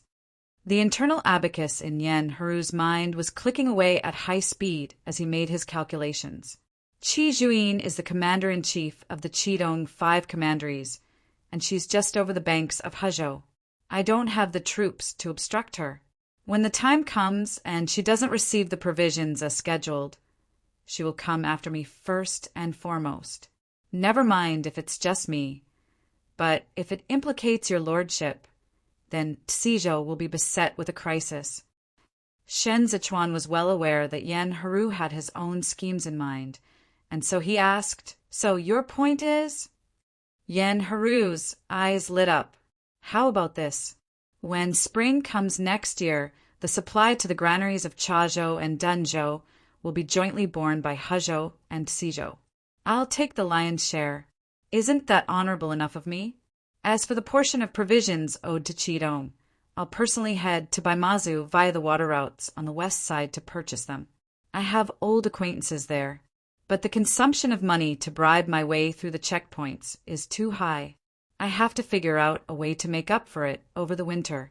How about your lordship waive the tariffs for the merchants who have registered at the Yen clan's pawn shop and let them trade what they've amassed on hand at the mutual market in Libei? The Huiyan tribe has tea, which I can make a killing with if I buy and resell it at Yomi Harbor." Having drunk his fill of tea, Shin Zichuan rose to his feet and made to leave without so much another word. "Aye." Yen Haru followed suit and said, "This won't do either? Your lordship, you're really a little stingy. Even if you want to shear my wool, you still have to let me fill up my tummy first." Shin Zichuan strode out of the door. It just so happened that Xiao Qiye was entering from the moon gate. One Yen Haru simply fell to the ground and shamelessly created a scene. He hollered, "Don't go, Shingij. You're my dear kin brother. We can always discuss it over again, man." Shin Zichuan turned his head back to look askance at him. "It's all thanks to you the bandits are running rampant in Chazhou, Danzhou, Fanzhou, and Dengzhou. Ever since the 5th year of Xianda, the Yen clan has earned quite the fortune in Zhongbua. I'm already giving you due respect by not closing down the Yen clan's shops for good. If anyone in the 2 prefectures of Chazhou and Danzhou dies of starvation at the start of spring next year, I'll have your head for it." Feeling timid and apprehensive, Yen Haru cowered and shrunk his neck back like a little quail. As he lay on the ground, he saw Xiao Qiye's boots through the curtain Fei Sheng had lifted. He suddenly had a brainwave and shouted, "I still have a treasure!" Xiao Qiye rapped his umbrella on the step and said, "What treasure? Show this eye-opener to your second young master too." Yen Haru promptly put on a smiling face and said ingratiatingly, "What second young master?" "It's second master. The second master liked pearls and jades back in Kudu, right? I just so happened to newly acquire some good stuff at the start of autumn. As the saying goes, a precious sword ought to be gifted to a hero. Too, in the same vein, precious gems are befitting of the second master. I've long wanted to pay a tribute of respect to the second master. Xiao Qie had been wanting to make Xin Zichuan a few more earrings, so his interest was piqued on hearing him. He had Fei Sheng continue holding up the curtain as he asked, "What kinds of goods?" Yan Heru knew that the relationship between Xiao Qie and Xin Zichuan was an intimate one. Xin Zichuan had said, "My husband on Fuxian Peak." He could not convince Xin Zichuan, but he could coax Xiao Qie and make him happy, so he said, "When I get out, I'll get my men to deliver them to your residence for your amusement." Xiao Qie was in quite the good mood. "A sensible one you are." Yan Heru nodded his head as though he were pounding garlic. "The second master came with the prefectural lord on official business and has been staying on my property for quite a few days, and I still have yet to play the good host and entertain you. That makes me feel so ashamed." Xiao Qie stood on the stairs, and Yan Heru secretly smacked his lips as he marveled just how tall this Xiao the second was. Those shoulders were so broad one could simply roll around on them. "What did you call the prefectural lord earlier?" Xiao Qie inquired. Yan Heru answered Shingij. "Toss him out." Xiao Qie's tone abruptly went cold. "Let him clear his mind in the pond. To think he even forgot who his parents and siblings are." Fei Xing leaned over to pick up Yan Heru and headed out.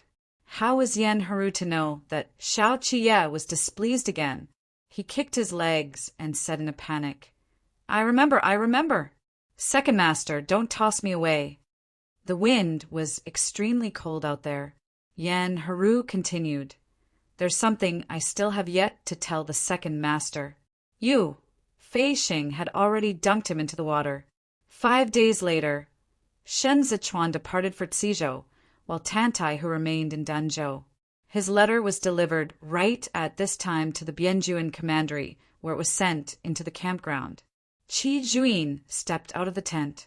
Upon seeing Qi Wei dismount from his horse, she asked, "Where did that letter come from?" Qi Wei presented the letter and answered, "From Zhongbua. It's affixed with his private seal. Looks like Shen Zichuan is doing rather well for himself in Zhongbua." Qi Juin opened up the letter. To think he could still remain alive long enough to send a letter my way. Although Qi Wei had not looked at the letter without permission, he knew what its contents entailed. As Qi Juin was reading it, he said, "It has not even been half a year since the establishment of the Cizhou garrison troops, and yet they were able to defeat the Bianchi cavalry in Danzhou. Their ability can't be underestimated. We have Xiao the Second to thank for this." Qi Juin handed the letter back to Qi Wei and looked at the overcast sky. The longer that the Prince of Libei keeps him in check and holds him back, the more zealous he will be when he steps onto the front lines in the future. Qi Wei said, "After the new year, Kudu will be urging you to head up north to suppress King Yi of Fanzhou." Qi Juin did not respond. She whistled towards the soldiers at the back and grabbed her overcoat. As she put it on, she changed the subject. "Is my father well?" Qi Wei followed Qi Juin and answered, "As per your instructions, 5 men have been tasked to take turns to attend to him. His concubines, 3 in the residence, are not allowed to go near. They're not happy about this and have been making a racket over at the madam's residence day in and day out." Qi Juin had initially been about to get on her horse, but stopped on hearing what he said. Hua the Third didn't give them a lashing. Qi Wei scratched his head. "She was raised as a princess and isn't like the rest of us.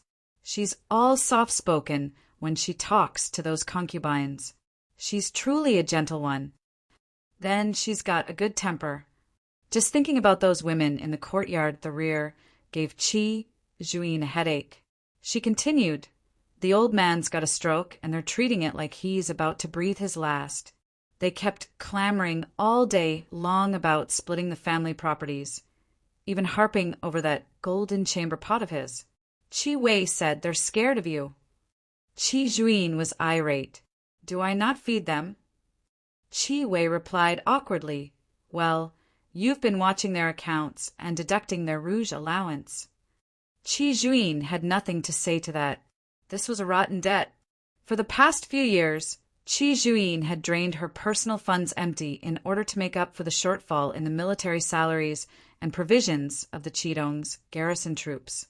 The remaining 4 camps could rely on their garrison troops to cultivate the lands to mitigate this burden, and the granaries were in abundance in all the years there was no war. But the Bianjuan commandery could not do the same. Liu Guangbai had emptied out his family assets for the troops in Bianjuan, as had Qi Juin with her dowry. When the military provisions for the Bianjuan commandery were discovered to be rotten half a year ago, Qi Juin had borrowed money from merchants to make up for the difference. She had initially saved enough to pay off the debt, but then the wedding between Hua and Qi took place soon after, and to marry Hua Xiangyi into the family, the Qi clan's finances had been utterly exhausted. The amount of money these concubines spent every month was alarming. Just the amount spent on rouges and powders amounted to a couple tens of thousands of taels. By making the decision to deduct this amount, Qi Juin might as well have stirred the hornet's nest. She had riled her father's concubines into a sobbing mess in the rear courtyard then, all baying to complain to Qi Xiu. Qi Wei knew of Qi Juin's troubles and spoke up. "What if we discussed it with the madam? Her dowry!" Qi Juin cast a swift glance over, and Qi Wei, aware that he had spoken out of turn, immediately sank to his knees. Without looking at Qi Wei again, Qi Juin got onto the horse. "Deploy Hong Ying back. Say it's on my order. If anyone dares to get rough with Hua III, tell Hong Ying not to stand on ceremony with them and just have them tied up and sent over directly to me. She did not marry far away to Qidong to help me make up for the deficit or to become the punching bag of my father's concubines.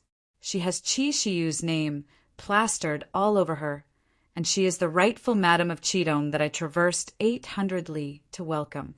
Bullying her is akin to bullying my old man, and bullying my old man equates to bullying me. So on that note, don't you dare have any designs on the little maiden, you hear me?" Footnotes: an opening in a wall separating different courtyards within a residence or palace. It's also known as a moon gate. A play on, give a precious sword to a hero, gift rouge powder to the fairer sex. Give gift according to the recipient inyang, which means maternal aunt, is also a term of address for the concubines of one's father.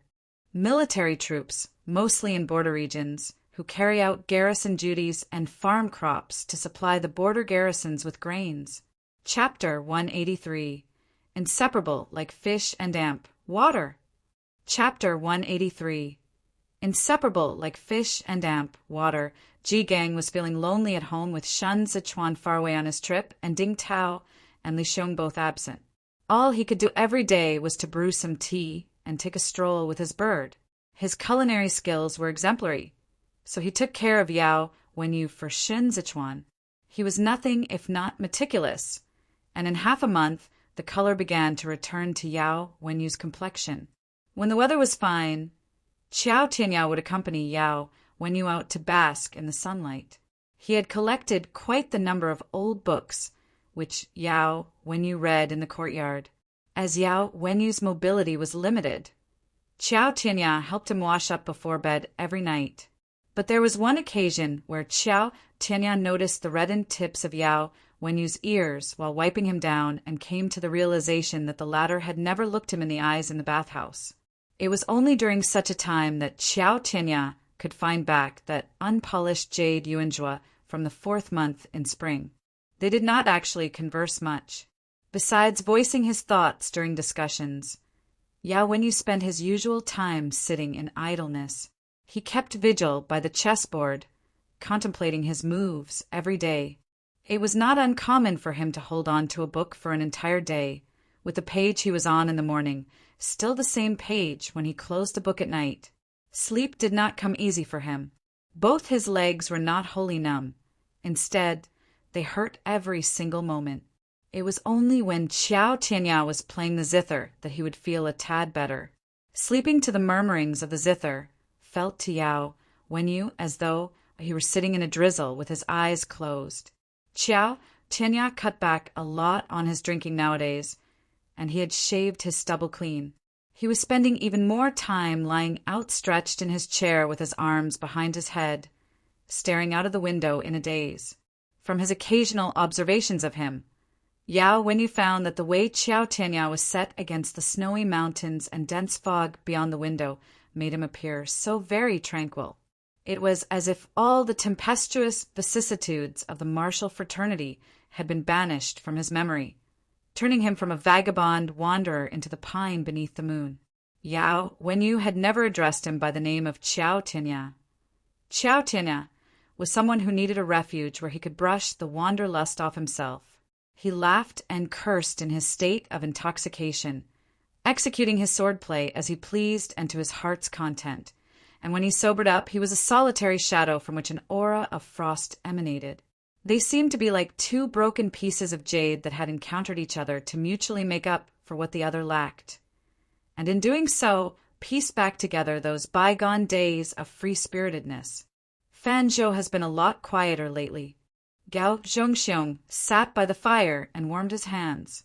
King Yi should have already gotten the news about Danzhou. He must be terribly on edge now.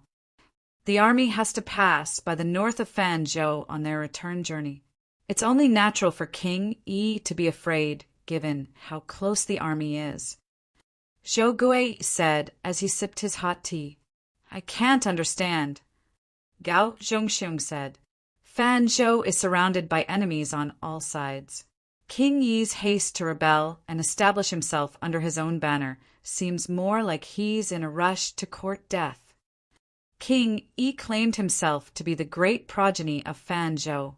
He not only renovated the original yamen of Fanzhou, but also brazenly scoured for beauties in Fanzhou in the name of choosing his consorts. Zhou Gui lamented. Rather than say he wants to join in the fight for the imperial throne, you might as well say he just wanted to make merry while he can. When King Yi first established himself, he had not expected Shen Zichuan to move that quickly.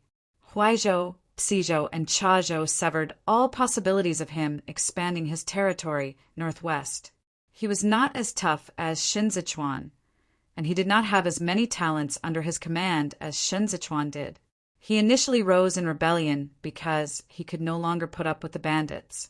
The people he had led were all his neighbors. At present, the military commander he had appointed in Fanzhou was a butcher, and his civil officials were all elderly gentlemen. All they petitioned about during the daily court sessions were matters like who snatched whose donkey and who committed adultery with whose husband. Going by what the prefectural lord said, Gao Zhongxiong piped up. King Yi cannot fall for the time being. We have to keep him alive until next year. King Yi knows he is too powerless to resist. That's why he attempted to seek Lei Jingzhe's help. But now that Lei Jingzhe is already dead, he is left high and dry. He ought to be scared to death now.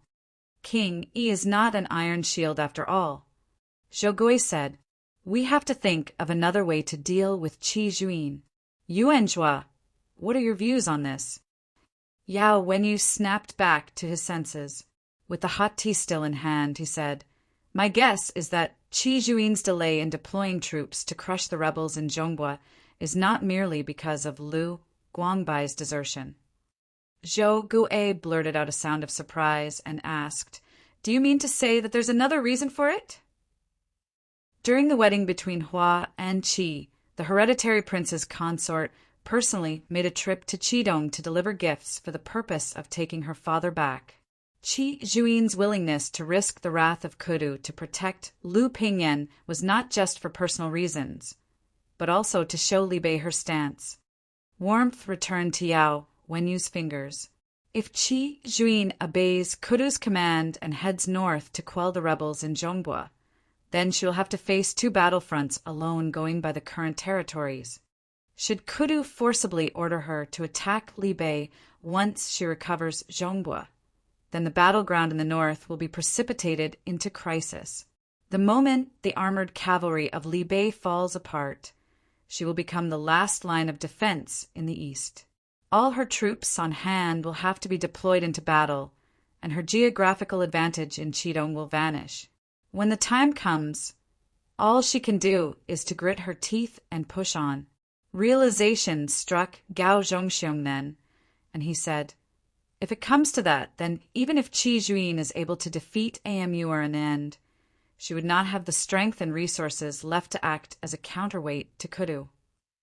Yao Wenyu nodded. The Chidong garrison troops is what Qi Juyin is counting on. Without these troops, Kudu will be able to replace her easily. For a long time, Zhou Gui could not snap out of his shock. In the end, he could only say, the commander-in-chief is indeed far-sighted. Yuanjua, how did you come to that conjecture? Before the 8th month, when the prefectural lord was still here, we all thought that Qi Juyin would come.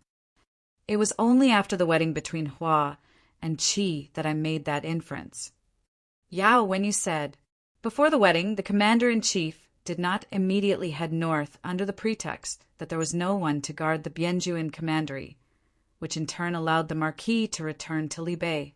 The Empress Dowager's sending of Han Chung to escort the bride to the groom's residence was, in part, also meant to press Qi Juyin into action. But after the wedding, the commander-in-chief remained stationed in Bianjuan without making so much as a move. The Empress Dowager wanted to convince Qi Juyin to deploy her troops, but she did not have enough bargaining chips in her hands. Her last trump card was Hua Xiangyi, and she had already shown her hand, but as things played out, Qi Shiu had a stroke, and this card of hers was as good as forfeited. Everyone under the Empress Dowager's command was going to be secretly gnashing their teeth in resentment over the fact that Qi Juyin was not a man. They were still chatting around the fire when Qiao Tianya suddenly lifted the curtain and announced, "The prefectural lord is back!" Zhou Gui and Gao Zhongxiong promptly rose to their feet. Gao Zhongxiong wanted to push the wheelchair for Yao Wenyu, but he was a step too slow. Qiao Tianya beat him to it and took over the wheelchair with natural ease to push Yao Wenyu out through the curtain that had been lifted for them. Fei Xing took extreme care on the road, but the 9th month was just right around the corner, and Shen Zichuan could not avoid the ambush of the cold even when he was huddled up against Xiaoqie. He fell ill again, this time with a fever so high it seemed to burn away whatever bit of composure he had possessed back in Danzhou. The recruitment for the Danzhou garrison troops was of utmost importance, and the advisors had all been waiting in the study for a day. Even while lying in bed, Shen Zichuan was still mulling over the matter. "Hand the accounts from Danzhou over to Yuanjua." With his cheeks slightly flushed and palm over his eyes, Shen Zichuan said in the dim light, "Have Chengfeng assist. Come up with an estimate of the military expenses for Danzhou tonight and send it over to Tantai, who in 2 days at the latest." Blocking him, Xiaoqie combed his fingers through Shen Zichuan's slightly damp hair to brush it aside. He said in a hushed tone, "I've got it all in mind." Shen Zichuan did not wish for Xiaoqie to leave, but the matter on hand was pressing, and the Bianchi cavalry would remain a menace to them with the situation in Duanzhou still unclear. It was imperative that there would be no delays to the establishment of Duanzhou's defenses. He glanced at Xiaoqie with half-lidded eyes and said, "Tell Qiao Tianya about the armed guard. He'll know what to do." Xiaoqie hummed an acknowledgement in reply and watched as Shen Zichuan closed his eyes. He waited a moment for the latter's breathing to become steady before getting up to change his clothes and leave. When he walked down the stairs, he said to Fei Sheng, "Wake the prefectural lord up when the medicine is ready. Make sure he finishes it."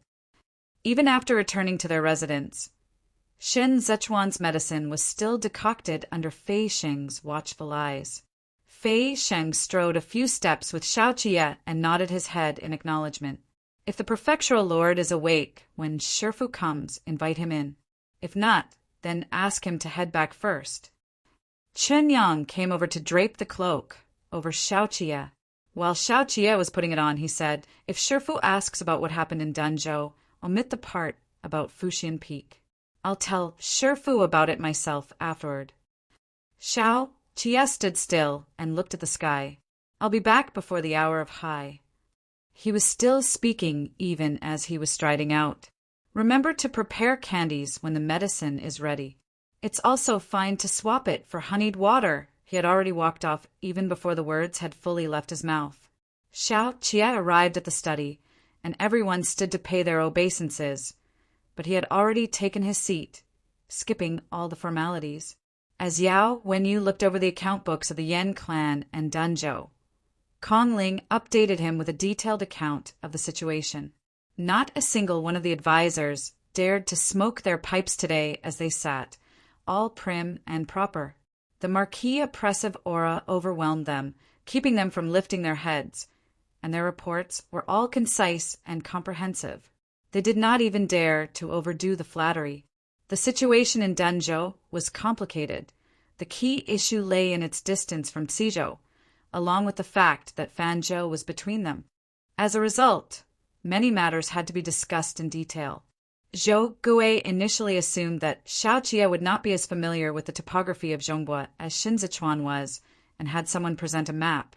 Unexpectedly, Xiao Jie had Zhongbua's map clearly imprinted in his mind from all those times he had been making the rounds transporting military supplies in Libei, and he did not make a single mistake during the conversation that anyone could find fault with. They lit lamps in the study to discuss official business, while Xin Zichuan alternated between consciousness and sleep within the room. Xin Zichuan woke up when he heard Fei Xing bringing in the medicine. He drank the medicine without even popping a candy this time and fell back asleep. Fei Xing closed the door and had the people serving in the courtyard change their shoes. The maidservants, having also taken off their pendants and hairpins, made no sound as they walked. Perhaps it was because of the quiet. Shen Zichuan surprisingly slept for a long time. When he woke up again, he heard movement outside the door and thought Xiao Qia had returned. But Xiao Qia never came in, and Shen Zichuan fell asleep again. In the middle of night, he was woken up by the scalding heat, only to find Xiao Qia sleeping soundly on him. Unable to move, Shen Zichuan remained pinned under him until he was all drenched in sweat. It was only near daybreak when he felt a little more rejuvenated. Shen Zichuan feebly put his hand on Xiao Qia's back, only to come into contact with a section of gauze. All traces of sleep promptly deserted him. Wide awake now, he wanted to get up to take a look, but Xiao Qia pressed him back into place. Xiao Qia buried his face and said in a heavy voice, "Getting water?" Shin Zichuan felt along the bandage for a while, his alarm intensifying the more he touched. Xiao Qia caught Shin Zichuan's hand to stop him from groping blindly. "Watch where you are pressing. It hurts." Both men looked at each other for a moment, and Xiao Qia suddenly clasped his arms around Shin Zichuan, preventing the latter from moving. Shin Zichuan stared at Xiao Qia and drawled, "Didn't I say not to ask for a lashing?" His illness had rendered him all thin and sallow, and his voice was hoarse. He looked as if his eyes were going to redden the next instant as he looked at Xiao Qia in this way. After the incident in Chazhou the last time, Xiao Qia had told Ji Gang to whip him once for each time Shin Zichuan got hurt. Shen Zichuan had coaxed him back in Danzhou, and he had gotten severely punished for it. He thought Xiao Qia would let it drop. But who would have known that Xiao Qia would act so quickly upon returning? In the short amount of time that Shen Zichuan had taken a nap, Xiao Qia had already received his whipping. Xiao Qia bumped his forehead against Shin Zichuan's and stuck close to him. Sensing that his fever had receded, he lazily uttered ahem. He remained in this way with his shoulder and arm bare, his back bandaged with several layers of gauze. Xiao Qia had injured his right arm when he faced up against Hassan at the Tudalong banner, and the wounds had left scars behind, and now new scars crisscrossed with the old, making them tingle with numbness and pain. The lashings pained Shin Zichuan. Just touching that gauze alone hurt him so much that his fingers curled. Xiao Qia remained close to him, making him breathless for air. He hated Xiao Qia to death. But as he lay here, he only wanted to repeat over and over again. He regretted it now. Ding Tao sat in low spirits under the eaves playing cat's cradle one with Li Xiong. Seeing as Ji Gang had been standing under the eaves for an hour, he tugged at the corner of Ji Gang's clothes and asked, "Grandpa, why don't you sit?" Ji Gang's mind was still wandering. He asked Ding Tao, "Did I hit too hard?" Ding Tao comforted him. "Master was the one who made the request and forced you into it. You could do nothing about it either." Ji Gang felt ill at ease as he sat down. After a while, he stood up and said, "I'd best go get some ointment."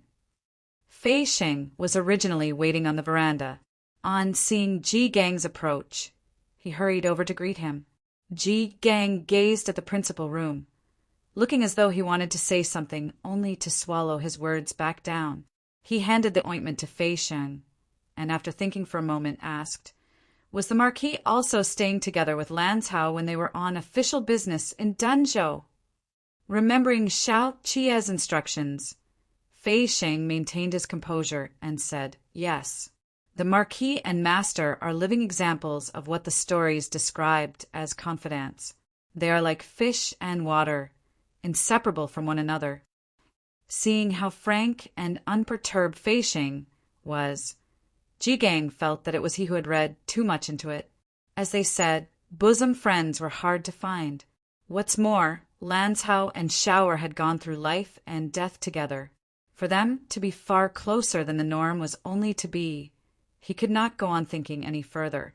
Somehow, he still felt that something was not quite right. But Ji Gang was reluctant to veer his thoughts into another direction, unwilling as he was to make conjectures about Xin Zichuan on these cues. They had gone to propose marriage for Ji Mu when Ji Mu was still around, and back then, Xin Zichuan had said that he also wanted to marry a wife in the future. Consequently, Hua Pingting went scouting for quite a number of maidens. They were all poor, humble families in the neighborhood who stayed close by. Xin Zichuan only had to like one of them, and they would have gone to call on the family for a visit. "Shifu," Fei Sheng called out tentatively. Ji Gang placed his hands behind his back and said, "Continue to keep watch. I'll come again later." Ji Gang wanted to have a talk with Xiao Qie again, but Xiao Qie was too busy. The latter seemed to be in a never-ending rush as he went back and forth between the residence and the Zhou residence. The dust in Danzhou had only just settled when the letter from Li Bei came. Once Shen Zichuan recovered from his illness, Xiao Qie would have to depart for Bianbo camp. "The winter coats will arrive in Li Bei in the 9th month. You can just dispatch someone to assist at the Bianbo camp." Shen Zichuan secured the armed guard for Xiao Qie and asked, "Is it snowing heavily in Li Bei?" "Intermittently, I guess." Xiao Qie answered, "It's often sleet at present. The maintenance of the bridle paths is of utmost importance. We have to ensure that the paths run smoothly unobstructed by the time heavy snow descends in the 11th month. Tell his lordship that we have already secured the military provisions for the beginning of spring next year." Xin Zichuan's hand slid from the armed guard to Xiao Qie's palm. He looked up at the latter and said, "The construction of the bridle path from Danzhou to Bianbo camp will also start next year." They wanted to connect Zhongbua and Li Bei together so that Bianbo camp had direct access to Cizhou and Danzhou. The information coming from Danzhou had to be fast and up to date. Xiao Qie might not be able to return these 2 months. He had to keep an eye on Li Bei's territory at all times. In addition, he also had to be precise in his calculations of the reserves of supplies on the battleground, lest heavy snow unexpectedly collapse the paths and cut off access, and the lack of supplies ended up causing those on the battlefield to be caught up in an arduous battle. If Ding Tao gets too mischievous, send him back to dying. Eldest sister-in-law can deal with him. As Xiao Qie spoke, he lowered his head and led Xin Zichuan with both hands to step on both of his own feet. Then he clasped him by the back of his head and stood with him to exchange a kiss. The fabric of their clothes chafed against one another. Xin Zichuan propped himself against Xiao Qie's arms and melted away into a scent. Xiao Chia liked the way Shin Zichuan tilted his head up like this. This was him seeking him out, and all that pervaded the air when they touched was desire born out of love. He bore all of Shin Zichuan's weight. He was capable of picking up Shin Zichuan with ease. It was only a kiss to begin with, but he did not let go as they entwined together intimately amidst the interweaving of their breaths. "I've already asked eldest sister-in-law to make preparations." Xiao Chie said, "Qin Yang will be sent over before the new year to take you and Shifu to dying." Shin Zichuan's breathing had grown ragged from the kiss. "I'll prepare a gift, silly Lanzhao." Xiao Chie cupped Shin Zichuan and kissed him with even more intensity. Xiao Chie came in a hurry and left in a hurry too. On this overcast day, shrouded in fog and Sizhou, he braved the rain and headed north even as he bore those wounds he had received from the lashings. All was calm and peaceful for the time being in the 3 prefectures of Zhongbua. Xiao Chie planted Tantaihu in Denzhou, leaving the latter as a bulwark for Shin Zichuan. Sizhou entered a brief period of respite, and Shin Zichuan seemed to have reigned in his brilliance and gone into a state of dormancy. But very quickly, Xue Xiuzhua, who was far away in Kudu, came to learn just how formidable this round of hibernation was. During the Honey Festival too, in the 10th month, Chazhou hosted a banquet with funding from the Yan clan and invited all the talents in the world over regardless of whether the person was a distinguished man from the countryside or a reclusive statesman in a bustling city. As long as they were academically accomplished, they would all receive the invitation to participate in the intellectual discourse between the literati. If it had been a nobody, he naturally would not have stirred up a storm. But this time it took less than 3 days for the ox carts and boats to set out in full force, as all the virtuous and wise talents flocked to their destination. For the one who had sent the invitation was a man named Yao Wenyu. Chapter 184. Discourse. Chapter 184. Discourse Chazhou was hit by an unbroken spell of wet weather in the 10th month, and the sound of rain drumming rhythmically against the banana leaves outside the windows was audible even with the curtains down. Luo Mu was not in his official garb, but his common robe one as he sat in the seat to the right of the guest of honor. He surveyed his surroundings and discovered that the interior of this tea-house was already filled to the brim with people. Guests hailed from all corners of the land, and a sizable number of them were wearing sandals and rain cloaks made of straw. The incense by the window burned out just after midday. Luo Mu heard movements and straightened up to look at the door, where he saw that oil paper umbrella swaying slightly aside to reveal that figure in darkish blue two-scholar attire 3 beneath. The latter's large, meandering sleeves rested on his knees, with a cat lounging between them. Delicate wrist bones peeked out under those sleeves, accentuating those fingers of his and making them appear all the more long, slender, and strong. Yao Wenyu bent over in his wheelchair and said with sincerity, "My apologies for having kept the various elders waiting." The little wheels rolled over the wooden floorboards as Qiao Tinya pushed Yao Wenyu in. Murmurs of whispers promptly rose in the room. Those who had not removed their woven hats earlier took them off, now one after another. Countless gazes fell upon Yao Wenyu, watching him attentively. Yao Wenyu came to a stop before the round window. "We have all gathered here today to attend the discourse our young friend Yuanjua here has invited us to." Elder Mei of Qinzhou, who was smoking his pipe, tapped it and looked at Yao Wenyu. "It has been a year since we last met, and my young friend's poise has far surpassed that of before." Tea had already been served, and that particular incense was lit up yet again. A so-called discourse was simply an oral conversation. Host and guest sat facing each other, and they would absolutely not touch upon political affairs or civil issues, only on profound and esoteric subjects. This was why Luo Mu was not wearing his official attire today. They had to go back and forth with one another as they engaged in verbal discussions while seated in the venue, and this required the participants to be not only erudite and insightful, but also poetically eloquent. Yao Wenyu, having traversed all over the world in his search for knowledge, was adept at the art of it, which was why his one invitation could garner hundreds of responses, allowing him to organize a dialogue in Chaozhou. He was an articulate conversationalist in the past, and his ideas were original and distinctive.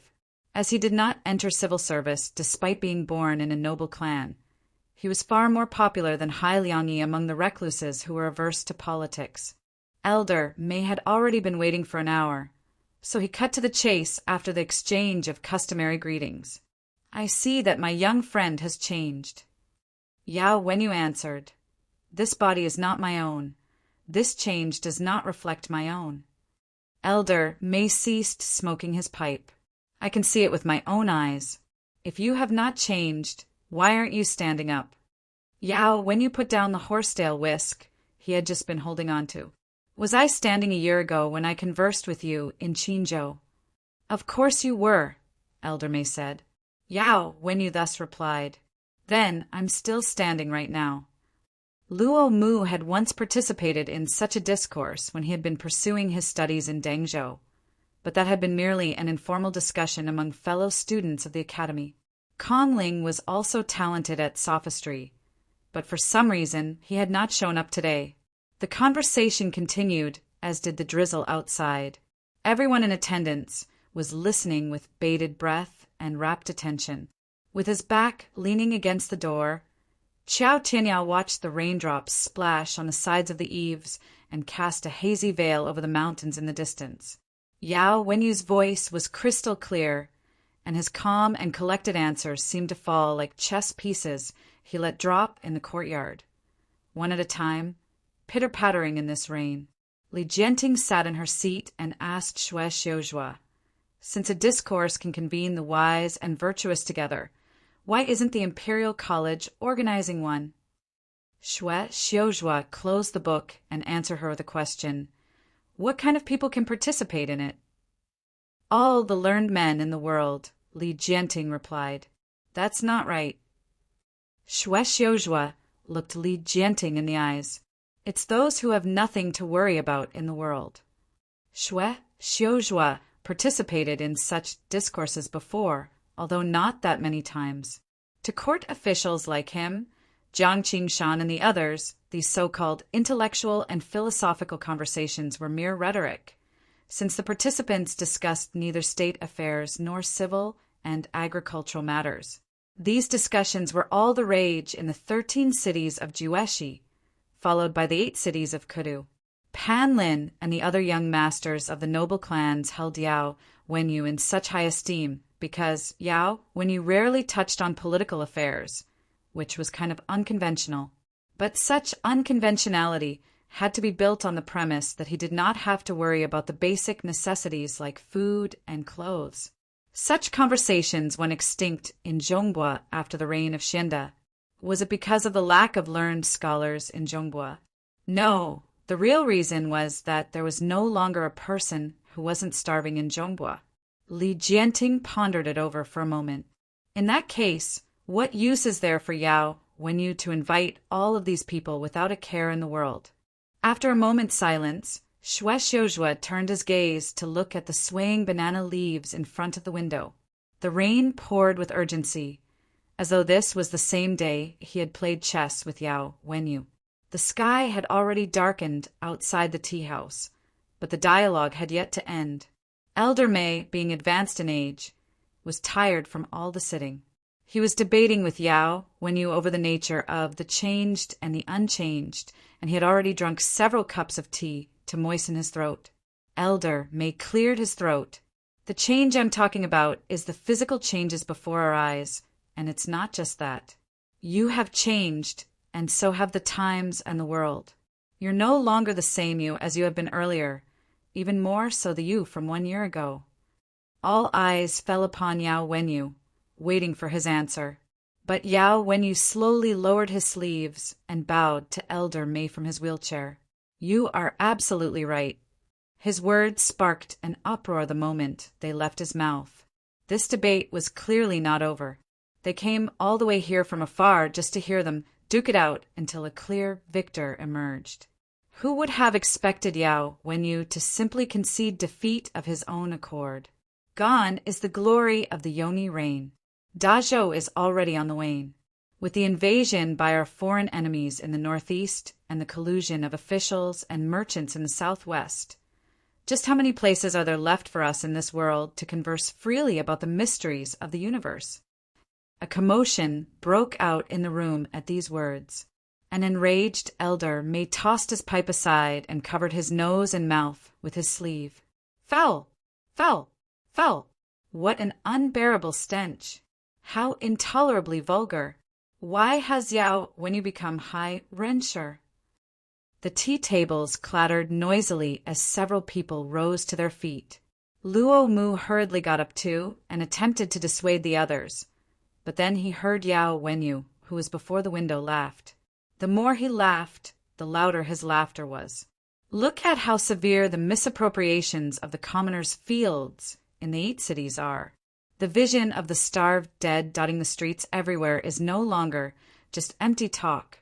I've changed, and so has the world. You are right smack in the middle of it. How long can you remain unchanged for? Elder May originally wanted to leave, but on hearing Yao Wenyu, he could not refrain from rebutting. Without what keeps them alive, all living creatures will perish. For to change or not to change is the natural order of the world. You strayed from the way 5 and fell into the trappings of this secular world. Are you trying to emulate Qi Hualien and Hai Liangyi by being a virtuous gentleman?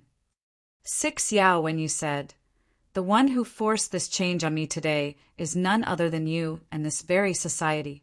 Elder May could barely catch his breath as he held onto the table and said, letting nature take its course is the natural order of things.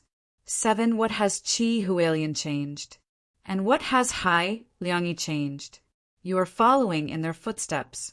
Yuanzhua, oh Yuanzhua, this is but a futile attempt.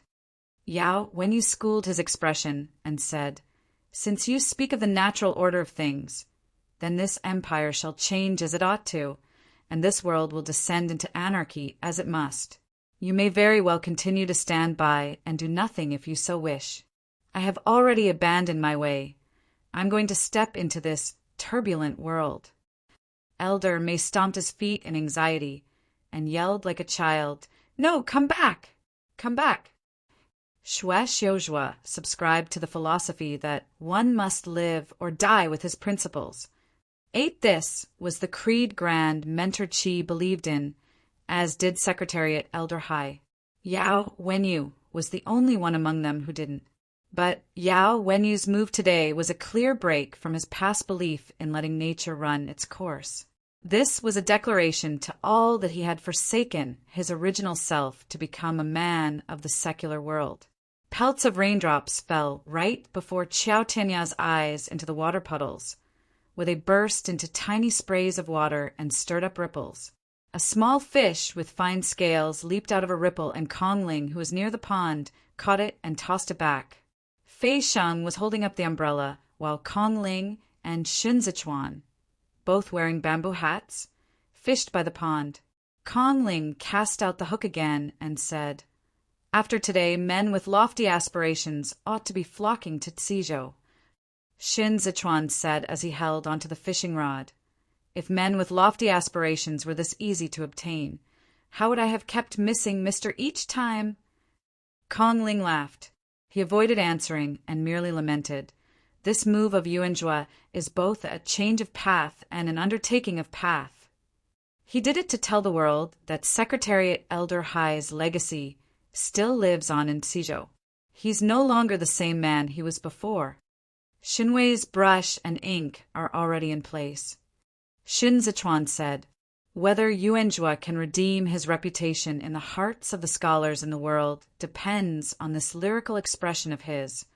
Yao Wenyu was attacked by the students during the initial Imperial College crisis because of his birth origins, but now he had taken on a different path from that of Elder May and the others. With the help of Gao Zhongxiong's highly effective and emotive penmanship, those 2 legs of his could become a definitive statement of will and ambition. In addition, the questions that were to follow would no doubt include the reason he came to Tizhou. If he was guilty of a crime, then why didn't the imperial court send anyone to arrest him? By thinking down the line of this question, one would be able to see a zhongbua that had already been fractured. Due to the passing of Emperor Tianqin, the imperial examinations held in spring were done away with. Following right after, Secretariat Elder Hai remonstrated with his death, and the Imperial College students attacked the officials of humble origins from all sides. Many people handed in their resignations during this period, and Kudu still has to maintain the stability of the three parties this winter. Xin Zichuan swung his fishing rod. Xue Xiuzhua already has half a foot in the Grand Secretariat by virtue of the heir apparent to the throne. For this reason, the Empress Dowager must suppress the practical doers faction led by him. She can't let him become a minister with genuine regent powers in his hands. In that case, when will he be able to fulfill his promise to the Imperial College? He and Yuan Zhua are both old acquaintances and fellow students under the same teacher. So there must be more than meets the eye now that Yuan Zhua has switched to my camp. Moreover, the transgressions of the Li clan are already a fact long known to all, and copycats are popping up one after another, seeing that King Ifanzhou has yet to be taken down. Even if Xue Xiuzhua wants to retaliate and fight back now, his hands are tied. No matter how you look at it, all he can do this winter is to get beaten. The mess created by the noble clans is way too great. Kong Ling shook his head as he grasped his fishing rod. The Empress Dowager refuses to release her grip on power, and everyone in the Grand Secretariat has lost heart. Meanwhile, Xue Xiuzhua is still in the fledgling stage of his authority. As long as the three parties remain locked in a stalemate, the 8 cities' misappropriation of commoners' fields will remain unresolved.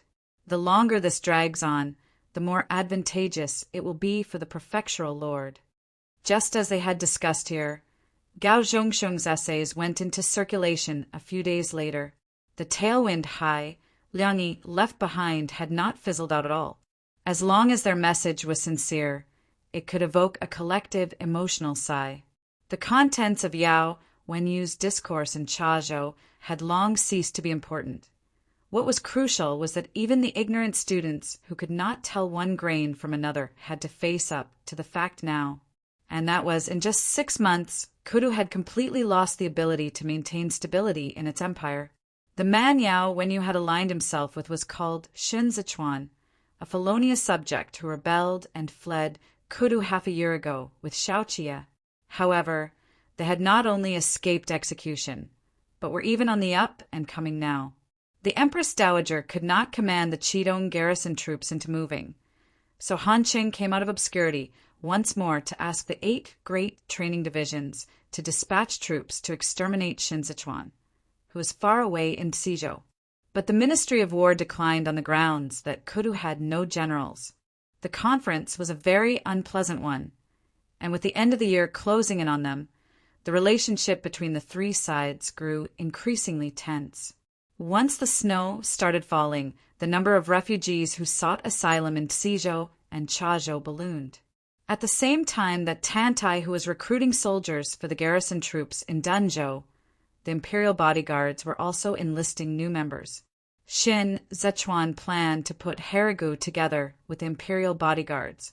By the time Xin Zichuan realized it, the 12th month had come, and just as he was getting his New Year gifts ready, a bout of unprecedented heavy snow came calling at Li Bei. Footnotes: Dao Pao, not to be confused with a Taoist priest robe.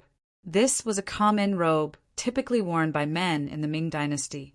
Lanshan, a Chinese traditional hanfu made especially for scholars. From Daedejing, by Laozi Laotzu, also known as the founder of philosophical Taoism. The way, or the path, is a conceptual term used by the school of thoughts, although it has different connotations for Confucianism, Taoism, and Buddhism. Taoism embraces nature. The way, or Tao, according to Laozi and Taoists, is the natural order of the universe, and Taoism emphasizes doing what is natural and going with the flow in accordance with the way, with the aim of becoming one or in harmony with nature. The concept of gentleman or man of honor, Zhenzi, in Confucianism, a different philosophical stance from Taoism, is a virtuous man who is noble in character and an exemplar for his conducts, morals, principles, etc., specifically, governed not by interfering in all that goes against nature, for the way models itself on what is natural. Man should observe the law of nature and go with the flow. From Deidejing by Laozi. Full line. Specifically, when the way prevails in the empire, it goes where one's person goes. When the way is eclipsed, one's person goes where the way has gone. I have not heard of one's way being dependent on their manifestation in other men. One must live or die with his principles, acting for himself, not with regard to other men. The way here refers to one's principles. Contrary to Laozi, Mencius, or Mengzi, subscribe to the Confucius school of thoughts, which regards the way, or Tao, as the way human beings ought to behave with principles and propriety in society and government. To put it simply v. Chapter 185, Hongyan. Chapter 185. Hongyan heaven and earth were a vast expanse of white where the frigid wind swept past and sent the salt like snow rustling. Owing to the severe collapse of the bridle paths, it was practically impossible for the grain wagons to enter the war zone. Xiao Jia left Lang Tao Shuijin at Bianbo camp and led his men to dig the snow for 2 days. Wu Xiu tightened his collar in the chilly wind and covered up his mouth and nose. He rubbed his frozen hands together, his voice muffled as he spoke. "Damn it, I just took a nap, and the path gets all blocked up again with snow. When will this end?" Chunyang never touched wine when he was on duty, but even he could not stand it any longer and kept chugging down on horseback until his stomach burned. The closer we get to the northeast, the colder it becomes. Fortunately, the prefectural lord sent the winter coats over before the 10th month.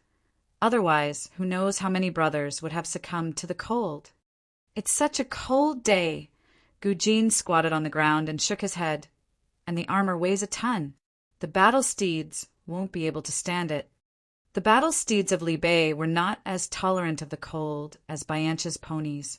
It was an uphill task preparing fodder for the stables each time winter came around.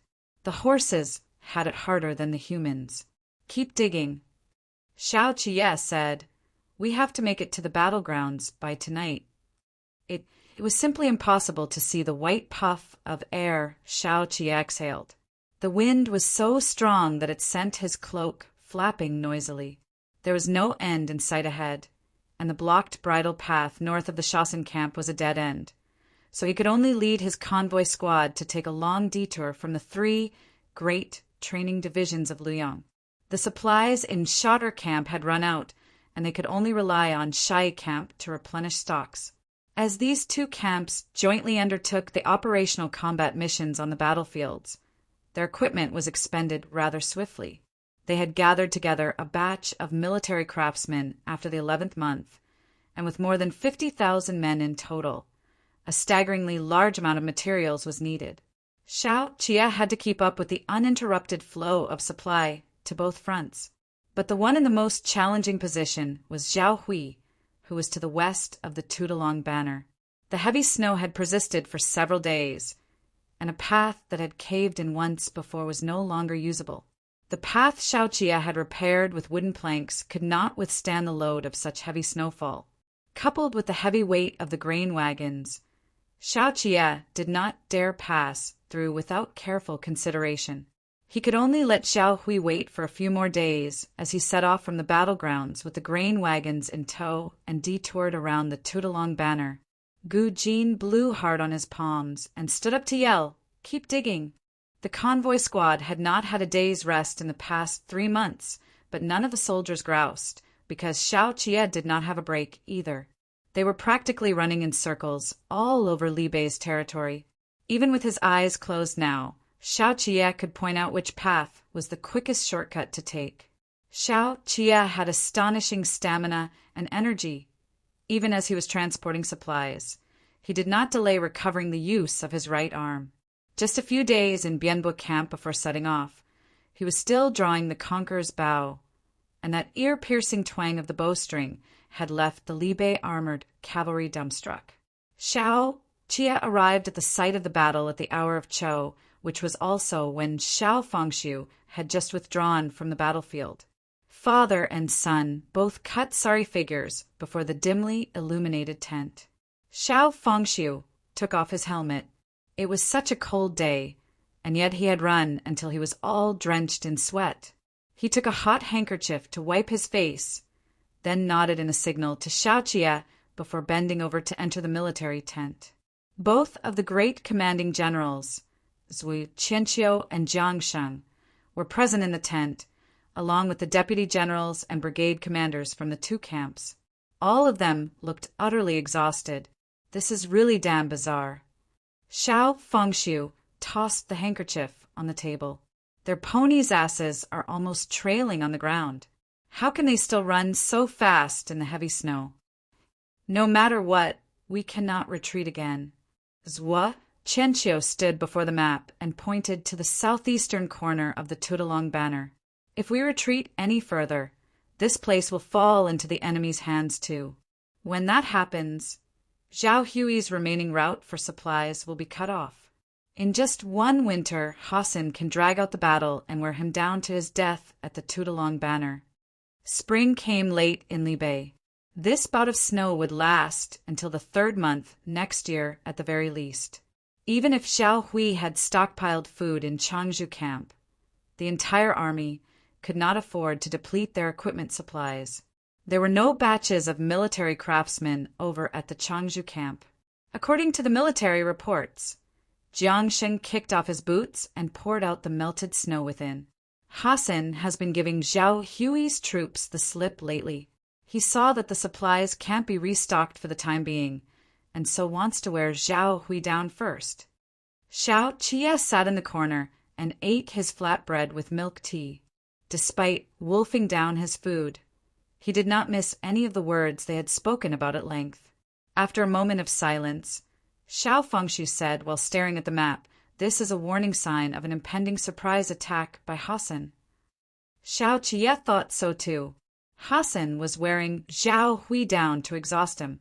The Libe armored cavalry consumed too much equipment, and their battle steads were no match for the ponies at all during winter. The amount of assistance Shai camp could render Zhao Hui now that the bridle paths had collapsed was too minimal, and the Changzhou camp still had no reinforcements to back them. When Guo Weili had been stationed here, the three great training divisions of Luoyang, led by Zhao Hui, served as his reinforcements. But now that Zhao Hui had stepped to the fore, all he had to back him up was the remaining troops who were guarding the northeast provisions bridle path. Moreover, those troops had no direct access to him due to the heavy snow. "The supplies have already made it here." Xiao Fangxiu looked back at Xiao Qi. "Hassan's ambush will surely take place these 2 days." If they continued waiting it out, Xiao Qi would have to move up north, and Hassan would have missed his opportunity. "Early tomorrow morning, I will lead Squad 3 to lie in wait over here." Xiao Fangxiu shifted his fingers. "Qianqiu will guard the camp, and old Jiang will head over from around the back. We'll form a net here. At the very least, we have to knock Hassan off his momentum. This lad is not only good at field operations, but also in going on the offensive and defensive. We can't let him find a place that can provide him with cover. All we can do is to box him in on the snowfield." The armored cavalry was a wall in motion. If they flanked him from both sides, Hassan would have no choice but to collide into a wall. Restricting the pace of the Bayancha cavalry's advancement was equivalent to chopping off their legs. Even after they fell to the ground, the Libe armored cavalry would still remain a wall that would prove tough for the Bayancha scimitars and piked daggers to break out of. Xiao Jie did not leave after the meeting ended. Zhu Qianqiu came over and patted Xiao Jie on his right arm. "Have your wounds healed?" Xiao Jie lifted up his arm and moved it around. "No problem there with holding a blade or pulling a bow. We have to thank Lanzhou during the spring festival," Zhu Qianqiu said with a laugh. "The winter coats this time are all real cotton. For the last few years, The clothes that were delivered by Kudu were all padded with paper scraps. Your eldest sister-in-law wrote to say that she would personally cook a meal to thank Lanzhao when he comes. Xiao Jie glanced at Xiao Fangxiu, then replied humbly, "This is what he ought to do. It's nothing deserving of thanks from eldest sister-in-law." A couple of days ago, he even sent a letter to announce that the New Year gifts had been prepared. All that's left is for the New Year to come around. Xiao Fangxiu sprinkled fine salt into his own bowl, as though he had not heard their conversation. So Zhuo Qianqiu said, "Your father praised him for quite a number of days. During the spring festival, let's." Xiao Fangxiu said with certainty, "Nope, I've never praised him before." "Right." Zhuo Qianqiu threw Xiao Jie a meaningful glance. "I was the one showering him with praise. Why aren't you retiring to your tent for the night?" Xiao Fangxiu asked Xiao Jie. Xiao Jie watched him drink up his milk tea before responding. "Will you be donning heavy armor when you head out to lay an ambush tomorrow?" "How am I supposed to intercept Hassan without wearing it?" Xiao Fangxiu set his bowl aside. "He's even better at warfare than AMU are." "Then take off your helmet," Xiao Jie said. "There could be scorpions hidden among Hassan's troops." "Without our helmets, how can we be considered an iron wall? If we want to obstruct them in the snowfields, this is our only option." Xiao Fangxiu warmed up his fingers together and contemplated for a while. "According to your report, there are very few scorpions, and it would be too much of a strain for them to fend against the present Libe armored cavalry. Even if there are scorpions among Hassan's troops, there could only be a scattering of them. The armored cavalry is too heavy." Xiao Jie looked at Xiao Fangxiu. "It's imperative for the armored cavalry to make changes after the beginning of spring next year. If we want to force the Biancha cavalry back to the east, we have to be prepared for all possibilities. You want to strip off layers of the armored cavalry's armor to lighten its weight." Xiao Fangxiu finally turned his head. "Yet you still can't match their speed." Xiao Jie did not utter a word as he locked eyes with Xiao Fangxiu. "The troops you trained in Kudu were all infantrymen, and your experience with battling on horseback comes from Lu Guangbai. But Libe doesn't have the natural geographical advantage that the Bianjuan commandery has. If we want to possess a wall, we can only rely on heavy armor." Xiao Fangxiu tossed a few pieces of coal into the brazier. "Your eldest brother shed the weight of the Libe armored cavalry, but we're still unable to break through that line in the east." Xiao Fangxiu looked at the brazier. "AMUA's transformations are simply too fast. He has gotten a clear handle on the Libe armored cavalry in the past few decades. There is no way simple additions and subtractions can stand up to such a Biancha cavalry. The armored cavalry must make changes like never before." This was the predicament of the Libe armored cavalry. AMUR succeeded in his training of the Scorpion unit, and looking at the result of their last confrontation, the hammers of this squad were the Libe armored cavalry's nemesis. But would simply removing the helmet be enough of a countermeasure? This would mean that cracks had already begun to show in the Libe armored cavalry's heavy armor, and this put Xiao Fangxiu at a loss what to do. Still, he had no choice but to continue taking the risk, because this was the only advantage the Libe armored cavalry had left. If they discarded this advantage, they would not be able to hold their own even against the ordinary Biancha cavalry. AMUR was truly a genius, and Hassan was pretty remarkable too. Biancha was now exhibiting certain signs of rejuvenation. It even occurred to Xiao Fangxiu that AMUR would be able to completely merge the 12 tribes by winter next year at the latest. When the time comes, the entire front line on the eastern side of Dazhou would become a war zone. This was the key reason Qi Juin refused to head up north and fall foul of Li Bei. She had also seen this monstrous beast from where she stood in Qidong. This was why she could not intimidate Li Bei because of the strife in Kudu, for they would inevitably stand on the same battlefield in the future. The enemy had already gotten powerful to the point that it was terrifying. What should they do? Xiao Chia pillowed his head upon his arms as he lay in bed and contemplated this question over and over in the dark of night. They possessed the best military craftsmen in the world, and they had a staggering number of them. Yet they had no recourse against Amur. This was almost about to be a kind of humiliation. There was no way Amur was invulnerable. The Bayancha cavalry had their weaknesses too, except that these weaknesses were obscured by their unbelievable speed. They had to remove these from the equation and find a new breakthrough. But it was at this moment that Xiao Qie was hit with the realization of his own unfamiliarity. He had crossed swords with the Bayancha cavalry far too few times, and all his countermeasures against the Bayancha cavalry were merely armchair strategies. He could not continue to conceive tactics by seeing his foes through a hazy mist. Xiao Qie could not fall asleep. He turned over and got up to put on his coat. He stepped out of his tent, where he saw Xiao Fengshu conversing with the soldiers in the camp. When Xiao Fengshu noticed his presence, he patted the space next to him and handed him a bowl of milk tea after he sat down. It's taboo not to sleep when you have to leave for war tomorrow morning. Xiao Qie sipped the warm milk tea. When I was the same age as you, I was still bursting with energy even after staying up for 3 days. Xiao Fengshu's coat was old and worn, and its edges were extremely frayed. It had been mended over and over by Luigi, but even so he refused to switch to a new one, because this had been sewn by his wife. Xiao Qie gulped down the tea, frowning as he replied, "That was donkey's years ago."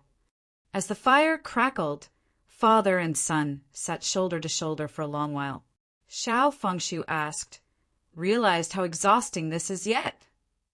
Xiao Qie did not respond. Xiao Fengshu thus looked at his youngest son. After a moment he spoke up, "You used to want to fly, so you fought to the death to succeed with Meng, and you're still doing the same now that you want to win." Xiao Qie heaved a sigh. "And whose bad habit is this?" Xiao Fengshu let loose a laugh. "Not mine. Your mother's." Xiao Qie rubbed his fingers along the rim of the bowl and paused for a moment. "You lost to Amur at 23. I lost to Hassan at 23. It took me 7 years to collect my dues for this debt." Firelight that enveloped Xiao Fengshu's facial features accentuated them, making him appear all the more handsome, and more dignified and awe-inspiring than Xiao Qie. "You understand how that feels. When I lost to him, I couldn't find my way forward. I even thought for a while that I didn't have the talent to be commander-in-chief. I've seen many outstanding commanding generals at Luoxia Pass, many of whom are real geniuses. I suppose you've no idea about this." But the corner of Xiao Fengshu's mouth curled up in a smile. Qi Shiyu was the one in the limelight at that time. He turned Qidong into a force to behold. The chief commander of the 5 commanderies was truly too strong. I looked at him and at them, and I thought I had no talent. There was no way I could stand on the same battlefields as them. The firelight flickered, and a warring scene of glinting spears and armored horses manifested in the shadows. The military banner flapped so hard it looked as if it was going to be torn apart, but it was very peaceful here, as if this was the most stable, tranquil corner of this world. Xiao Fengshu spread out his right hand and said with downcast eyes, "I lost my first battle steed in that battle. However, the Bayancha cavalry left me too little time. They made me extract myself out of that slump swiftly. I could no longer wait for the others, nor feel sorry for myself. When I stood at the very front, I realized that I did not want to lose at all. I only wanted to win. Win." Such a wild ambition sustained Xiao Fengshu and kept him going. It brought him endless motivation and ultimate glory. In those 7 years, he never dared to stop for a moment. Every single day, he was looking out in the distance at Hongyan Mountains. He had seen through himself. That had been a swift and resolute transformation. He overcame all difficulties, even at the expense of offending his former commanding general to build a stable at Luoxia Pass. This alone took him 3 whole years. By the time he truly accomplished it, he was already 28 years old. Xiao Fengshu scrutinized the lines in his palm and said, "You returned to Li Bei and focused your attention on both the armored cavalry and imperial army, but you never thought to look at the commanding generals." Guo Weili hurt Gu Jin, and a feud was thus formed between both of you, but Guo Weili's meritorious services are legitimate. He is your elder brother's vanguard at Changzhou camp, and his defense of the Tudalong banner is impregnable. Jiang Sheng is a veteran. He has hardly been in the limelight, but the Shire camp which he is at is the pivot that holds the lines between boundaries together. He is the foundation that supports us all, whether up north or down south. Yi, what you possess is not just those few soldiers, but also the experience that countless soldiers and officers have amassed. You went to Zhongbo back then and met Lu Guangbai, but now that you're back in Li Bei, you aren't willing to learn anything new. Men who are the most familiar with the battlefields of Li Bei are already standing before you. You've wasted too much time. Xiao Jie tightened his grip on the teacup. You want this position. Xiao Fengshu slowly clenched his fist. It was as if he was asking both Xiao Jie and himself at the same time. But are you truly qualified enough? Before Xiao Jie returned to Li Bei, he had already been rejected by its commanding generals. It was hard for him to describe that feeling. He had indeed felt hurt. He no longer got into any disputes with these people afterward, but it was also from then on that they went their separate ways. Xiao Jie had been back for so long, and the imperial army was still the imperial army. When he stood within the military tent, he was just so glaringly different from the rest of the commanding generals. He did not need these people to apply ointment for him when he got injured. They gave off the appearance of unity, but they were divided at heart. They could not become one. The tea on the fire started boiling and bubbling over. Xiao Jie felt that he was like the wolf straying at the edge of the pack.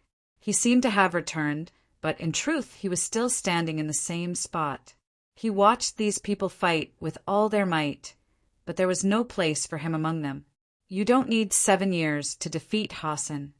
Xiao Fengshu gazed at Xiao Jie and said, "But you must learn to be tolerant." Xiao Fengshu left the camp at the hour of Qin. The snow fell even more heavily today, which made it easier to get blinded without the helmet acting as a shield. Before he put on his helmet, he whistled at Xiao Jie. Xiao Jie came to stand beside the horse, and he tousled Xiao Jie's hair.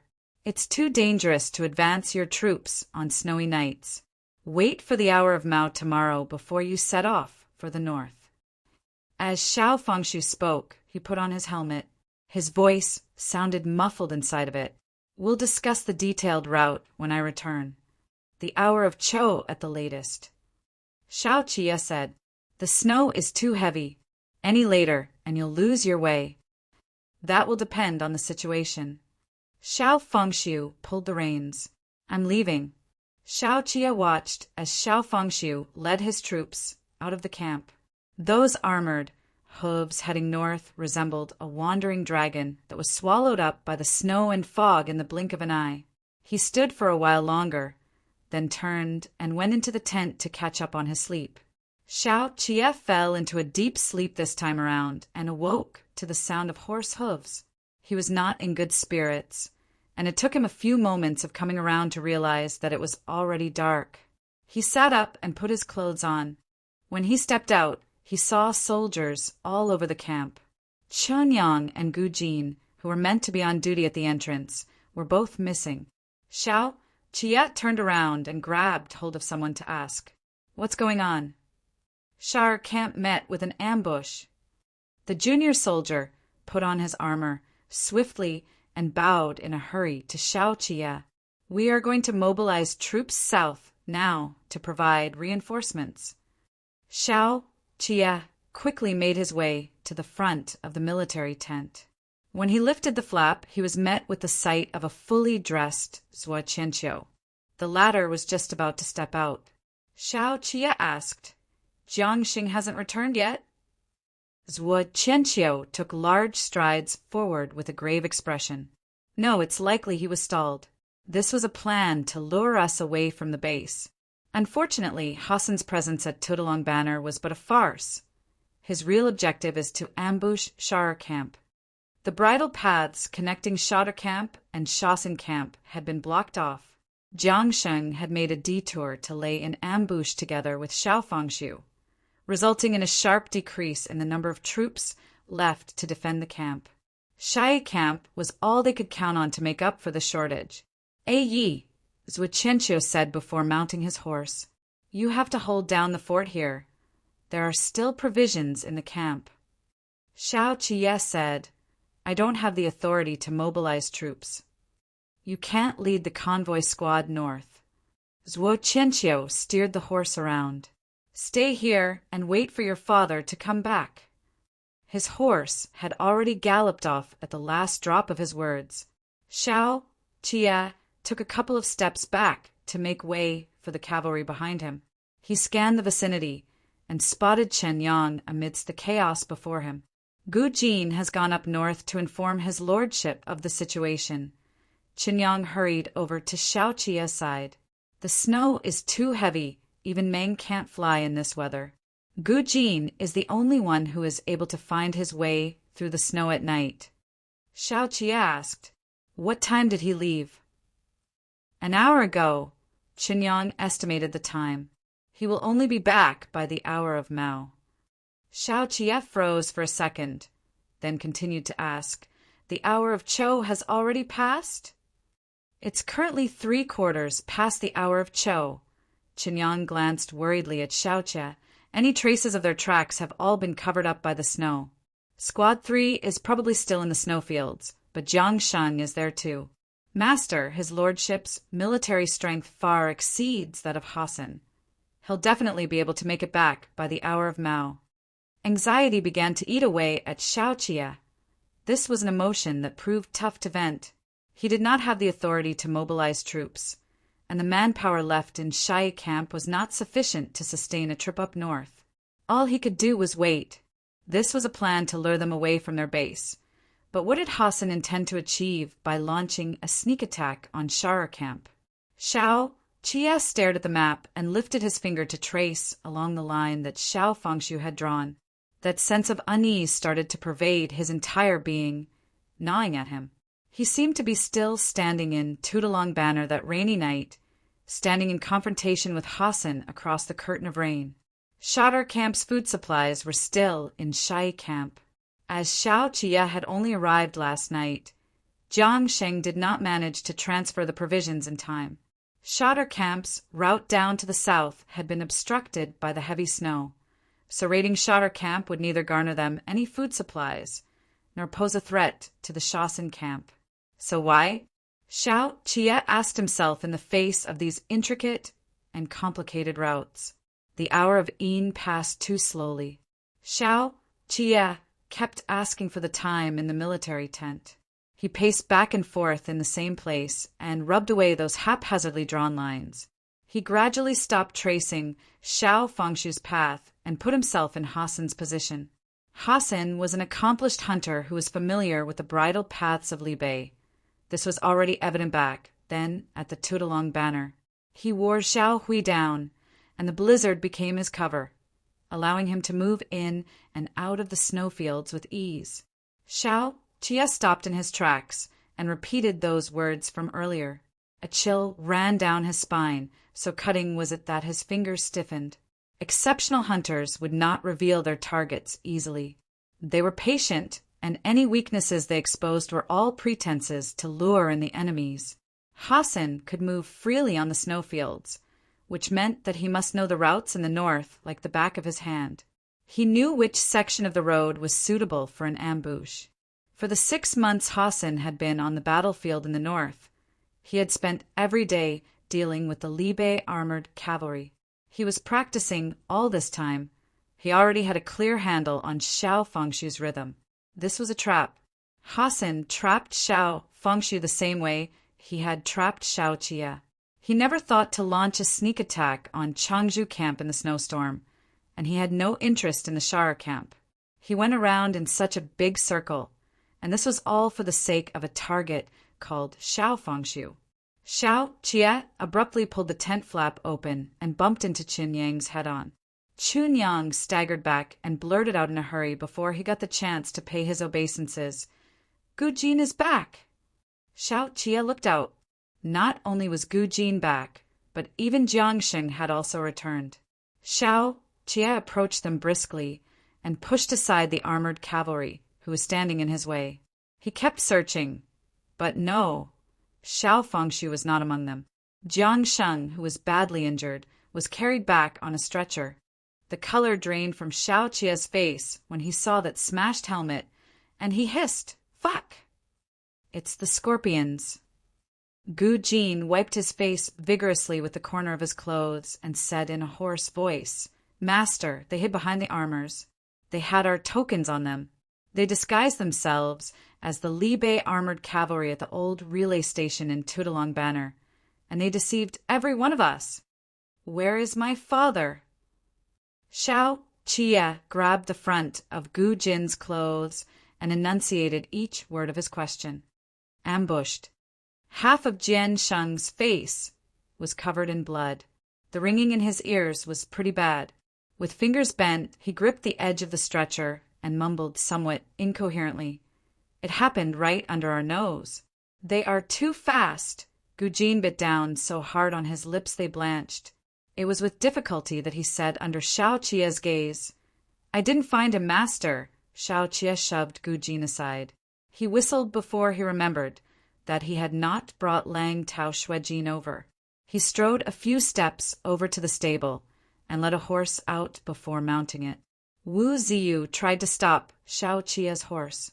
"Viceroy, you don't have authority to mobilize troops. You'll be dismissed and investigated for arbitrarily heading up north without permission. We have to first send a message to Shotter Camp and report." Without looking at Wu Ziyu, Xiao Jie cracked the horsewhip and shot forth like a sharp arrow. "Damn it!" Wu Ziyu flung down his helmet where he stood and shouted to his left and right, "Quick! Report it to Shotter Camp!" Xiao Jie galloped among the boundless expanse of heavy snow. The wind tore at his sleeves as he charged along the hoof prints towards the northwest. The cold was penetrating, and very quickly his freezing hands that were gripping the reins turned purplish red. The horse could not keep up with galloping at such speed, so he could only trudge through the heavy snow on foot. With his keen sense of smell, he tracked his way deep into the snowstorm through the devastated battlefield, where he found Xiao Fengshu in the dark. Xiao Jie covered his eyes with his frozen fingers and wiped away at them hastily, but a sound he could not contain escaped from his throat. The wind of the Hongyan Mountains tousled Xiao Jie's hair. It was here he stood helplessly until he eventually burst into gut-wrenching sobs. "Give it back!" Xiao Jie slid to his knees, torn asunder with grief and anguish as he choked with sobs at the deserted battlefield. "Give him back to me!" Hassan had taken away his father's head. Chapter 186, Blizzard. Chapter 186. Blizzard, the boundary between heaven and earth, was blurred as a blizzard assaulted the battlegrounds and completely engulfed the eastern mountain range of the Hongyan Mountains. No matter where the eyes roamed, it was a boundless expanse of white snow. Hassan had initially left, but the snowstorm tonight was too strong. Worried about losing his bearings in the snowfields, he could only head back to the abandoned relay station. The scorpions that Hassan was leading this time all possessed faces that bore a striking resemblance to the Dazhou natives. They had already taken off the layer of armor they had worn as their disguise and were currently sitting around together, drinking tea. Zhou, one of the scorpions, wiped the token and struggled to discern the text on it under the glow of the fire. "This one's surnamed Zhou, huh?" "Mine's surnamed Fu." Another person raised a token. "It's a man from Dying." Wolves all hail from Dying. A bearded man with a scar looked around at these younger generations, jesting around before his gaze finally landed on Hassan, who had been silent throughout. "You slew the king of wolves tonight. Hassan, from now on, you reign supreme on the battlefields in the north." The northern battlegrounds had always belonged to the king of wolves. Having occupied the highest peak of Hongyan Mountains with his valiance and prowess, Xiao Fengshu had, for the last 20 years, struck fear in the hearts of the 12 tribes of Baiantia at the mere mention of his name. Everyone present was acutely familiar with the legends surrounding him. Tonight, they had returned victorious, and the person they had slain was no ordinary mortal, but the god of Li Bei. Hassan, who was drinking his tea, smiled shyly at Wulihin after hearing what the latter had said. Hassan had always possessed an understated intelligence, but after tonight, no one would dare to belittle him. Wulihin could already predict just how fast Baiantia would raise through Li Bei in the next few years. They understood the present Li Bei all too well. Xiao Jiming had yet to recover from his serious injuries, and Xiao Jie was still a fledgling, wet behind his ears. In addition, there was a severe dearth of commanding generals, and Li Bei was facing an insurmountable winter. Hassan had been waiting for this moment for a very long time. "But you don't look very happy," Wulihin said. "Not quite what I expected." Hassan held up the bowl with both hands and remembered his war trophy. "I grew up listening to legends of him. He's invincible, coming from my father's mouth. The hero will be proud of you." Wulihin thought for a moment. "What you have hacked off tonight is also the head of the Li Bei armored cavalry." Hassan drank his tea and did not answer. But Wulihin was right. It was also the Li Bei armored cavalry's head that Hassan had severed this night. All along, this iron wall standing in the north had seemed to be so indestructible. But when Hassan was truly standing here, he found a fatal vulnerability in the chink of the Li Bei armored cavalry's armor. This troop was far too centralized. Although their faith was born of the land they stood on, they were overly reliant on their commander-in-chief. The amount of time since their establishment had been too short, and as a result, every single soldier had their eyes locked on Xiao Fengshu. It was as though as long as Xiao Fengshu was there, the Li Bei armored cavalry would be invincible and triumphant in every battle. Amur understood this principle, as did Hassan. The reign of Tianqin was the turning point in which the Li Bei armored cavalry was no longer in the position to hold the initiative. Xiao Jiming's retreat symbolized the beginning of its collapse, and Xiao Fengshu's comeback made Hassan certain that this was where the crux of the Li Bei armored cavalry lay. Hassan's transfer to the battlefield in the north was meant for him to familiarize himself with Xiao Fengshu. He had been following Amur on his battles all over the land ever since he was 8 years old, and the name he had heard the most in the commander tent had been Xiao Fengshu. At a time when Xiao Fengshu still knew nothing of him, he already knew of Xiao Fengshu's military habits. Hassan did not want to win just one battle. He wanted all fronts of Li Bei to topple. As to who would be grief-stricken over this, it was not something he should consider. Just like how Li Bei had never been considerate of Baiantia's suffering. Hassan wanted to crush his opponent with all he had. He wanted to pierce through his opponent's heart, so that his opponent could never recover from the setback. The time for Baiantia to turn the tables was now. They contended and tussled, sharpening their respective fangs in that accumulating debt of blood.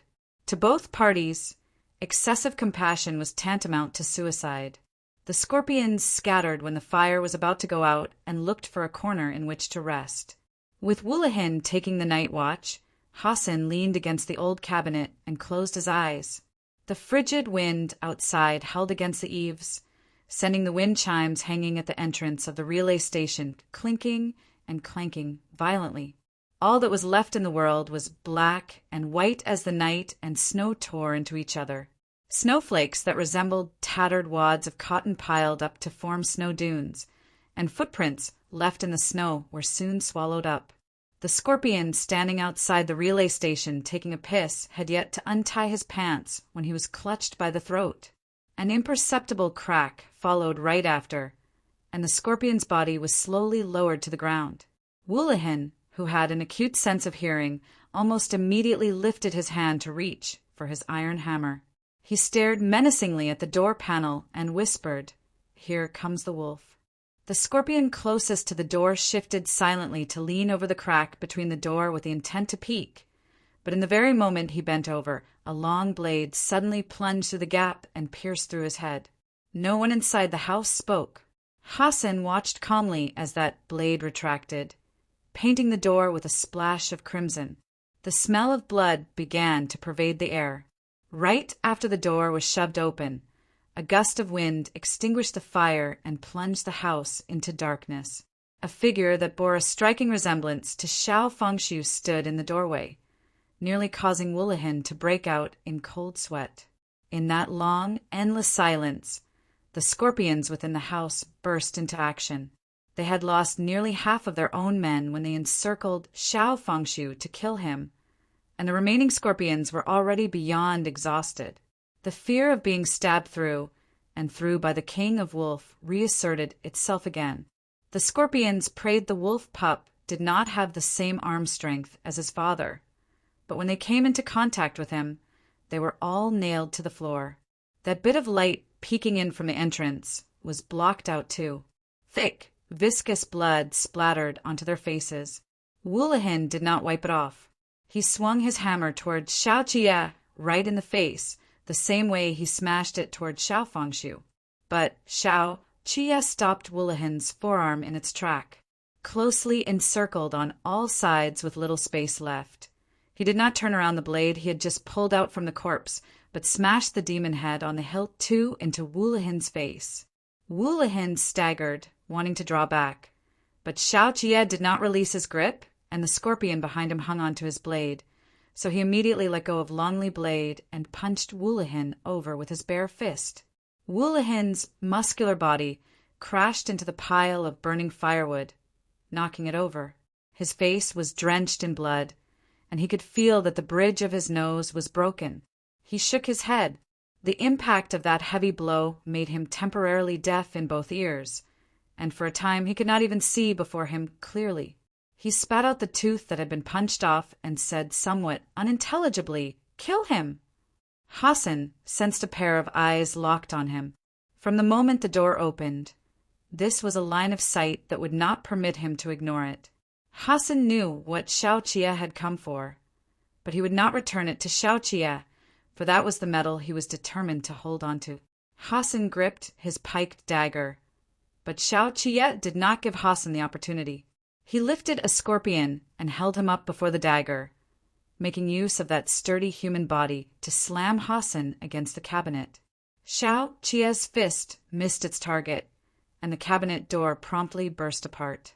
The cabinet behind Hassan collapsed with a loud crash, which gave Hassan some leeway to catch his breath. The sudden assault of his piked dagger was swift and fierce, but this time Xiao Jie did not dodge it. Instead, he grasped it and wrenched it towards himself. Hassan had experienced for himself Xiao Jie's strength back at the Tudalong banner.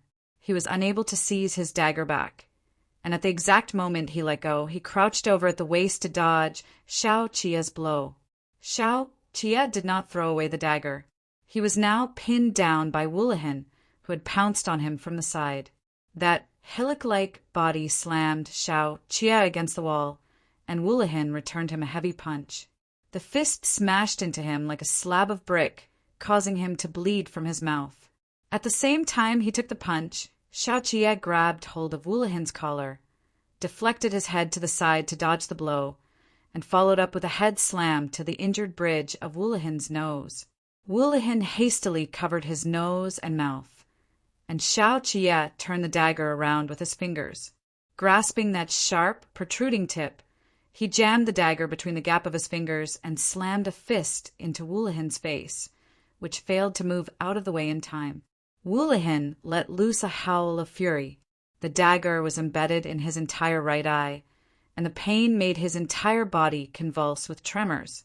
Blood poured profusely as he bent over and cursed in the Bayansha tongue.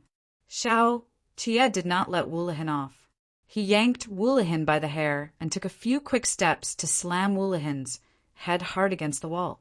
The chilling sounds of the impact persisted a few more times until the wall was awash in blood. The scorpion behind Xiao Jie pounced and hung on to Xiao Qia's back as he prepared to flip him over. But Xiao Qia did not move. He backhandedly felt for the scimitar on the scorpion's waist and released his grip on Wulahin. Wulahin cried out in pain and stumbled back. He had only taken 2 steps when he felt a cool sensation on his neck. Before he could even react, his blood spurted out like a fountain, and his head went tumbling. Xiao Qia lifted his hand to wipe at the metallic stench of blood, revealing in the darkness a pair of extremely bright eyes that brimmed over with frenzied insanity and hatred. This gave him the appearance of a ravenous wolf, one whose sense of reason had been completely devoured whole by this bout of heavy snow. He stared at Hassan and said one word at a time, "Give my father back to me." Hassan brushed back the red hair that was hanging over his eyes and looked at Xiao Qia as he said in a cold, detached voice, "Then, when will your father give my brother back to me?" Xiao Qia had already sprung closer. He had no wish to hear Hassan speak at all. As both men wrestled with one another, they crashed through the window and rolled into the snowstorm. Hassan struck back with all his might and knocked Xiao Qia down into the snow, then nimbly straightened up and stepped back as he gasped for breath. In a cold voice, he said, "Your father's armored hooves trampled his head into a pulp, right in the midst of a blizzard. He left his corpse out there in the wilderness." Xiao Qia propped himself up into a standing position and spat out the froth of blood in his mouth. Hassan twirled out a new pike dagger between his fingers. He slid those fingers along the cold gleam of the blade and said expressionlessly, "I'm merely returning the favor tit for tat." Both men collided together again once more. The snow blew so hard amidst the roaring wind that it stung the eyes, and the gasps of their breath sounded so very guttural. Even heaven and earth were howling. Xiao Qia locked Hassan's throat in a vice-like grip and lifted Hassan to smash Hassan's back against the damaged wall of the relay station. The force of the impact jolted the flakes of snow off the wall. Hassan grabbed Xiao Qia's right arm and twisted it with all his might, nearly breaking it. Xiao Qia's right hand went numb, and his old injury caused him to lose his grip, allowing Hassan to break free once again. The next instant, the remaining scorpions wrapped their arms around both of Xiao Qia's legs, causing his entire person to tumble into the snow. Hassan grabbed the opportunity and thrust the piked dagger towards Xiao Qia's nape from the back. Xiao Qia braced his elbow against the ground and took the stab to the back of his left shoulder, avoiding his vital spots. Hassan tried to pull out the picked dagger, but Xiao Qia backhandedly covered the back of Hassan's head with his hand and slammed Hassan's head down towards the ground with terrifying force, where he then held it firmly in place in the snow. Blood swiftly stained his shoulder. The dagger that had yet to be pulled out rose and fell along with each of his gasps for breath. Hassan pressed both palms against the snowy ground, and a hoarse sound escaped from his throat, but he could not lift his head. There was no way he could make Xiao Qia's palm budge at all. Xiao Qia yanked Hassan's red hair hard, his eyes red as he bellowed in a raspy voice, "Give him back to me." Credits. Thank you, Vrini, for pointing out the typo, and T for proofreading. Love. Footnotes. The word here used is decapitated or beheaded, although it also implied the slaying of the Xiaofangshu in this context, leaving the Libe armored cavalry headless or without a leader, kind of carving on the hilt of the blade. Chapter 187. Approach. Chapter 187. Approach. Hassan was panting heavily. His cheeks stung from being scraped by the ice on the snowfield, and the nape of his neck had turned red from exertion. The howl of the wind behind Xiao Qia's back intensified, and the sudden swing of an iron hammer knocked him over. Seizing his opportunity, Hassan climbed to his feet and spat out the ice in his mouth. The scorpions had suffered heavy losses this time. Of the remaining 10 or so men who had crossed paths with Xiao Qia, there were only a few still alive now. A scorpion on night patrol in the far distance blew the horn. Hassan backed off, knowing from the wind that the pack of wolves was currently charging this way. Hassan flipped onto his horse, albeit unwillingly. His hand fell to the hilt of his scimitar. But before he could do anything, the gerfalcon in the sky swooped down, its cry erupting in his ears. Following right after, a long arrow burst through the snowstorm under the billowy darkness of the night and hurtled straight for his head. Xiao Qie braced himself against the ground. His back was soaked through, but he could not tell if it was blood or sweat. With sticky fingers, he grabbed a handful of snow and stuffed it into his mouth, swallowing down the blood between his teeth. At the same time he climbed to his feet, he lunged for Hassan. Hassan was almost dragged down by this force. He struck back with his elbow, but Xiao Qie lifted his palm to grab hold of it. Then Hassan's world turned topsy-turvy as Xiao Qie flung him over. Before Hassan could return a strike, a punch from Xiao Qie made him choke out bile. Hassan hissed as he felt the ache in his mouth. He kicked Xiao Qie hard in the chest and immediately rose swiftly with aid from his elbows. But Xiao Qie was too tough of a nut to deal with. There was no way he could escape without taking Xiao Qie out. Hassan understood this feeling. He broke into a run with the horse and braced himself with his arms to flip onto it before Xiao Qie made his next attack. He blew his whistle, then ripped off the sack hanging at the side of the horse and held it up high at Xiao Qie. Hassan's fingers clenched tightly at that sack. Never had he felt unable to take it lying down so intensely. But the very next moment he flung the sack out. His voice cut through the wind as he said with detest at the same time he turned his horse around. After tonight, my name will overshadow the Libe armored cavalry. I'll make you people pay back double for what you owed me since the battles on the eastern mountain ranges. His red hair flared ostentatiously, like the manifestation of his hatred. Take your father and scram! Xiao Qie instantly understood what that sack was. The bitter wind raged. He staggered over the snow and dashed over with all he had. As he fell and rolled over, he caught hold of the sack firmly. Hassan instantly cracked his horsewhip and galloped away into the vast expanse of heavy snow. Xiao Qie lay on the ground, hugging that sack as he stared at the dome of heaven. He clenched his teeth even as his chest heaved heavily, unwilling as he was to shed another tear. But he could not control the sobs. He could not look at Xiao Fengshu in his arms. The armored cavalry swarmed over, and Zuo Qianqiu took the lead in tumbling down his horse. Countless helmets were removed in the ensuing silence. Heavy snow buried Xiao Qie. He heard the wails of the Hongyan Mountains.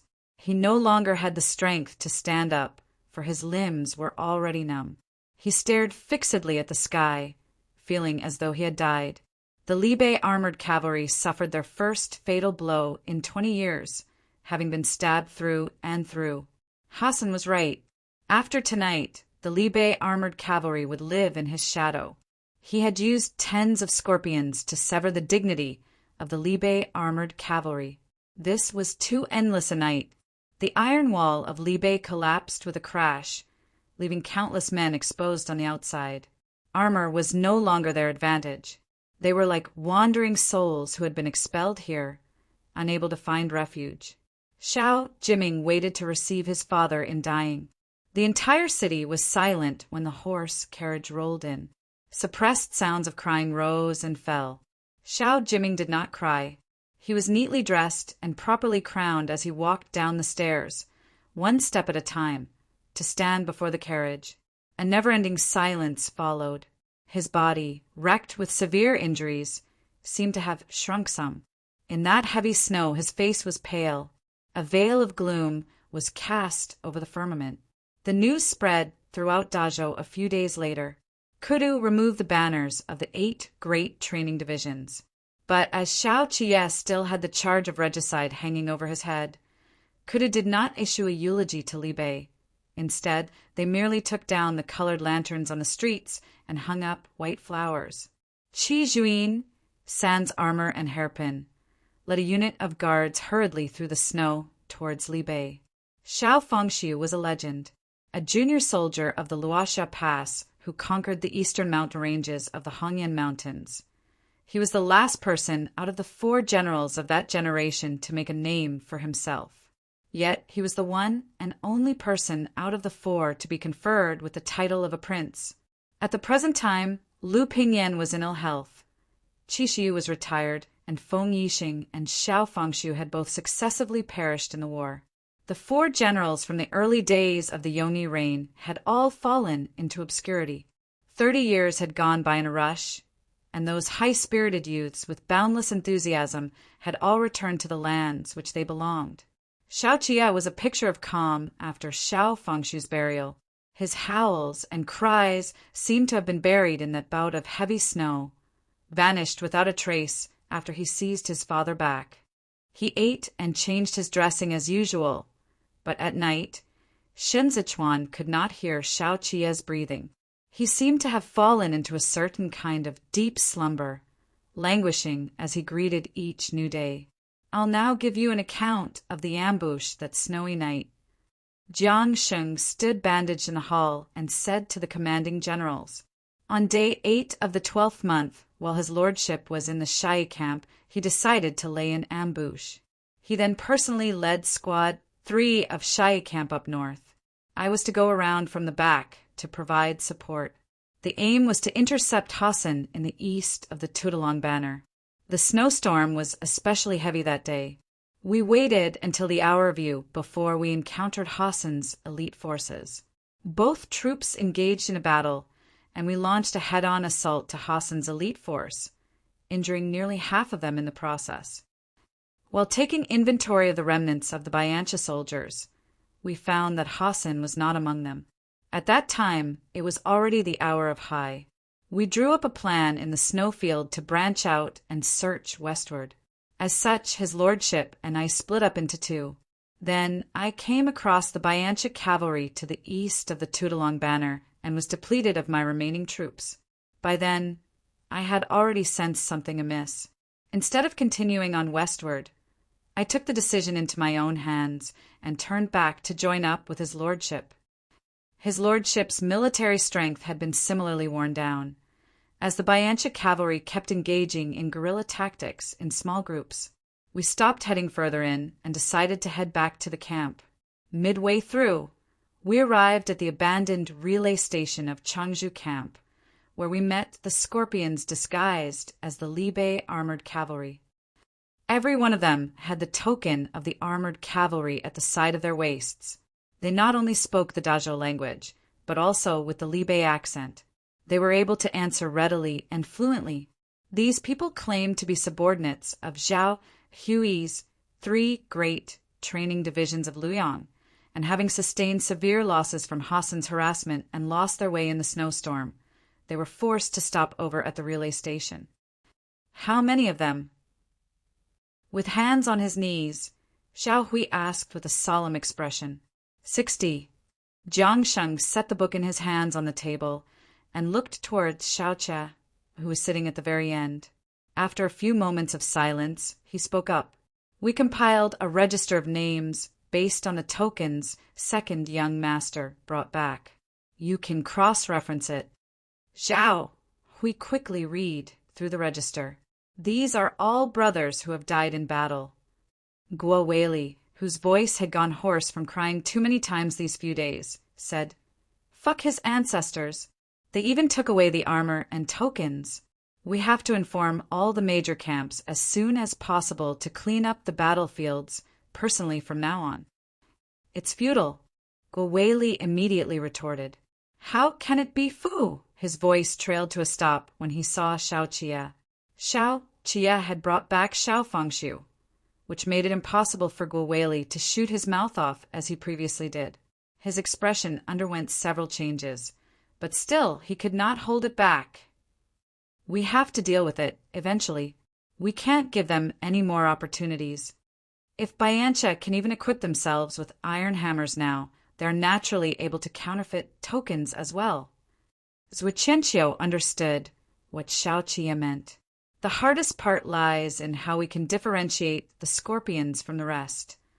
With his cloak draped around him, Xiao Jiming contemplated it for a moment. Recall back the tokens. We'll no longer use them. Continue with what you were saying. Jiang Sheng continued. Deceived by the scorpions, we lay down our blades, and that was when it all happened. At this point, he exposed half of his face. That sort of iron hammer was custom, made to go up against the armored cavalry.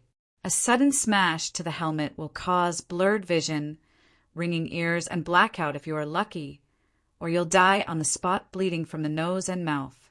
My troops couldn't react in time at all, and I was knocked unconscious to the ground. I don't know what happened after.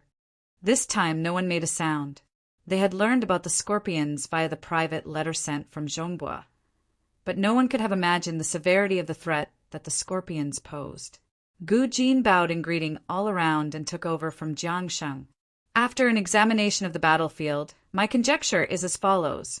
Hassan failed to besiege his lordship, so he changed his tactics to outflank his lordship from both sides on the snowfield with his elusive elite troops and had his lordship trapped in the heavy snow. This consequently led to the total annihilation of Squad 3. Damn you! I don't believe it. His lordship is invincible in the fields. Gwaweli stood up and irritably paced up and down. Eventually he said with reddened eyes, "What is Hassan?" He was still sucking on milk when his lordship was already the implicit king of the northern battlegrounds. We've been fighting in the field with Bayansha for almost 20 years. There's no way the armored cavalry led by his lordship can lose.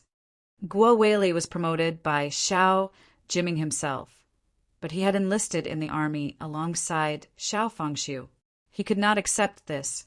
The tactics he used to fight against Hu Hilu in the field when he was stationed in Changzhou camp had been learned from Xiao Jiming, and while Xiao Fengshu had never taught him before, Gwaweli's style of combat was obviously picked up on the sly through his observations of Xiao Fengshu. The sound of discussion in the hall increased, and the noise gradually grew to a crescendo. They were presently like a node on the brink of collapse. Every person's nerves were stretched taut with tension as they struggled to preserve the current stability of the Libe armored cavalry, but the sense that they were inching towards a complete breakdown still pervaded the atmosphere. The Prince of Libe was dead. This phrase was like a nightmare weighing down on everyone's mind, crushing them. They were helpless against Hassan. It was as if it was only at this moment that they came to the harsh realization that the Libe armored cavalry had already fallen a long way behind Amur. Xiao Qie found it noisy, but he did not utter another word other than that futile comment of his. It was here he sat with a splitting headache. The injuries on his shoulder and arm simultaneously assaulted his consciousness on both sides. He heard Hassan, Hassan, this name being shouted everywhere. This word was a shadow haunting him relentlessly. At night, Shen Zichuan could not sleep well. He had to wake up every now and then to make sure Xiao Qie was still there, but when he awoke this night, Xiao Qie was not inside. Shen Zichuan got up and hurried over to the doorway, where he found Xiao Qie standing in the courtyard, dressed only in a single layer of garment. It was snowing again. Xiao Qie's shoulders were blanketed with a thin layer of snow. On hearing movements, he looked back and smiled faintly at Shen Zichuan with an expression meant to reassure. Shen Zichuan gazed at him.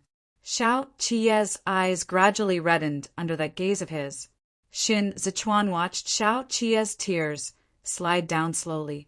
He understood everything. To this day, Xiao Qie was still lost in his memory of that blizzard. The wolf pup that had run alone for dozens of li had not returned at all. Shen Zichuan pushed open the door without even putting his shoes on. Xiao Qie had already begun to choke with sobs.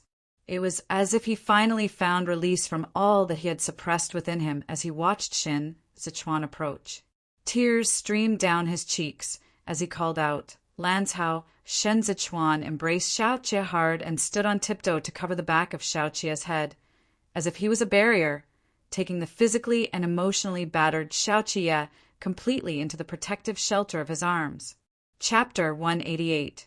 Offense and Amp Defense. Chapter 188. Offense and Amp Defense. Libe was still deep in grief when Bayansha attacked again. After this battle, Hassan had become the indisputable and irreplaceable Esahiri, or hero of the Hanchi tribe. His reputation was almost comparable to that of Amuer's, but he did not have time to turn around and listen to compliments. He had to seize the opportunity to strike Li Bei where it hurt and shift the battleground to the west of the Tudalong banner, so that he could have the Bayancha cavalry take over the fertile pastures along the eastern mountain range of the Hanyan Mountains before the start of spring. Shai and Shatter camps suffered their most brutal attack of the year. With Jiang Sheng severely injured and unable to partake, Xiao Jiming deployed Zhao Hui and Guo Weili to hold the fort, but the appearance of the scorpions caused both of them to suffer heavy casualties one after the other. The Li Bei armored cavalry was trapped in a predicament.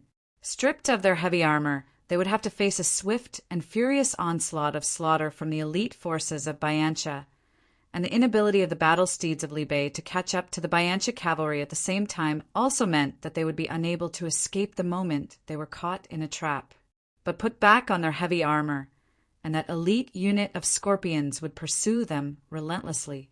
Guo Weili lost the 3 battles he fought, each time surviving by the skin of his teeth. In the month that followed, all the front lines of Li Bei came under attack. It was as though Hassan wielded a scimitar in his left hand and an iron hammer in his right. With every strike, he dished out capable of landing a blow right at Li Bei's most vital point. And that was not just the most terrifying part about him. Hassan was also very clear about who his opponent was every time they crossed swords on the battleground.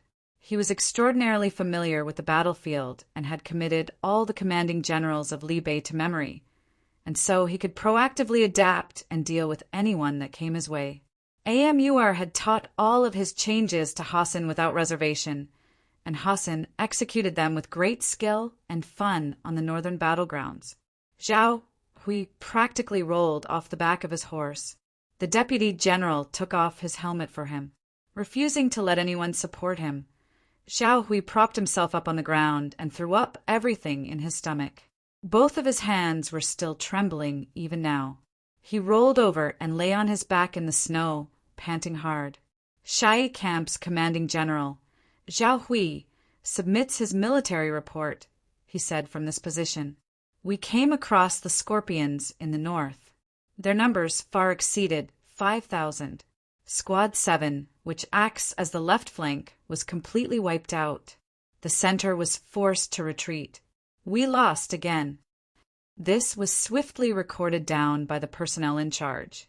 Urgent correspondences had to be immediately sent out of the camp with great haste and delivered to Dine before tomorrow night.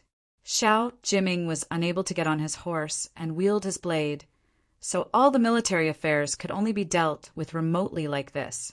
To guard against surprise attacks, he gave the commanding generals of the various battlegrounds the authority and power to self-mobilize troops in the face of danger.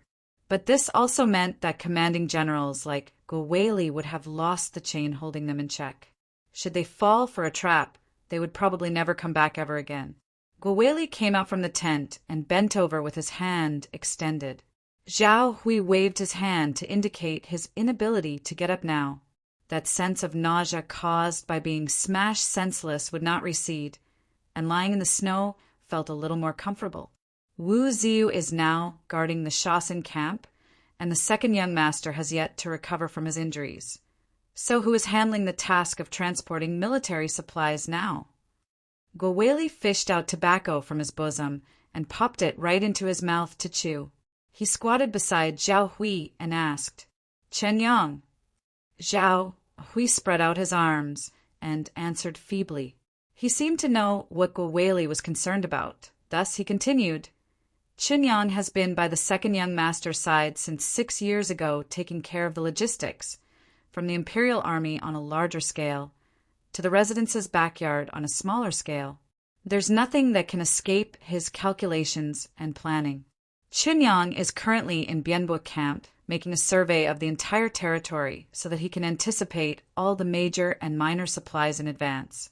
As long as the bridle paths stay unobstructed, he will be able to ensure that the various camps will have no lack of supplies." Looking at the fragments of snowflakes in the sky, Guo Weili said, "We are short of battle steeds." They had already been starting to lack battle steeds at the beginning of autumn. The depletion of the horses' back, then, was not this serious, and the stables in dying could still cope with the demand. But now the armor-wearing battle steeds could no longer withstand the heavy hammers, and their injuries were often far more severe than the soldiers. Then there was the bitter cold weather and environment. Their horses could not endure the cold as well as the ponies. The sky gradually darkened. Zhao Hui regained some of his energy and sat up. He reached out to wipe away a handful of blood, then said to Guo Weili, "That one smash from the hammer made my nose bleed. I couldn't wipe it away in time and swallowed it all back down." Gross. Guo Weili, with his head full of messy hair, did not want to stand up either, having squatted until his legs went numb. He paused for a moment, then said in a low and hoarse voice, "In the past I considered Huhilu as one of Biancha's elites, but now that I've encountered Hassan, I realize Huhilu is a good-for-nothing." Zhao Hui brushed off the fragments of snow on his knees and said, "Hassan is bold in his deployment of people, and he has infinite tricks up his sleeves. He knows us inside out." He let loose a sigh, and this is where the difficulty lies. But they all tacitly knew that what was most formidable about Hassan had not even been put on display yet. Hassan had fought offensive and defensive battles with the Bianjuan commandery, the hardest of all to attack, in the south for several years. Compared to field battles, he was even better at attacking cities. Now that Li Bei had completely switched from offensive to defensive, the battleground camps had become rudimentary cities. It would not be long before they got a personal taste of Hassan's barrage of attacks coming down on them like torrential rain. Guo Weili hated Hassan with every fiber of his being, but even he had to concede that Hassan was absolutely a genius born for the battlefields. To date, Guo Weili had never met a general who could hold and control the initiative so firmly in hand like this. He was just as unpredictable as a gale. He did not give Li Bei another chance to fight back at all. Whoever takes the initiative controls the rhythm. Guo Weili spat out the chewed tobacco. "We have to disrupt his pace, even if we lose. Otherwise, we won't have to wait until the beginning of spring.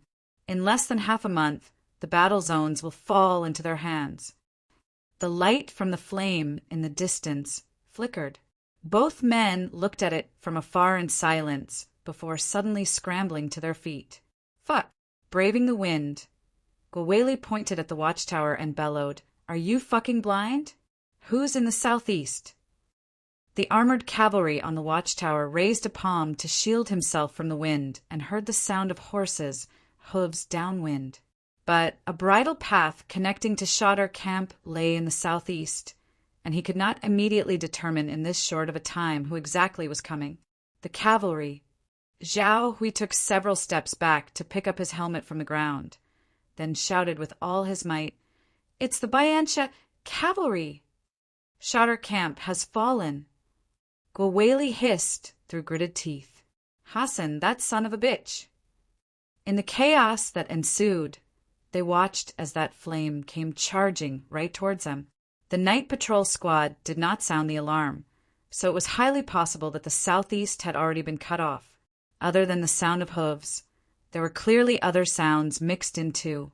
The stone catapults! The helmet in Zhao Hui's palm slipped to the ground.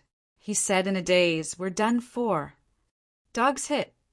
Guo Weili hauled Zhao Hui up and shouted all around him as he strode briskly, "Extinguish the flames in the watchtower!" Guo Weili suddenly shoved Zhao Hui and followed up with a punch that made Zhao Hui's nose bleed again. "What are you, a dog?" Zhao Hui covered his nose and spat out the froth of blood. "We are wolves." Guo Weili turned back and stared viciously towards the southeast. The hardest iron wall to fight in this world is not the Bianjuan commandery, but the Li Bei armored cavalry. He pounded his own chest with a clenched fist and hollered all around him. The battleground in the north belongs to Shaofangshu, and the Li Bei armored cavalry rule this expanse of battlefield. Whoever the fuck is a dog can jolly well eat shit. I will never retreat. We are wolves. His eyes were both red as he shouted in a hoarse voice, "Bite these motherfuckers to death!" Zhao Hui wiped his nosebleed and kicked Guowei from behind. Guowei, with stubble on his face, locked eyes with Zhao Hui and asked, "Isn't Hassan the most adept at attacking cities?" Zhao Hui picked up his helmet again and sniffled. He won't be adept at it soon. There was a click as the mechanism trigger kicked into action, and the baffles swiftly sealed off the crenels in all four sides of the camp walls, instantly turning Shai camp into an impregnable fort shaped like an iron drum. The Bayancha cavalry stopped a short distance away. Through the darkness of the night, Hassan saw the heavy crossbow mechanisms protruding from those city walls. A few years before, Xiao Jiming had transformed Shai, Sha'er, and Shasin camps into heavy-duty ramparts.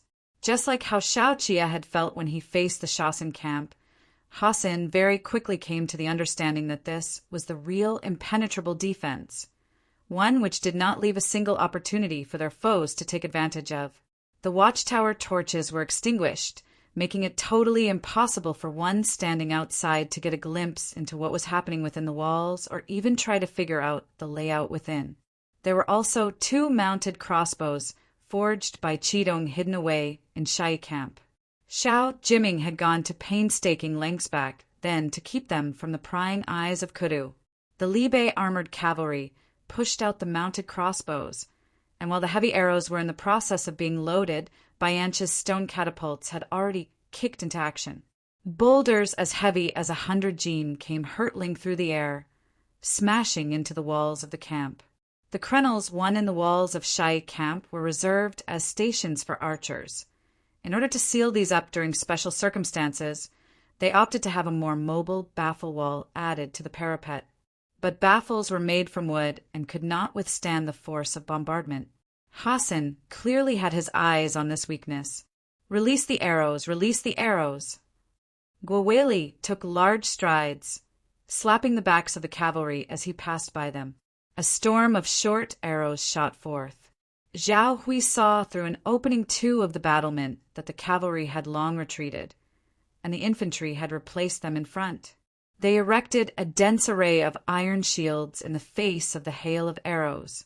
The arrows rained down on the surface of the shields, but could not inflict any damage on anyone at all. "That's the iron shield of the Qidong garrison troops," Zhao Hui said.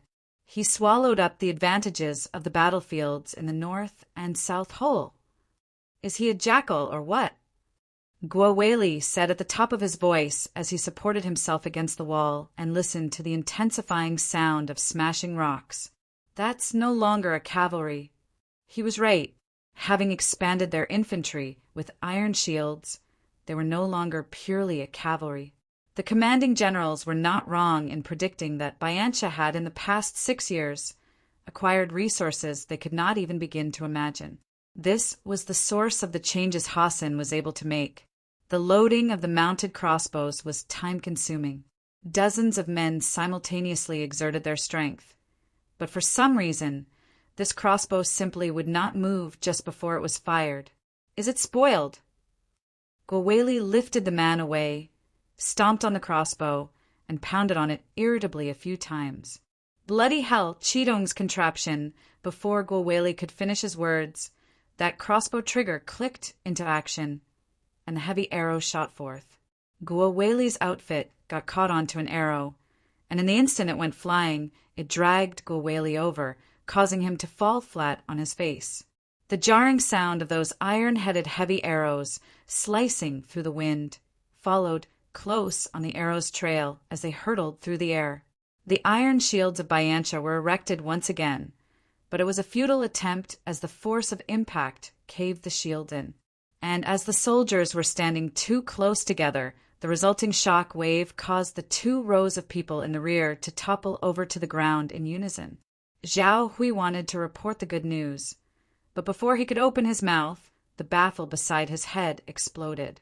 Reacting quickly, he crouched down with his hands covering his head and was nearly stabbed in the eye by a flying wooden splinter. The baffle was destroyed. "Damn it!" Zhao Hui muttered to himself with his head and face covered in dust.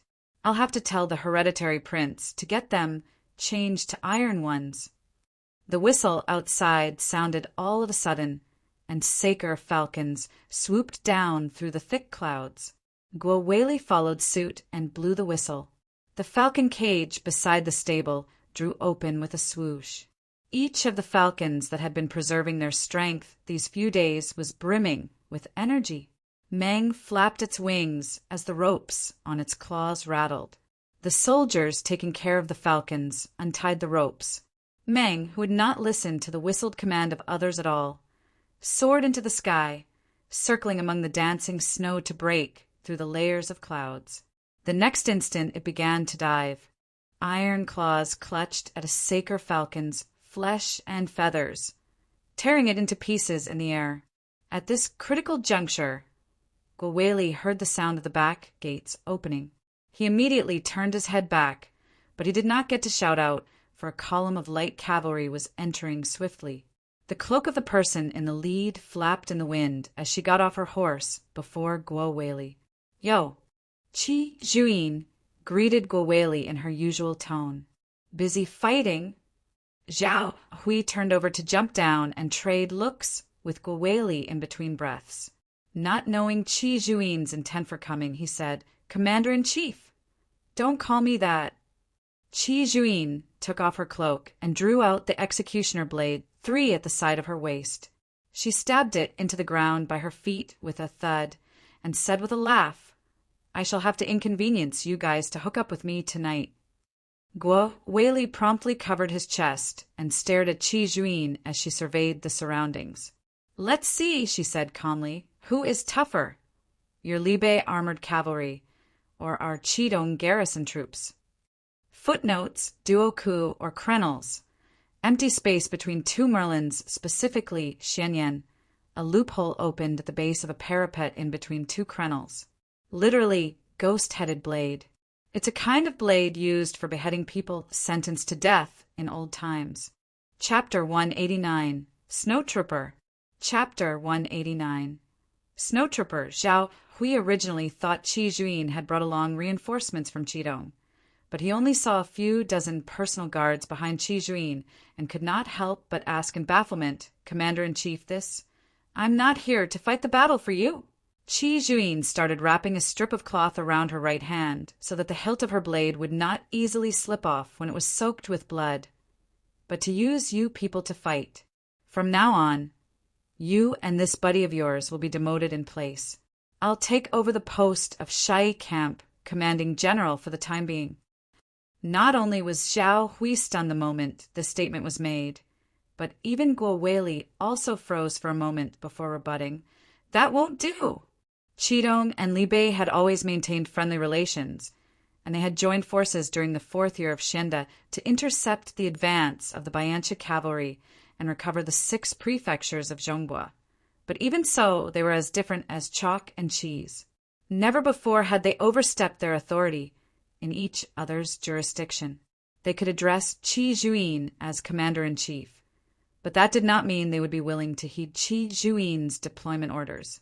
On hearing that, Chi Wei took out an authority token from the cloth bag at the side of his waist and tossed it to Gwaweli. Gwaweli caught it and turned it over for a look. It was Xiao Jiming's authority token. The smashing rocks had already destroyed all the baffles facing the southeast. Single-branch cannons, 1 took over their place on the crenels. Although these were called cannons, they were actually catapults with a leather nest for loading rocks set up on a long pole to be launched by manual manpower. They were less powerful compared to the catapults Hassan had brought. The infantry Hassan had positioned in front hoisted up their iron shields. In order to move forward at the risk of being smashed by the falling rocks, they had no choice but to slow down. On seeing that Chi Juin had already pulled out her executioner blade, Zhao Hui quickly followed after her and said, "Shai Camp only has 8,000 men left, while the range estimate of Hassan's force puts it at 10,000 cavalrymen. Is the commander-in-chief going to lead us to put up a defense until reinforcements arrive? With the fall of Shatter Camp, however, we will have to wait until the day after tomorrow at the latest before there will be reinforcements. During this period, What are you worried about? The walls of this camp are as thick as 4 zhang. 2, even if all the baffles were to go down, they would not be able to breach and take down the camp. You have sufficient kerosene, and even 2. Qi Juin saw the mounted crossbow and said with delight, "Mounted crossbows forged by our Qidong. We don't have enough heavy arrows." Seeing as Qi Juin meant to get on her horse and head out of the city, Zhao Hui hurriedly piped up, "We can't get back arrows we have already shot, and the reserves in the camp will not last until tomorrow. Commander-in-Chief, what are you lifting Zhujiu for? Head up the city wall and give us your instructions. We can fight." Qi Juin's blade was called Zhujiu. With Zhao Hui blocking her way, she said, "Hassan's 10,000-man army has to shoulder the load of military weapons they never had before. To maintain the speed of their advance, it would be necessary for him to cut down on the rations they take along with them. So he can't fight a protracted war right now. As long as you can keep your patience in the city, you can wait until he retreats." Qi Juin took a few steps back as she spoke and raised her voice, "But miss the opportunity tonight, and you will no longer find another opportunity like this again.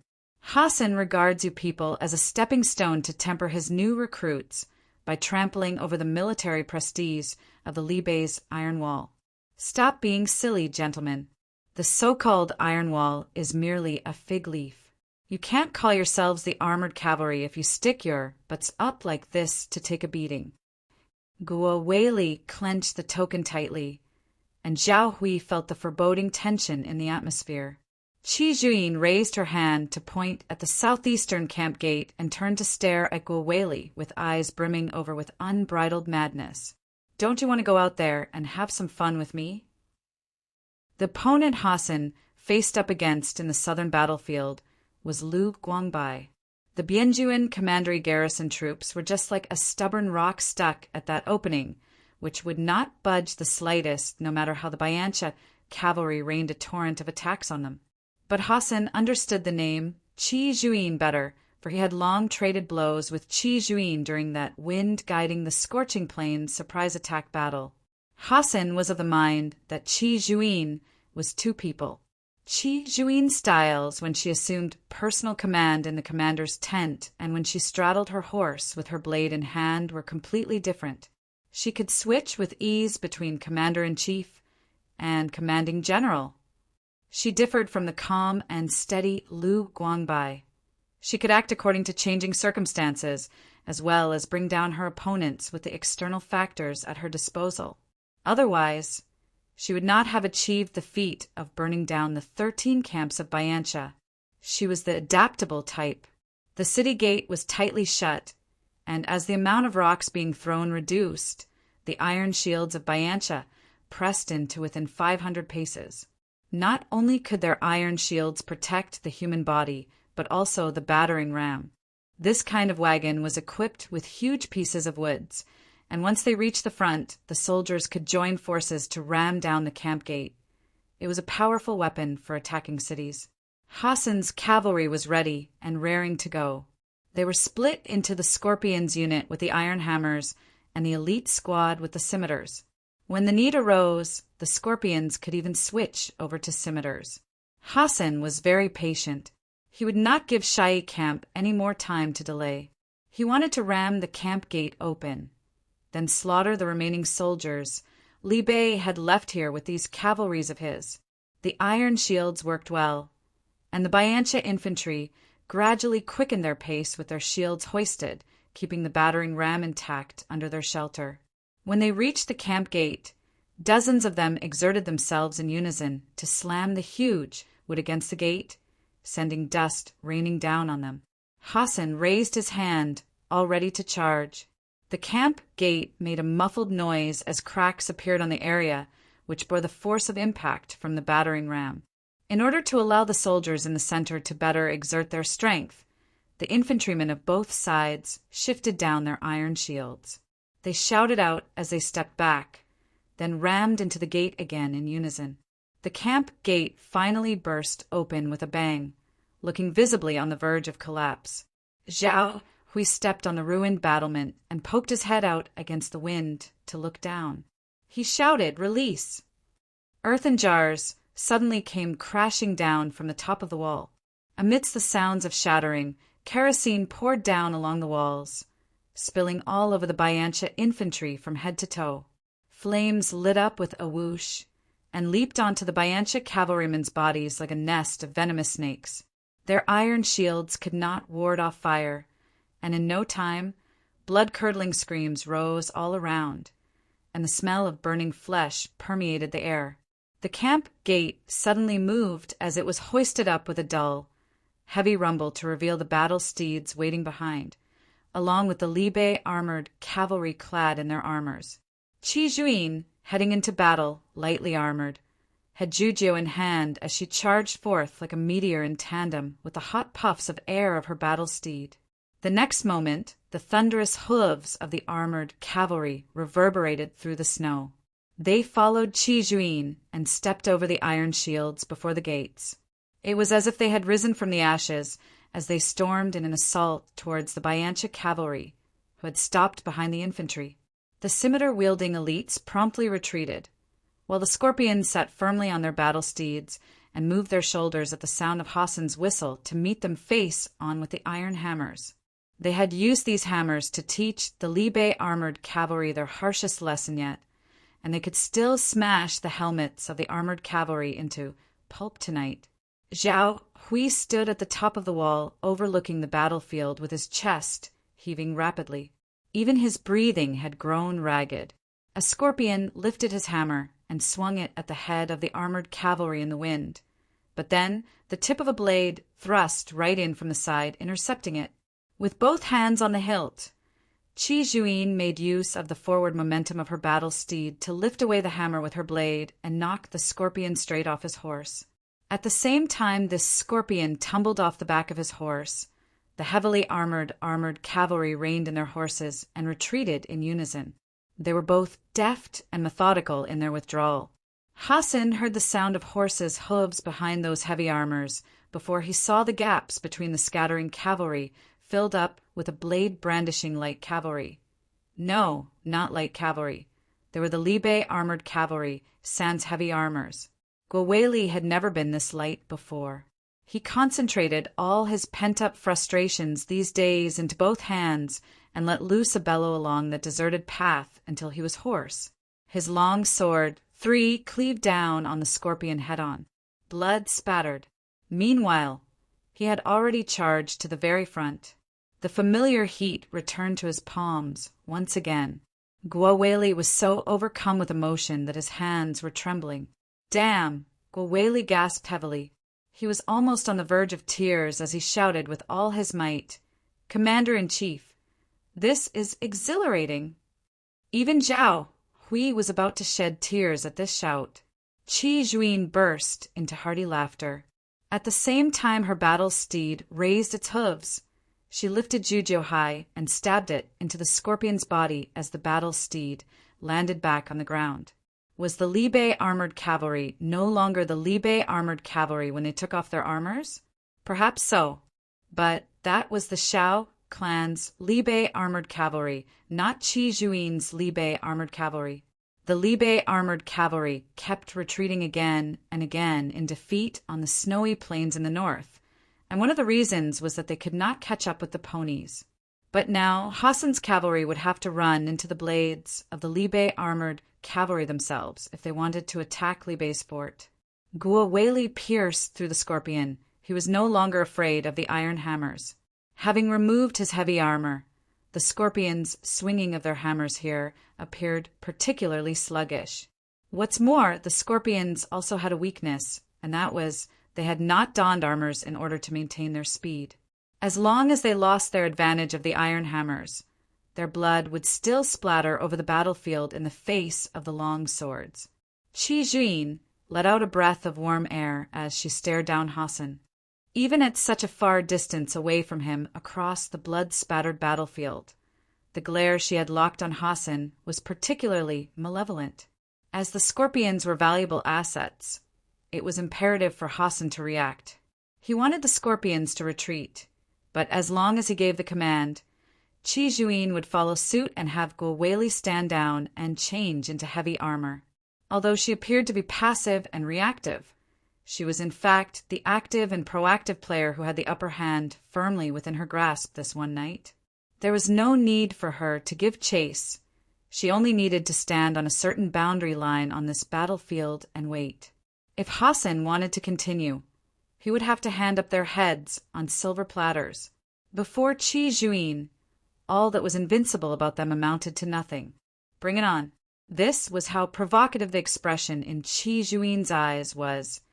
She even threw a taunting smile in his direction, and while she was at it, casually shook off the beads of blood on the surface of her blade. Retreat. Hassan promptly decided not to persist in fighting. But Hassan had brought military weapons with him, and these were all things that he had gone to painstaking lengths to acquire and transport out of Zhongbua. It would be a loss for him to leave these here when he retreated. Should he delegate part of his troops to transport the weapons, a portion of the cavalry would be forced to slow down, encumbered by the supplies. Qi Juin leveled her blade and patted her horse onward, leading Guo Weili to give chase amidst the flying snow. She knew that Hassan's elite troops would surely be the first to withdraw. This gesture was more like coaxing a child as she led the Libe armored cavalry who had been ousted all day by the Bayancha cavalry to give chase close behind the Bayancha cavalry's asses to oust them. From time to time, they would even intimidate the other party. Guo Weili finally got his chance to vent his frustration. With his adrenaline pumping, he wanted to continue giving chase, but Qi Juin yanked him back by the back of his collar. Go home. Qi Juin looked at that snowfield and curbed her smile. Leave the camp, and you will fall again into the same predicament as before. Hassan is not someone who will run away with his tail between his legs. Don't give him the opportunity to rally his forces. Guo Weili, having been won over, naturally heeded Qi Juin's advice. At the same time he turned his horse around, he said excitedly, Commander-in-Chief, let's fight like this too on the snowfields in the future. Hassan doesn't count for shit.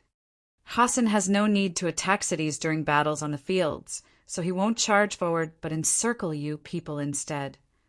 Qi Juin pondered it over. But from the way it played out tonight, it seems that the changes he has made need to be refined too.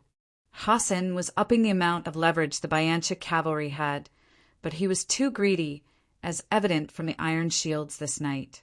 This batch of infantry did not give the Bayancha cavalry an advantage. On the contrary, they could be considered a liability. They could not outrun the battle steeds on the snowfields at all. The moment they fell behind, all that awaited them was death. They could only be used to attack cities. Guo Weili still had something to say, but then Qi Wei suddenly blew the whistle and spurred his horse over from the scouts to Qi Juin's side. Commander-in-Chief, there are still soldiers approaching. The snow intensified in the wind, brushing past against fur collars as the infantry trudged unevenly across the snowdrift. Their hair had gone all white from the snow, courtesy of the wind, and they had been walking with their heads lowered for an unknown amount of time. They seemed exhausted, yet they were highly cohesive and could quickly prostrate themselves as soon as they heard the sound of horses' hooves. They were infantrymen most skilled in the art of ambush in this world.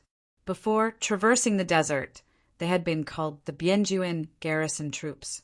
Qi Juin dismounted and stood facing the man at the head of the group through the heavy snow. She was so familiar with this army that she could recognize who he was just from Qi Wei's detailed report. The man with stubble took down the strip of cloth covering his face and stood there gasping for breath. He had left for so long it felt like a different lifetime. He smiled a little and said wearily, Commander-in-Chief, I am the reinforcement. It was the deserter Lu Guangbai.